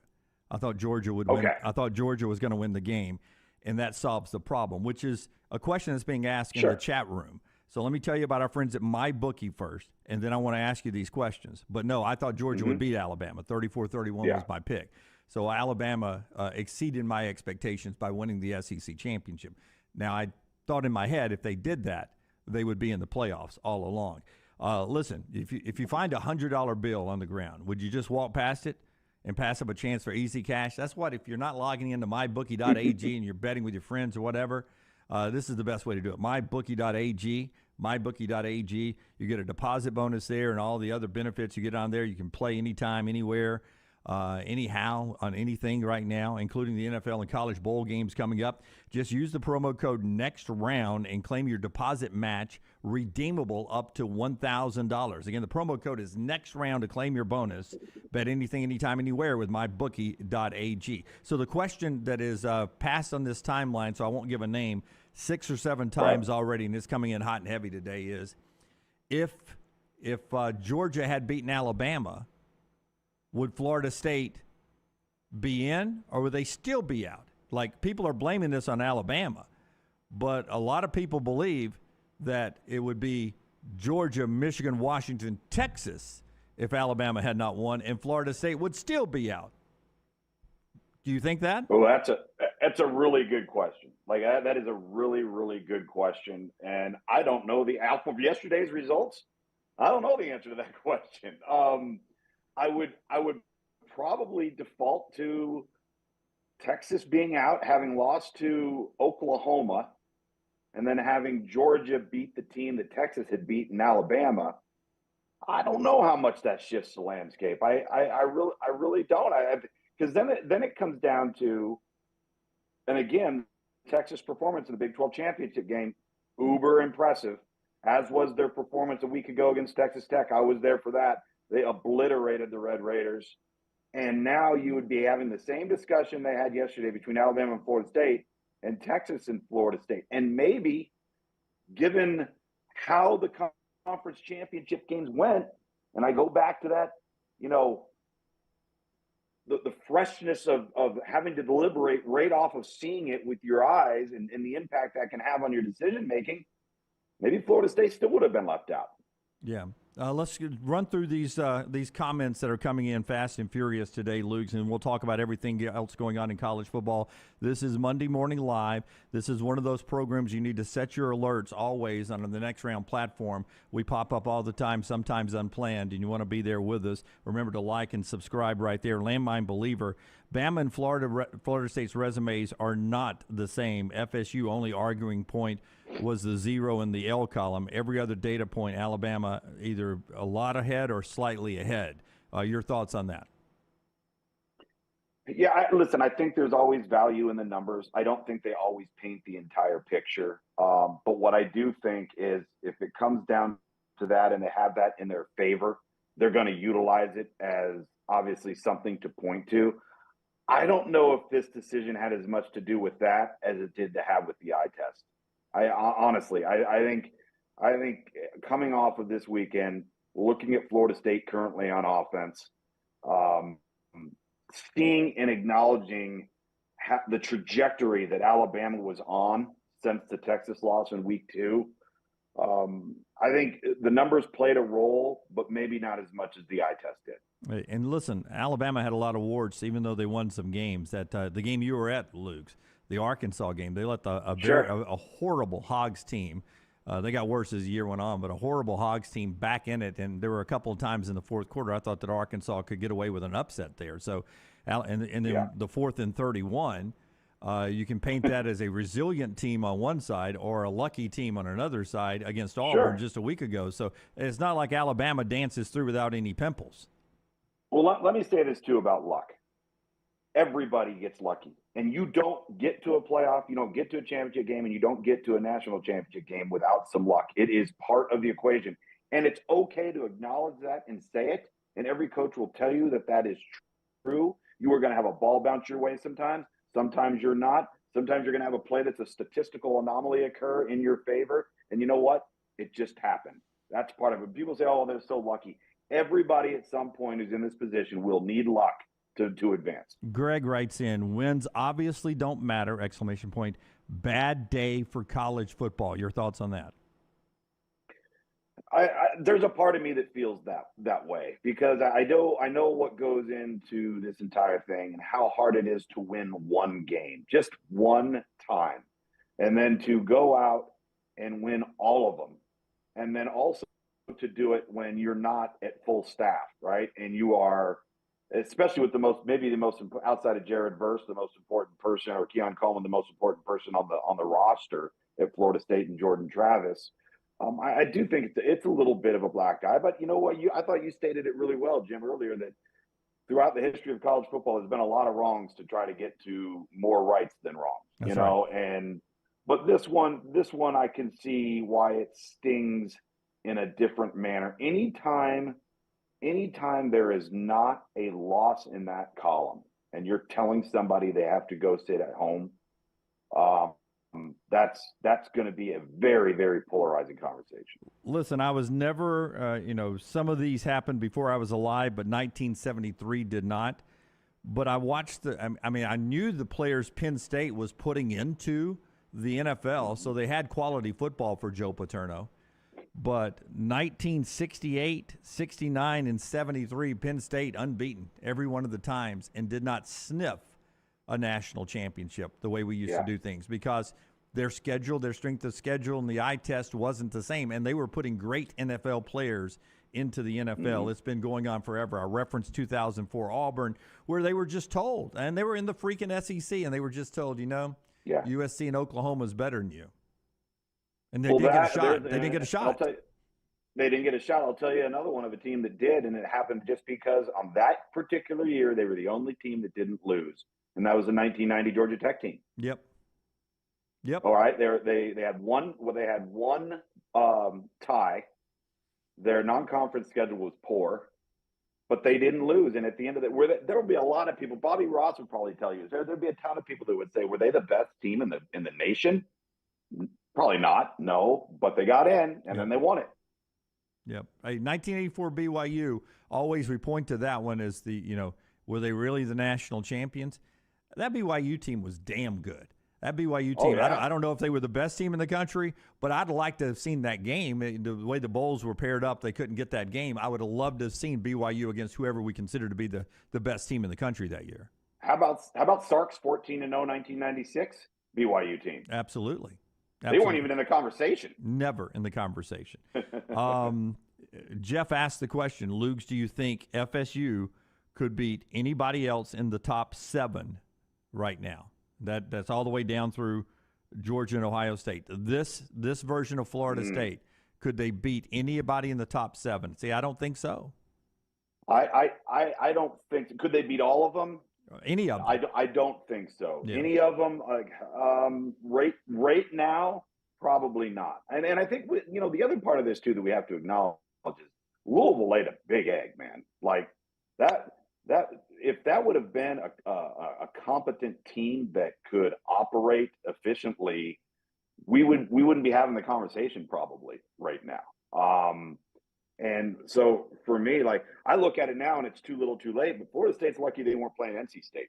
Oh my God. Yeah. NC State's the hottest team in the ACC right now. Yeah. And so, but no, I right now I don't. And that's why there's a part of it that really doesn't have a huge issue with this, aside from the fact that Florida State did everything that you can possibly do. And I think that's super duper disappointing. And not just for Florida State fans, I think for college football in general, that is disappointing because what type of message are we sending? Yeah. Anthem, if Georgia had won, FSU is still out. It didn't come down to Bama, Florida State. Why is no one saying this? Thank you, Anthem. We're trying to echo that a little bit this morning. Blake says, all you need to know on whether the committee got it right or not was Michigan's team watching the fourth team pop up and their response. It was fantastic. And that's a fair question there. If Jim Harbaugh had a choice and, you let him do it in a way it wouldn't embarrass anybody, would he rather play this Florida State team or this Alabama team? He would choose Florida State 10 times out of 10. Oh, the reaction in that room essentially yelled to the rooftops, "Oh, the committee got it wrong." Yeah, exactly. I mean, just the reaction of the players, and then they started clapping. Some boosters were there, and let's clap. Yeah, Chris, they clapped like their crowd claps. Golf clap. Yeah, it was, and it grew as it got on. Chris H., big LSU fan who listens down in the great state of Louisiana. I don't mind Alabama getting in. They're one of the 4 best. I still think Georgia is better than Washington. We'll talk about the games that we saw coming up this weekend. Washington, they struggled at times since beating Oregon the first time, but they flexed back on Friday night, didn't they? They flexed a little bit, didn't they? Yeah. I thought they were really, really impressive, and they're so well coached. They're so dynamic on offense, and their ability to run the football, and Oregon's inability to run the football, I thought really stood out. And that's a team when everybody, for however many weeks we've had since Washington beat Oregon the first time, like all we talked about is how Oregon looked like an entirely different team, and Washington kind of parallel. They just kind of stayed on the same plane, which I think is largely true. And everybody believed it except for one team, and that was Washington. And so, they just went out and did what they had to do. It wasn't pretty against Arizona. It wasn't pretty against Stanford. At times it wasn't pretty against Utah at home. But they just win, and they can do it in very, very explosive fashion. Now, I look at them, and I think you have to ask the question, who is the team that is behind the 8 ball the most on defense out of the top 4? And it is clearly Washington. They're not playing with Michigan and Alabama's players, and they're certainly not playing with Texas front 7 players. And it'll be interesting to see if that rears its ugly head, because we've seen teams like Oklahoma in the past, okay? We've seen those types of teams that are built in similar fashion to Washington struggle in the semifinal. Yeah, hey, listen. If Washington's offensive line can hold up against Texas's defensive line, which I don't think they can, but if they can, you beat Texas deep, right? That's how Texas can get beat, with Washington's receivers. Yeah. I just don't know if that's where they're good. And I don't know if Penix can get enough time to get that 15, 20-plus yard pass that can beat them against that defensive line. A month to talk about that game before we get to the semifinals. A lot more of your reactions, and we'll react until the top of the hour after I tell you about a couple of great sponsors here, including our friends at Blakely's Bouquets. Listen, the holidays are here. Maybe someone just got engaged. I got a friend the other day, a divided household, running down outside of Jordan-Hare Stadium. She loves Auburn more than anybody not named Taylor Corn. And she's out running, and her boyfriend at the time is a diehard Alabama fan.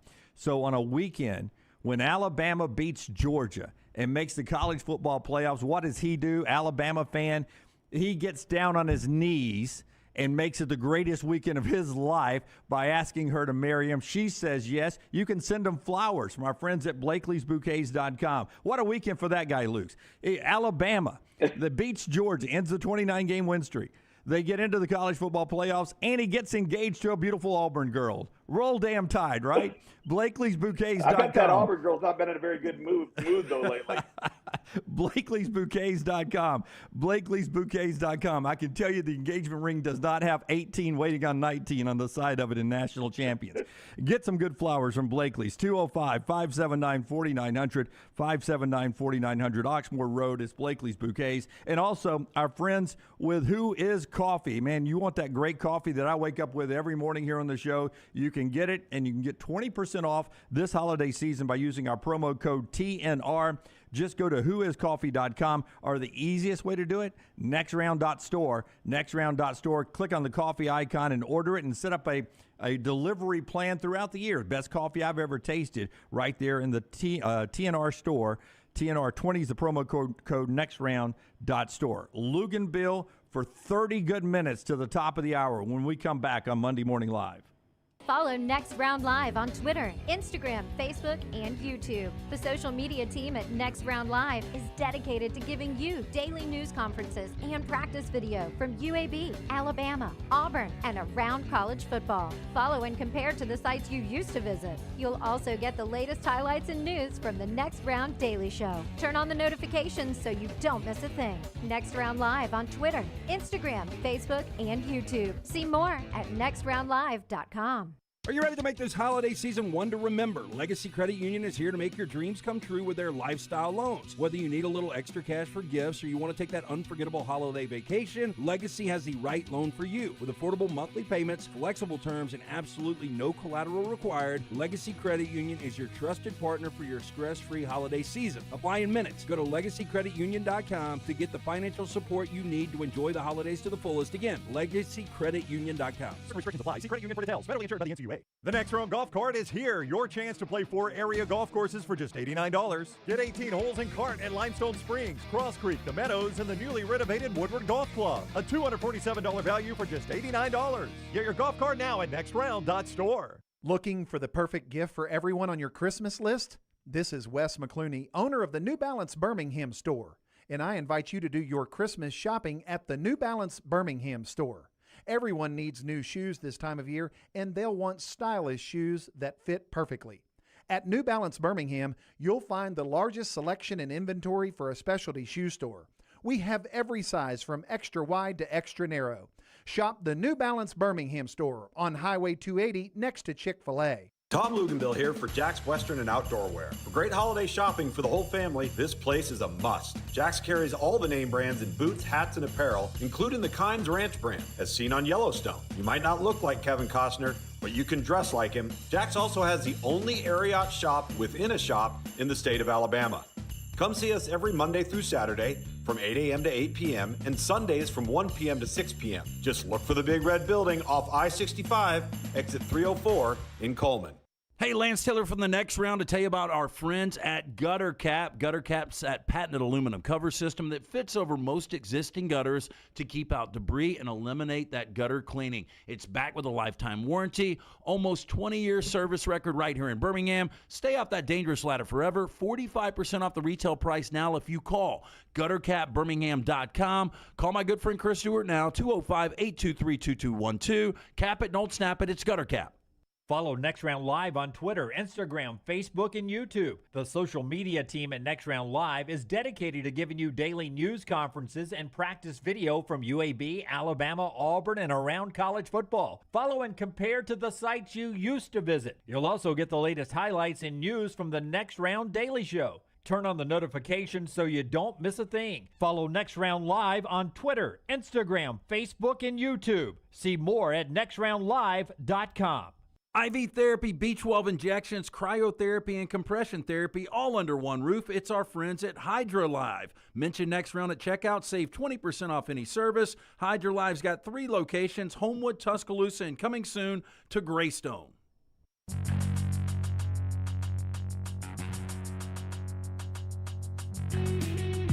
Back with you on Monday Morning Live. ESPN's Tom Luginbill with us. We'll jump back in with Lugs in just a second. Let me remind you that our friends at Way to Wellness will get you ready for 2024. We made it through Thanksgiving and championship weekend in Atlanta. Lugs, I had a $110, well, the money's not important, appetizer with Brown the other night. It was a 1 pound, What? 1 pound lobster tail that was this big, that was then rolled and soaked in buttermilk, rolled in cornmeal, flash fried, and then chopped up for us. We've got pictures. I'll get Taylor to send it out.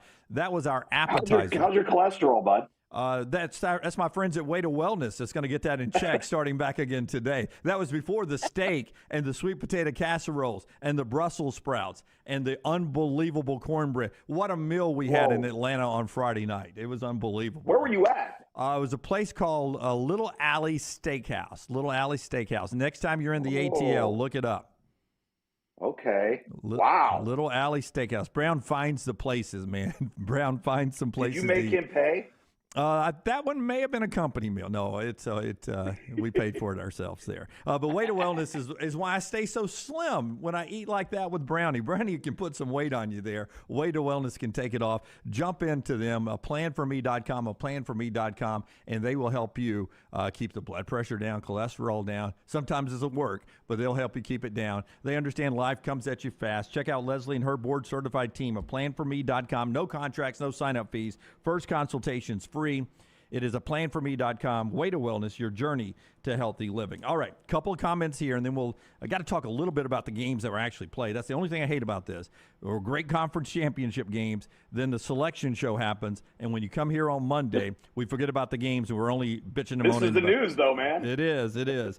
Michael says, and this is a great point from our buddy Michael Bills, who says Michigan and Alabama in the Rose Bowl, and two historic teams, two winningest programs of all time, but probably right now in this moment in history, the two most hated teams in America, coast to coast, from Maine to California. Hard to find two teams that would not win a popular vote in America with Alabama and Michigan. With what Alabama and Nick Saban have done dynasty-wise, and Michigan and the cheating scandal and what Jim Harbaugh talks about oftenly.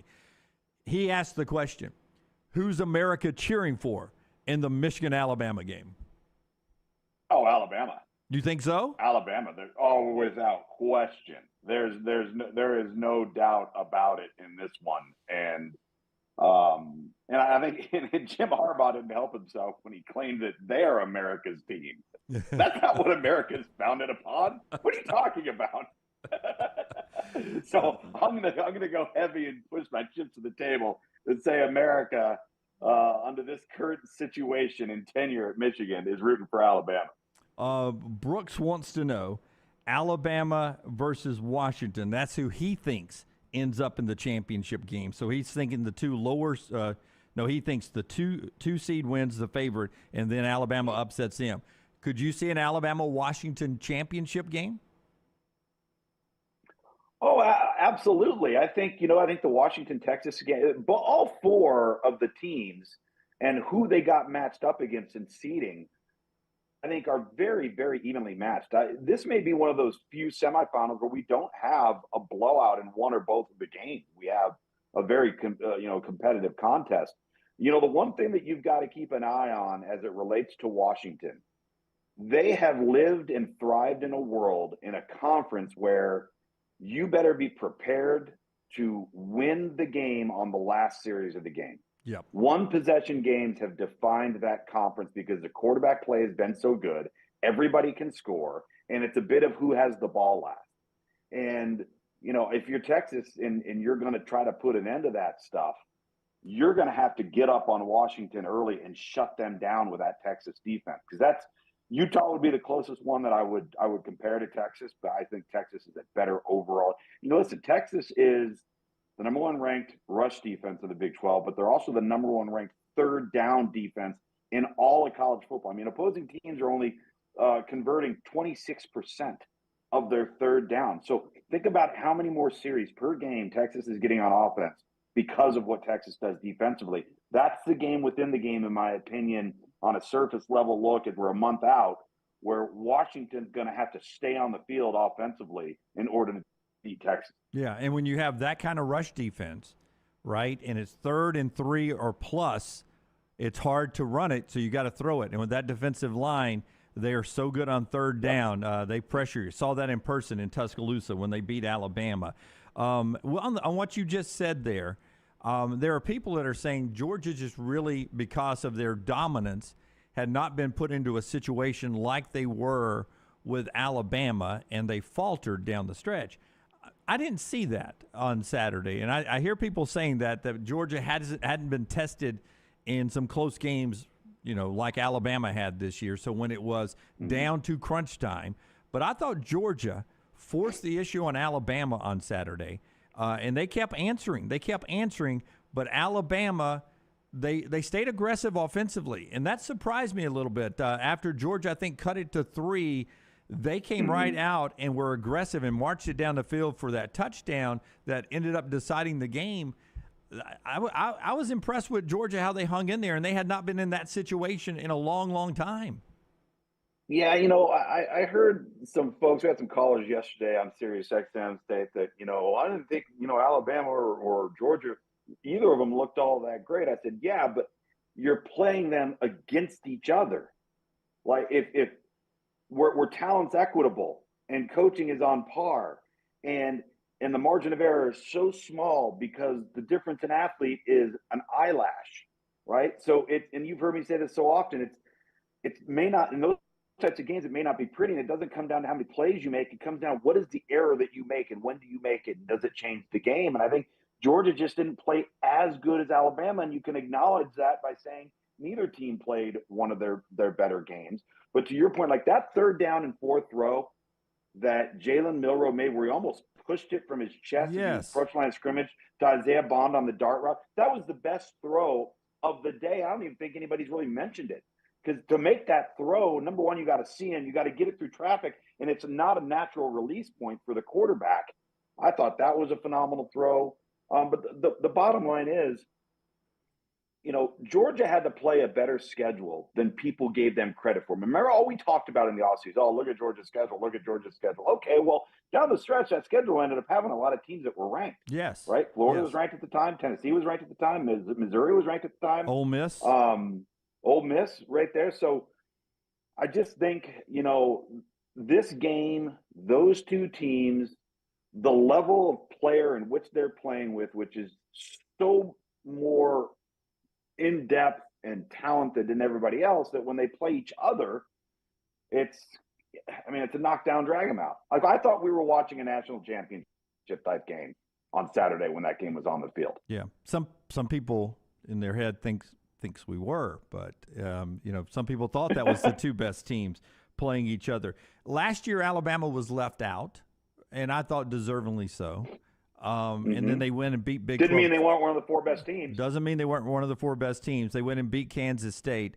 But this year, even more than last year, this year I feel like we're leaving out a team in Georgia that could win a national championship. And when we go to 12 teams, I don't know what the lowest seed team will be that will eventually win a national championship as history lays out.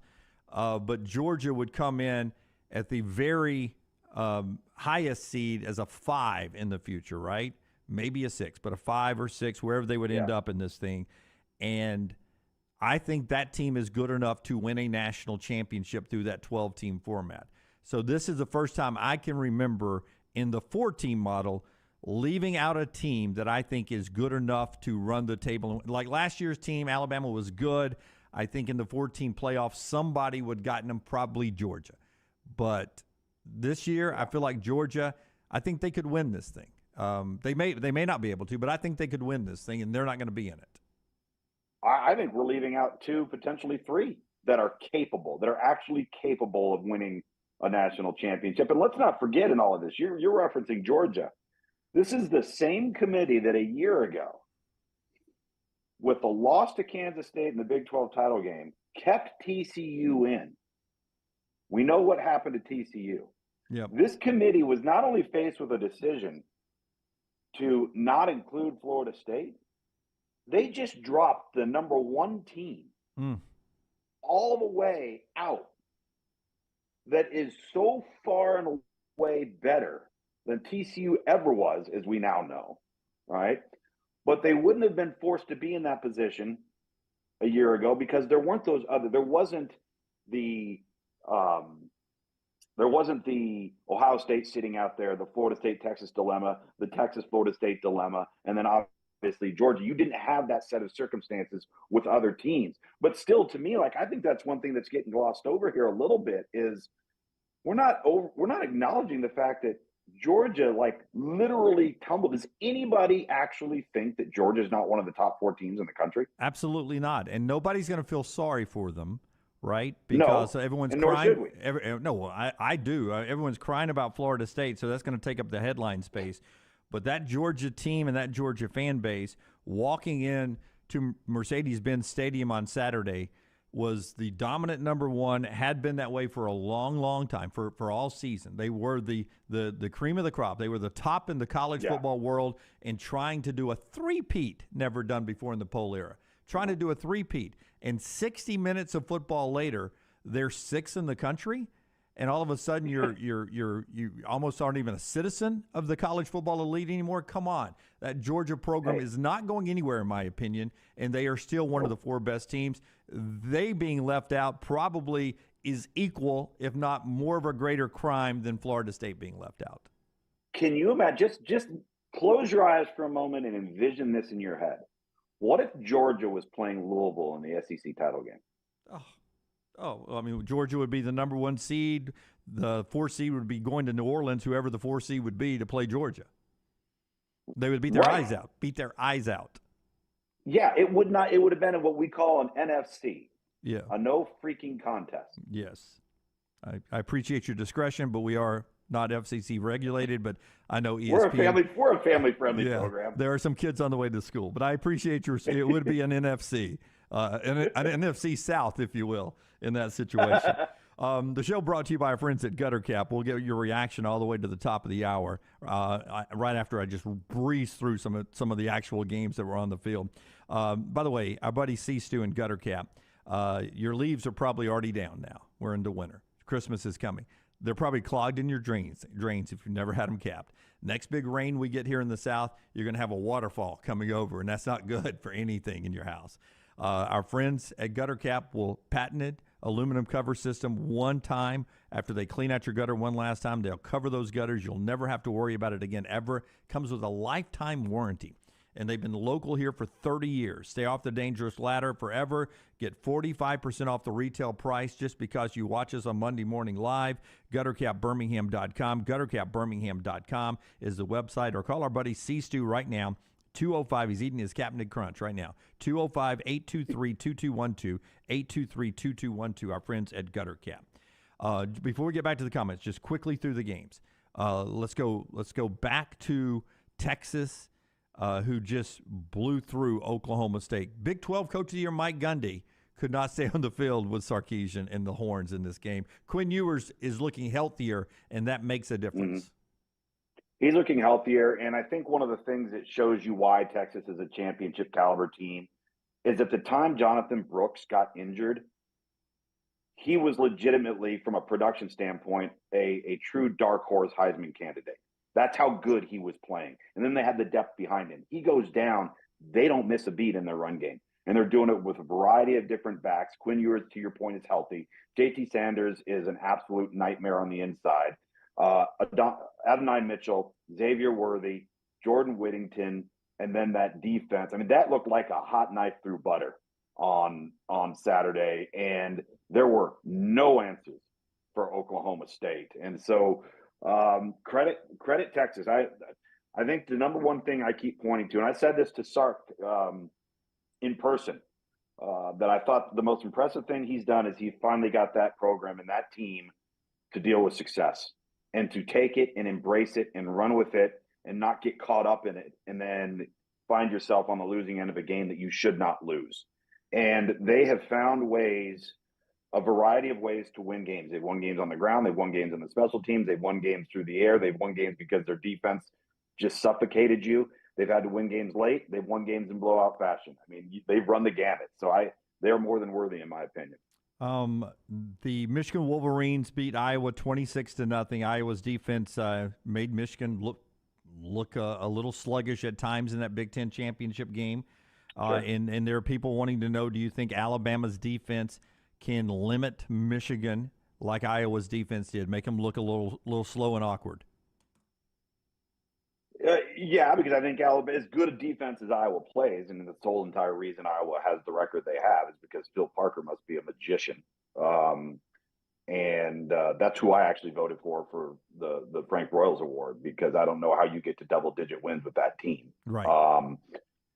I think Alabama will be faster overall as a team. They will be more athletic, and their rotational depth will have less of a drop-off than Iowa. So the question that you ask is, do I think they will be able to have the effectiveness Iowa had? Yes. And not to diminish Michigan's skill position players, but that's not how Michigan plays. Like, Michigan wants to phone booth you.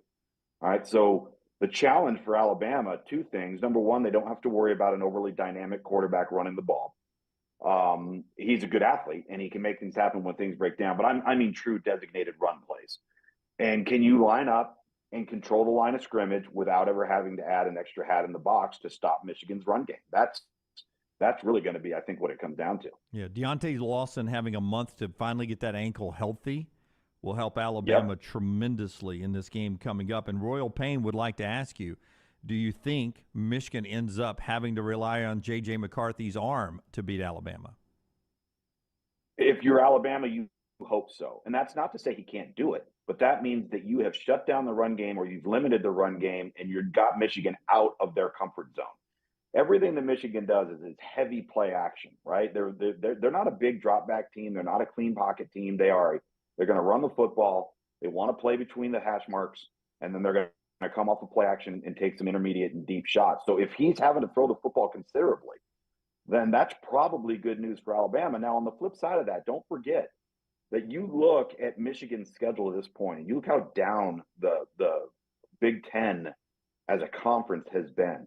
There isn't a player at the quarterback position in that conference that even closely resembles what Jalen Milroe brings to the table in terms of challenges for a defense.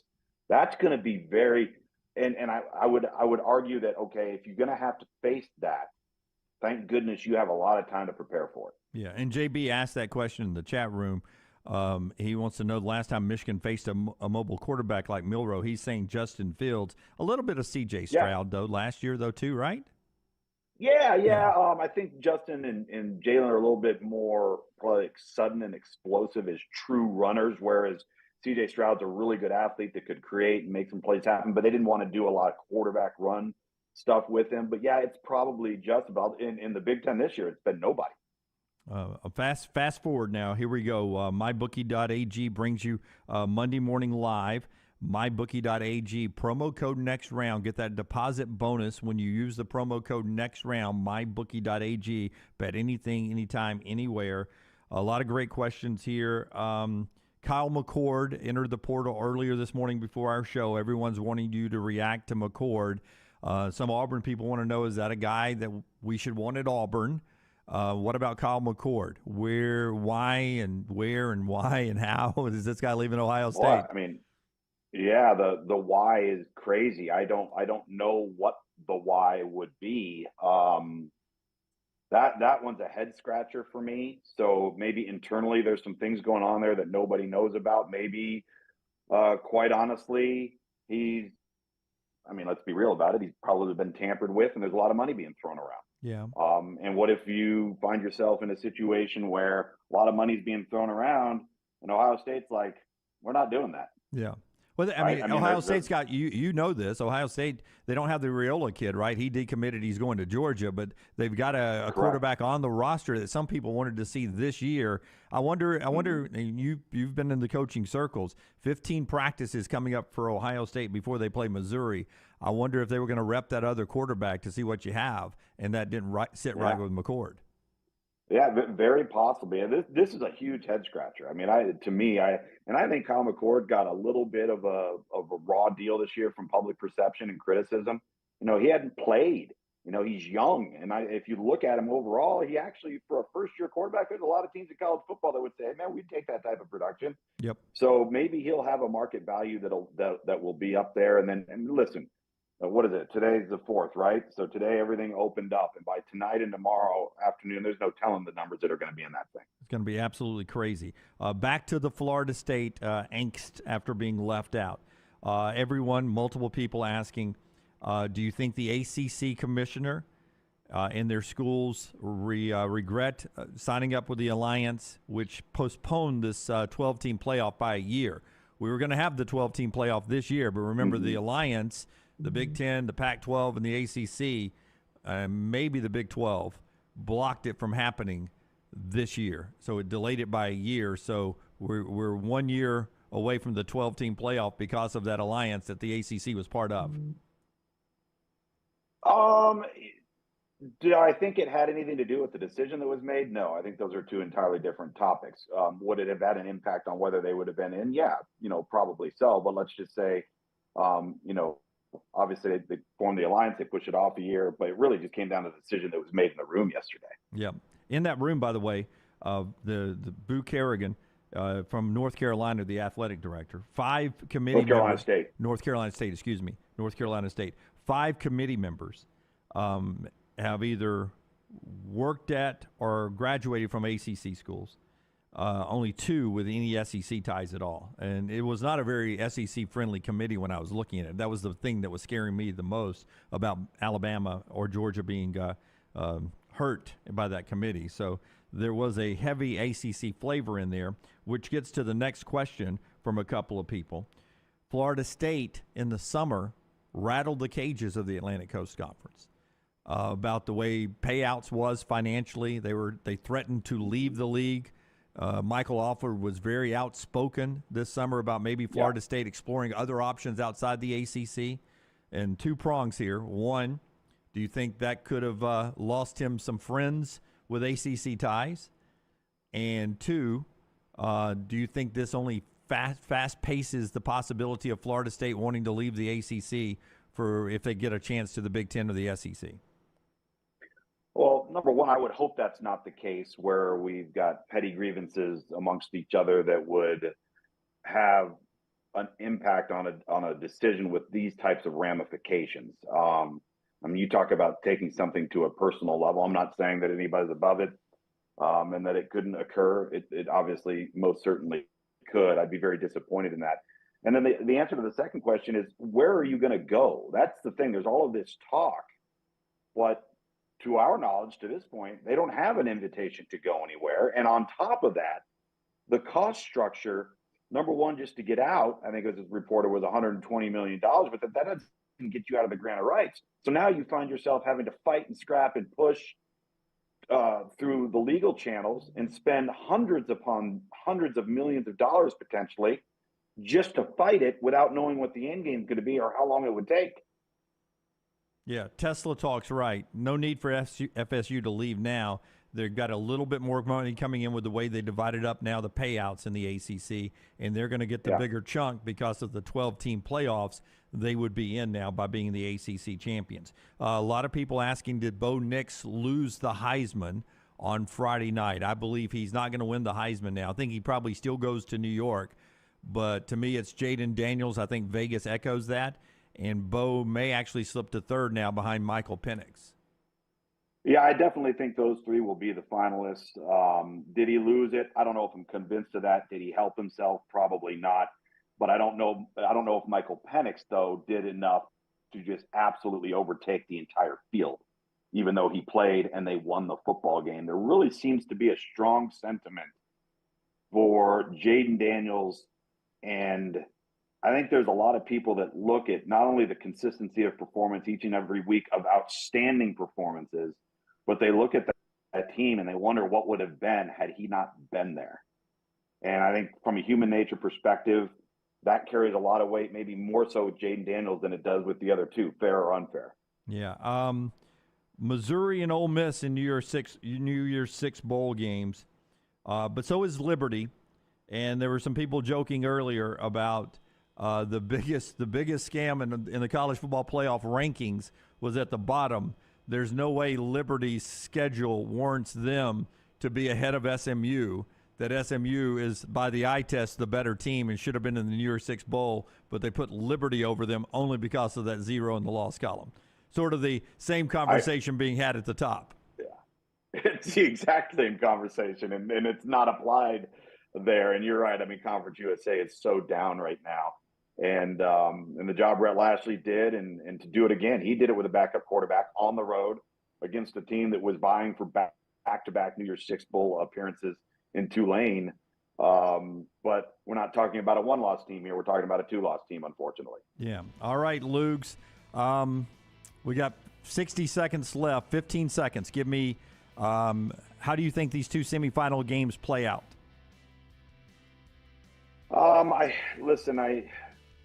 I think Alabama, because they've been there so often in the past path in which they have taken to get there this time around, there's a little bit of an edge maybe that they had been lacking a little bit recently.